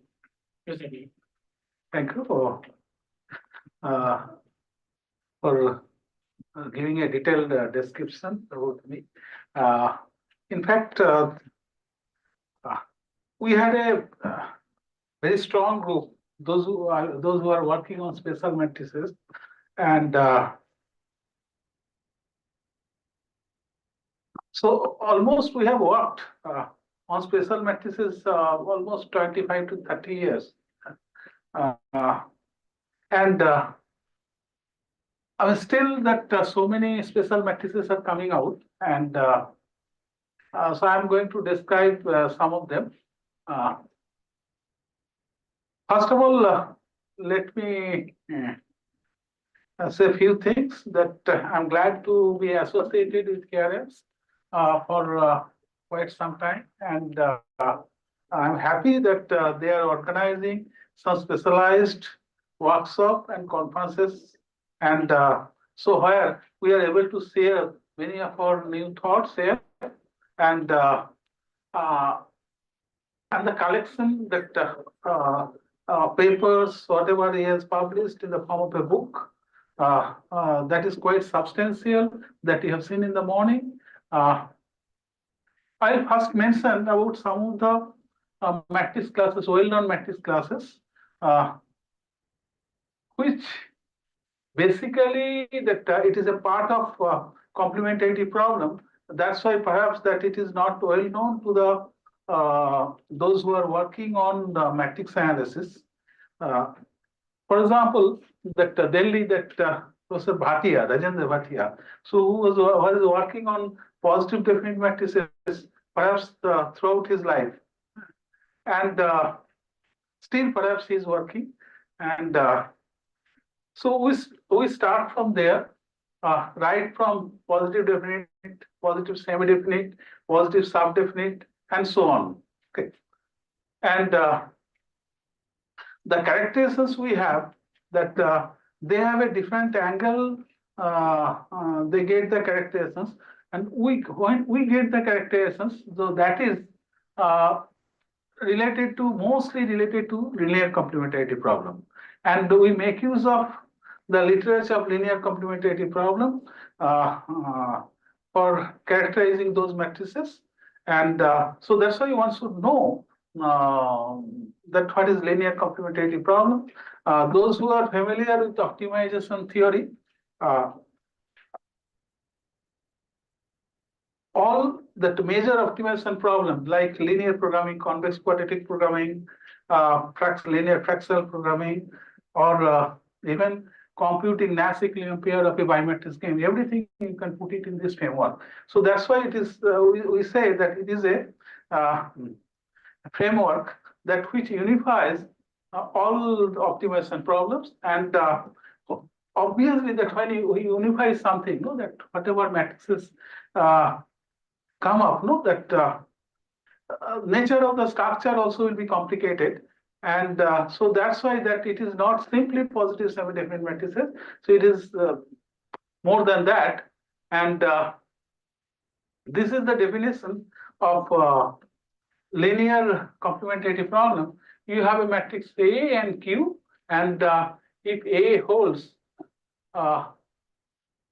then we say that any vector for which A that one holds, then we say that it is solution of the linear complementarity problem, and we can define feasible solution and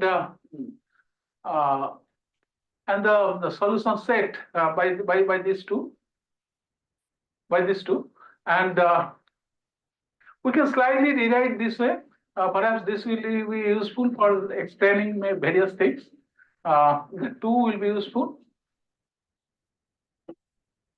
And we'll use this particular notation. Before we get into that, let me tell you that for solving a linear complementarity problem, Lemke introduced in 1965, following Lemke-Hausen, which was 1964. I think Professor Raghavan is teaching in Gurukulam also that Lemke-Hausen. So I'm talking about a advanced version of that. That's also being done now. That is also being done. Okay. So it's a complementary pivot algorithm. This is called complementary pivot algorithm. The idea is the following: that you have n complementary pairs, okay, and you take out one complementary pair, and then you insert the artificial variable z0 there, and you can see here that W is equal to, I'm writing W equal to Q plus Z0 D plus AZ. So you insert that Z0 artificial variable, removing one complementary pair, and you have n minus one complementary pair, and you keep on pivoting using certain rules. That is the complementary rule and the minimum ratio. By minimum ratio, you decide that which one will go out, and complementary rule will tell you which one comes in. Yeah. And when Z0 goes out from the basis, then we say that we have arrived at solution of the system. Now, it is not necessary that Lemke's algorithm successfully will solve any problem. It depends on if it belongs to certain classes of matrices, then only it can solve that problem. And when Lemke proved that when the matrix is co-positive plus, then it will solve successfully. It will compute the solutions, and otherwise, if it terminates with array, we do not know that whether it is due to that whether it has a solution or it may not have a solution, but that's why it has it. So it terminates inconclusively. Okay. So this is the so our this matrix class I'm going to discuss. One of the matrix class is based on Lemke's algorithm dependent. Okay. Now when this particular issue is there that we are using this particular D. Lemke prescribed you use D as a D is equal to E. That's vector of all ones, and you go ahead with that. Subsequently, that Garcia came up with a idea that instead of D, you use some positive vector D. Okay. Now, subsequently, it was shown that if you choose any positive vector D, it will not work. It may so happen if X chooses some positive vector D, Y chooses another vector D, then for one case it will terminate with a solution, other case it will not terminate with a solution. So the problem remains open almost 45 years, almost 45 years without any proper answer. It was Garcia who gave a very partial answer that defining a class called ED and E0, and subsequently it is LD, which is ED intersection E0, for which he prescribes certain D also, for which Lemke's algorithm will work, and this is a little more than what Ives proposed. Ives proposed a class which is called E0 intersection L2, and for which Lemke's algorithm will terminate successfully. And he gave various forms, no, that if this is a particular structure, then it belongs to that class L. And I hope that still there are a lot of scope, no, that identifying various structure so that you can show it belongs to L.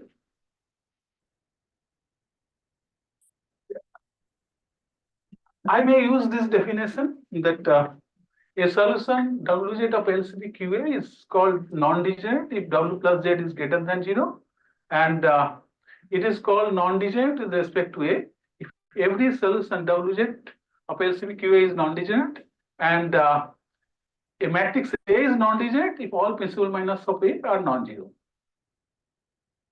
Okay. Now, when we talk about LCP, that Q should belong, there are 2 to the power n complementary cones. So typically, if you look at the system, W is equal to Q plus AZ. So that complementary pair is, it comes from the identity matrix I and the minus A dot J. So I dot J minus A dot J is the complementary pair. So in the Lemke's algorithm, that when you have a complementary basis, it comes from one of the pair so that it is guaranteed that complementary condition is satisfied. Okay. So therefore, and all those complementary pairs, if you have a complementary basis, choosing from that complementary pairs, so what you get are the complementary cones, and if Q belongs to the cone, then you have this solution of the linear complementarity problem. So, for example, that when you solve a LP, that you can find out all the bases, and then the solution is non-negative, then you can say it is a basic feasible solution, and among basic feasible solution, one will be a candidate for the optimal solution. But in this case, perhaps that the bases are more restricted, and so we only demand that it has to be complementary basis, and Lemke's algorithm takes care of that. That when you move from one basis to another basis, it is almost complementary basis, because it is almost complementary basis because that one of the column is Z naught. So rest n minus 1 are the complementary. So these are the matrix classes, few matrix classes, which are of interest. That one is Q. For any Q belonging to Rn, that LCBQ has a solution. And characterizing the class of matrix Q, we do not have a satisfactory answer. We do not know how to check it. However, we know certain sufficient condition. For example, if your M is non-negative, if the diagonal elements are positive, then we can say, yes, it belongs to Q. Similarly, if it is the Z intersection P, then we can say that it has a solution. Okay, it is a Q matrix. Okay, because P matrix is a Q matrix. So there are some sufficient conditions for which we know that it belongs to Q. And ISI, there is a group of people, that myself, Partha Sarathi, S.R. Mohan, and there are many that who has worked on this particular problem and identified a large subclasses of Q matrix. Of course, that is not exhaustive. However, we do not have any algorithm to figure it out that whether a matrix is a Q matrix or not. And this is true for Q naught matrix also. A matrix is said to be Q naught if it is a feasible solution, will imply it has a complementary solution. PD, PhD, all of you know. So as I said that most of the people who are working in matrix analysis, they work in this too, and they work on the symmetric version of it. Reason being that if your objective function is PD or PhD, if it is not, then you can always take half of A plus A transpose and you can make it a symmetry. So that is the reason that so far people used PD or PhD only for symmetric matrices, but one can think about the non-symmetric matrices also. Now PSPT is another class which was introduced by Marthos. You see in the Marthos book, it is there that but in the symmetric form. Later on, Krauss considered it for non-symmetric matrices, and the reason being that it was arising in the context of linear complementarity problem, and he gave a lot of characterizations, and there are certain things which works for PD or PhD matrices that may not work for PhD matrices. For example, if you take an inverse of a PhD matrix, it is a PhD matrix. But inverse of a PhD matrix is not a PhD matrix. Okay. So there are a number of results which will not easily carry forward for PhD matrices. And a matrix is said to be merely positive subdefinite if it is not a PhD matrix, but it is a PhD matrix. And you will see that the number of matrix classes has a property called completely Q property, that if the Q property is carried forward for all the principal submatrices, then we say it is a completely Q matrix. And in ISI that our group also worked extensively on semi-monotone matrix. It is basically that Iwsmga class, and followed by that principal pivot transform. Every principal pivot transform A is semi-monotone, co-positive, fully co-positive, and so these matrices are worked. So this is basically introduced. E naught F was introduced by Cottle, and C naught F is introduced by our group. That instead of asking that all principal pivot transforms are semi-monotone, why not you demand it is co-positive? That becomes simpler, and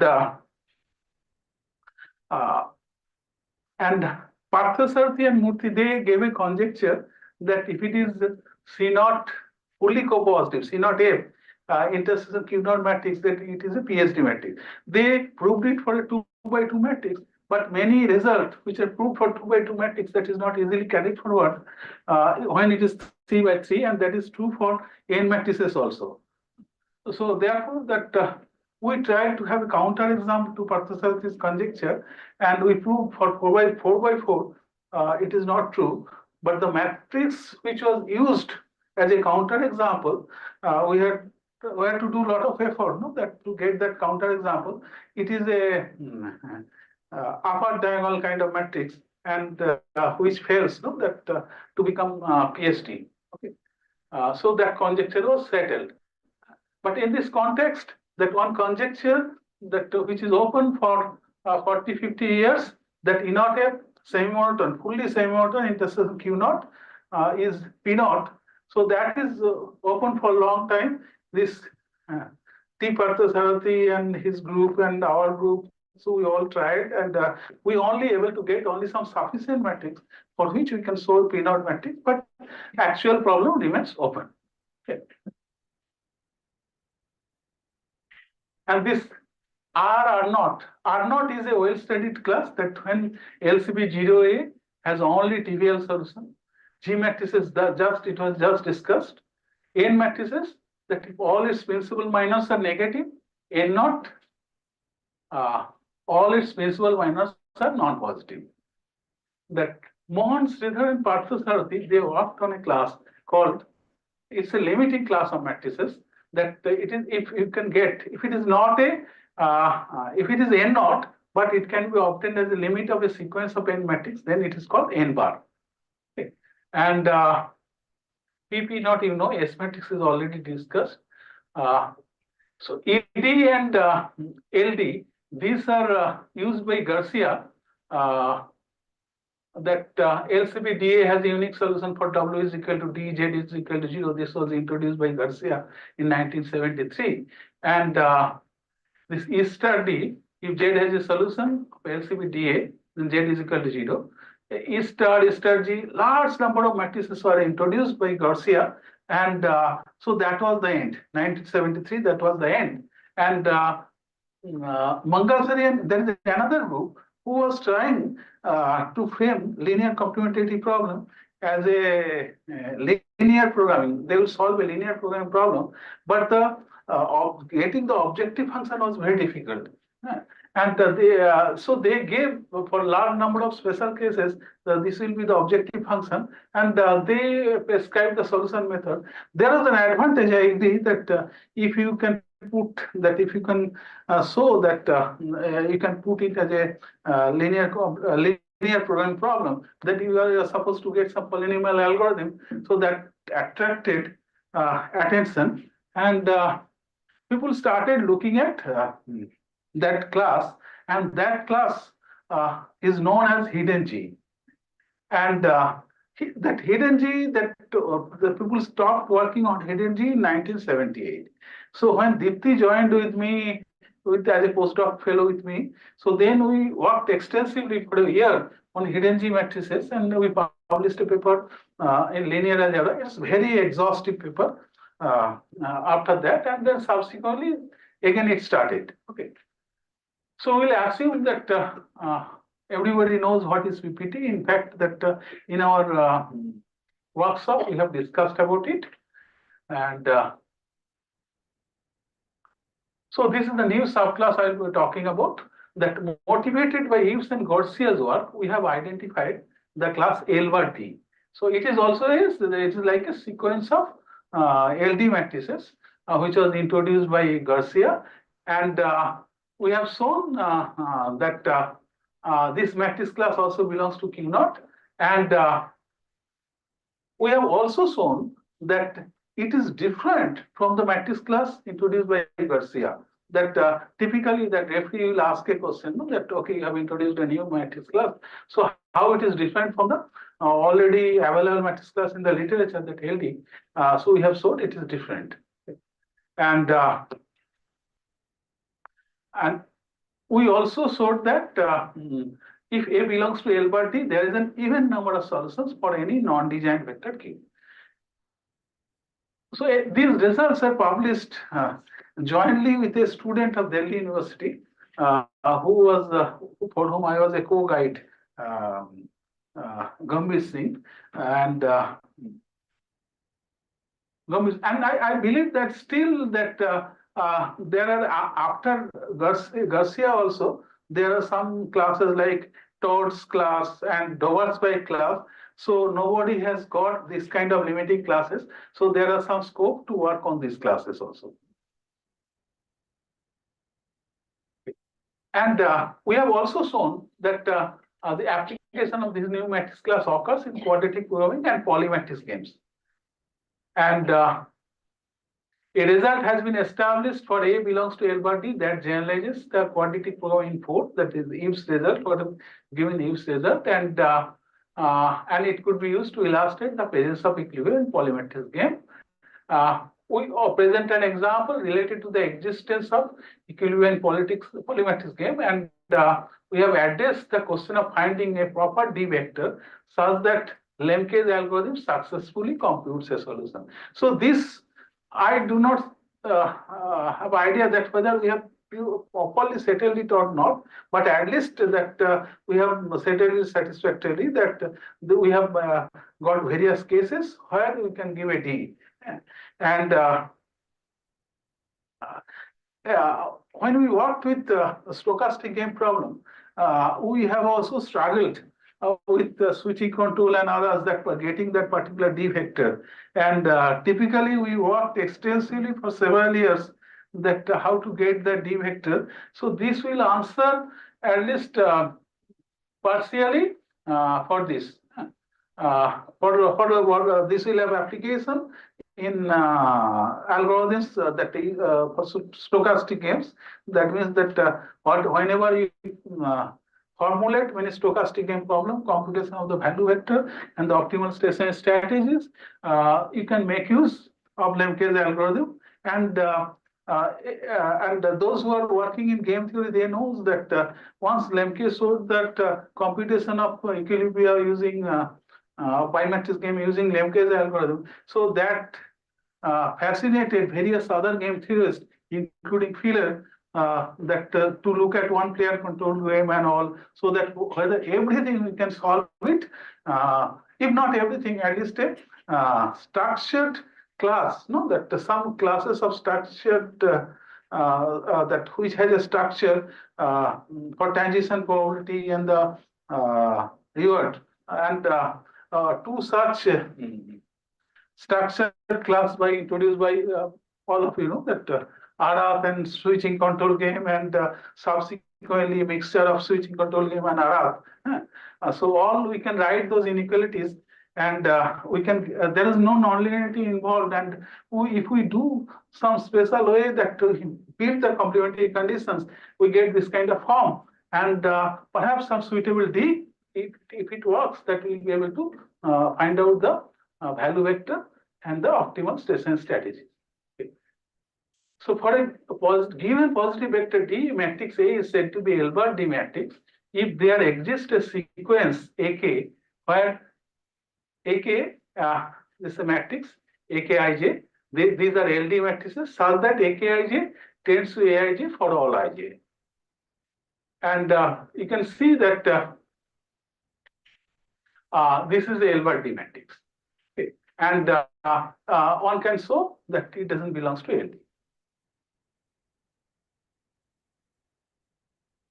And this example that this was prompted by the referee, that whether we can show that whether it belongs to Q naught, that we gave this example that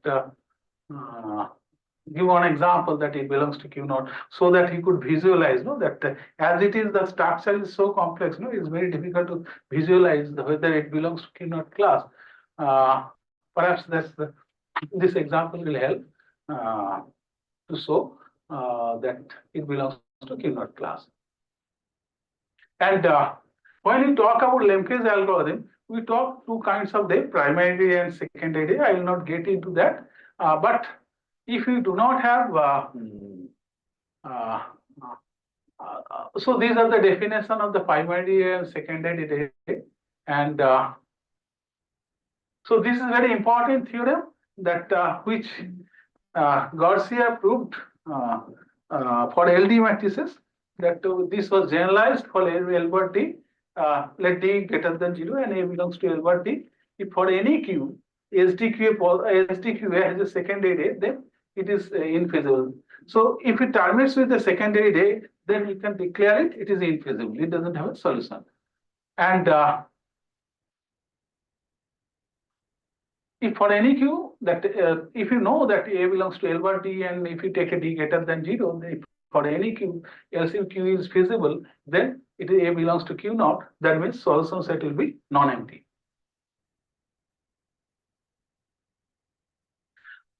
So on the same line, we have generalized L star D. It is based on similar idea, the sequence of matrices, and we saw that if A belongs to L bar star D, then it belongs to Q. That means for any Q, it will have a solution.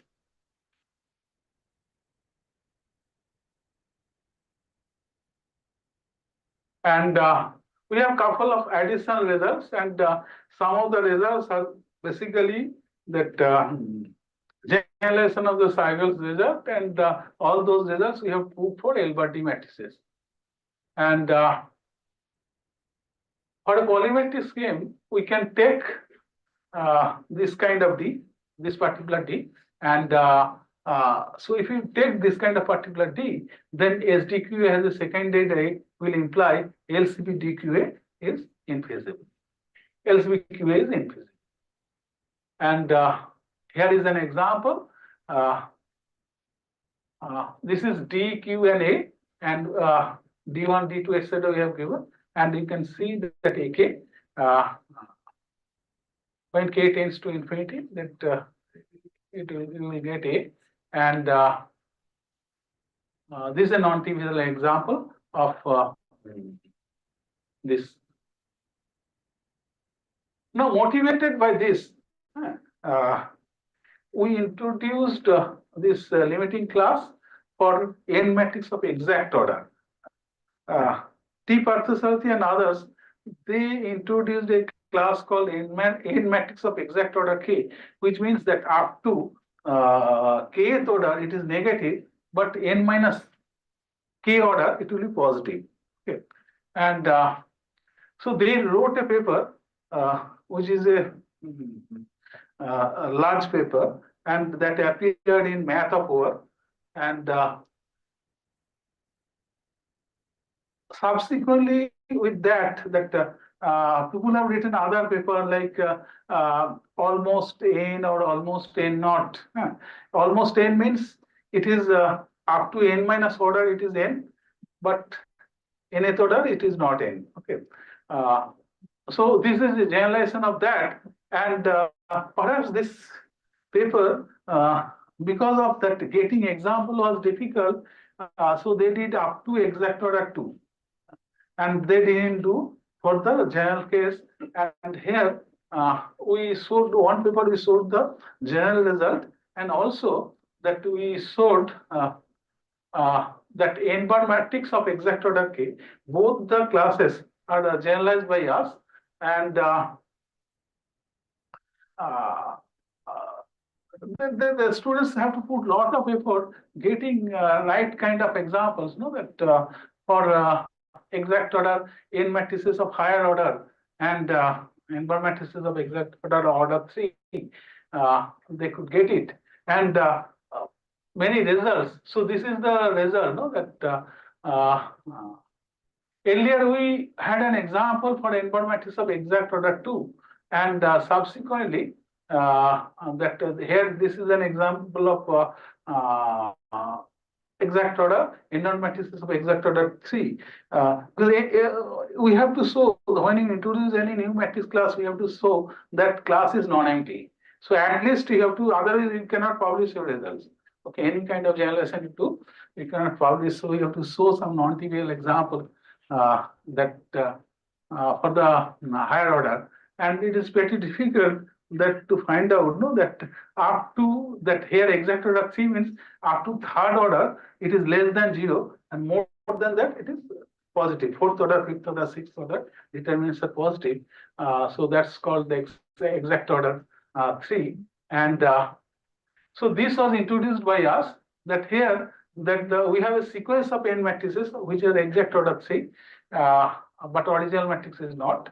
And we could extend many results for n bar matrices of exact order 3.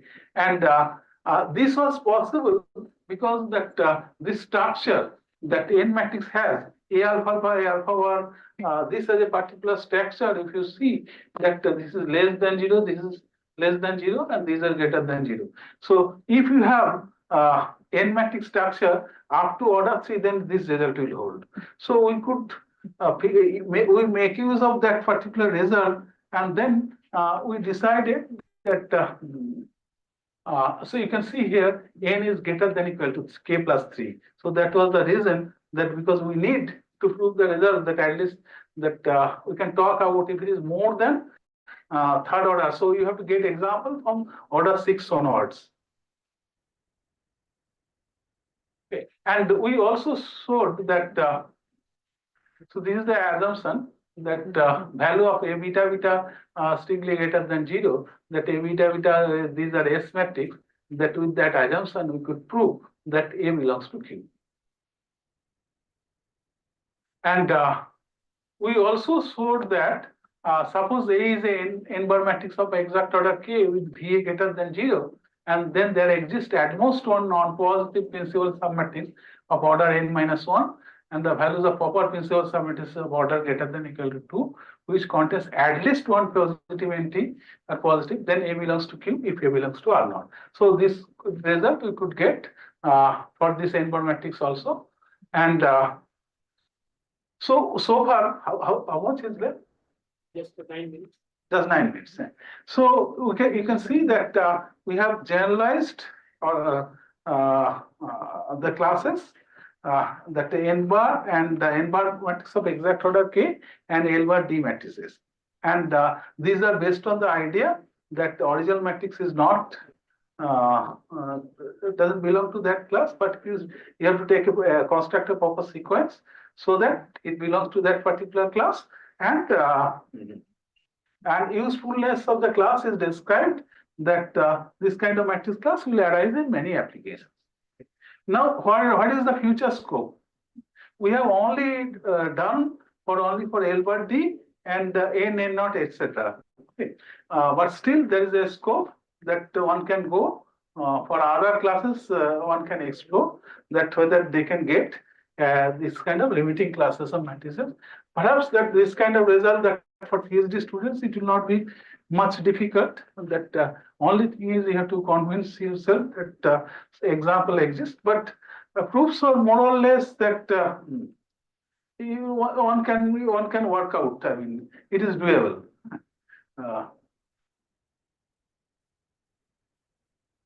Okay. And so we have reviewed some special matrix classes of n properties, and it will be useful for the that operations research, mathematical programming, and matrix cellular community. One of the class the PSBD matrix of order K. So that we have published a paper PSBD matrix of order K, but there is no such limiting classes. One can also look into that. Any questions?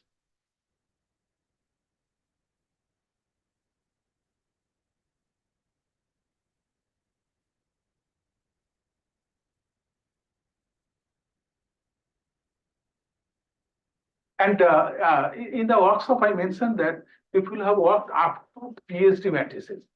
So that after that, there are huge number of papers on PD PhD matrices which appears in linear algebra. Why not you you read all those things, all the results, and then try to see that whether you can extend it for PSBD matrices. So this is very close. So I hope that it will be possible. You can extend many of the results which are there for PD PhD matrix that you can try for the next class, that is PSBD. For the PhD students, it will be a very useful exercise. There are a couple of comments in chat. I think one is not visible here. I will read it out from Dr. Ajit Iqbal Singh. Ajit Iqbal Singh. Yes.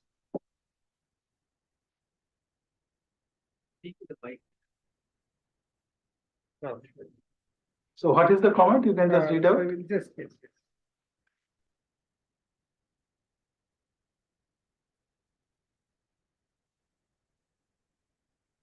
So she says, what are maps on matrices to themselves preserving properties like?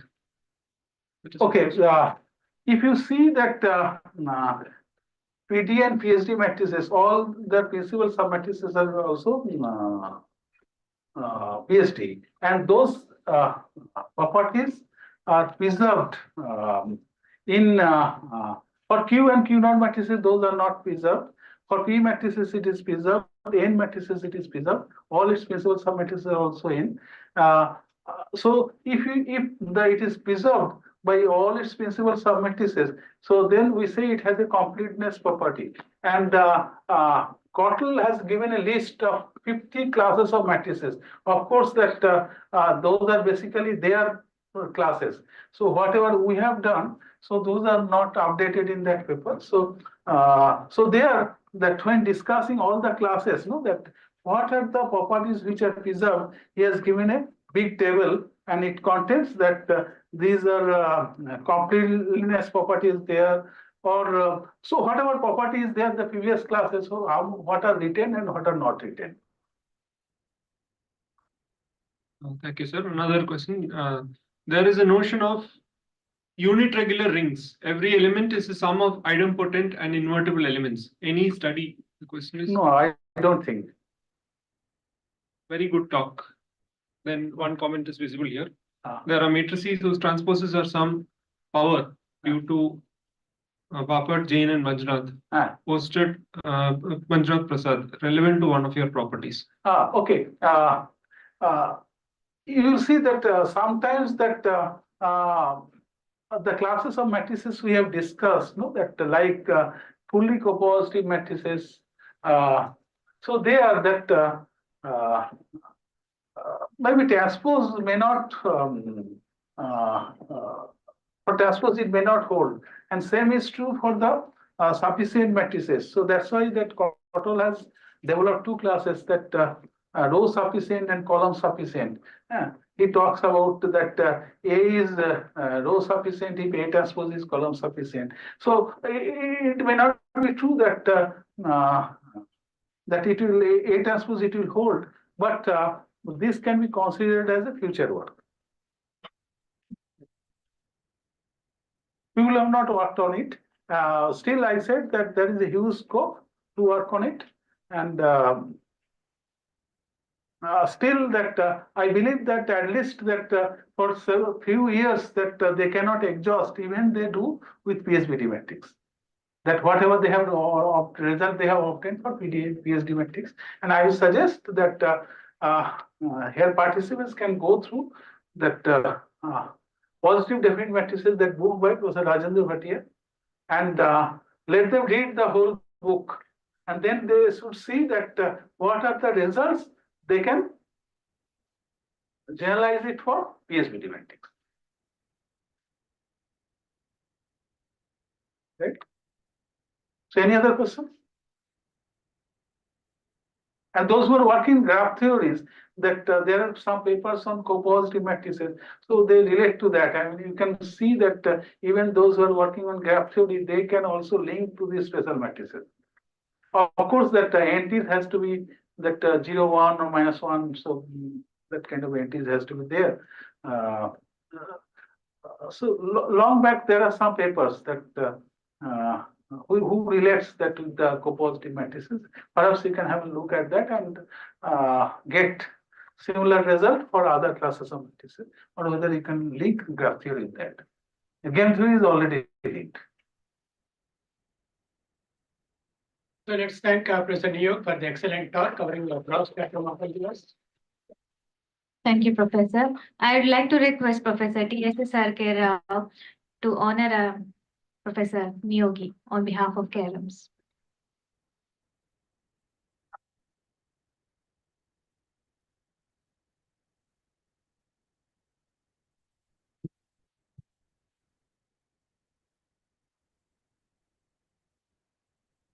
I'd like to thank Professor T.S.S.R.K. Rao for chairing the session. Thank you, sir.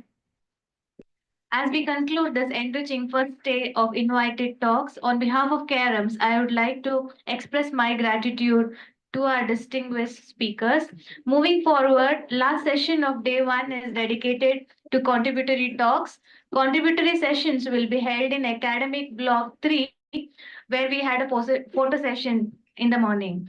So I'll read out the room numbers. Contributory talk A will be held at NLH 403 in the academic block 3.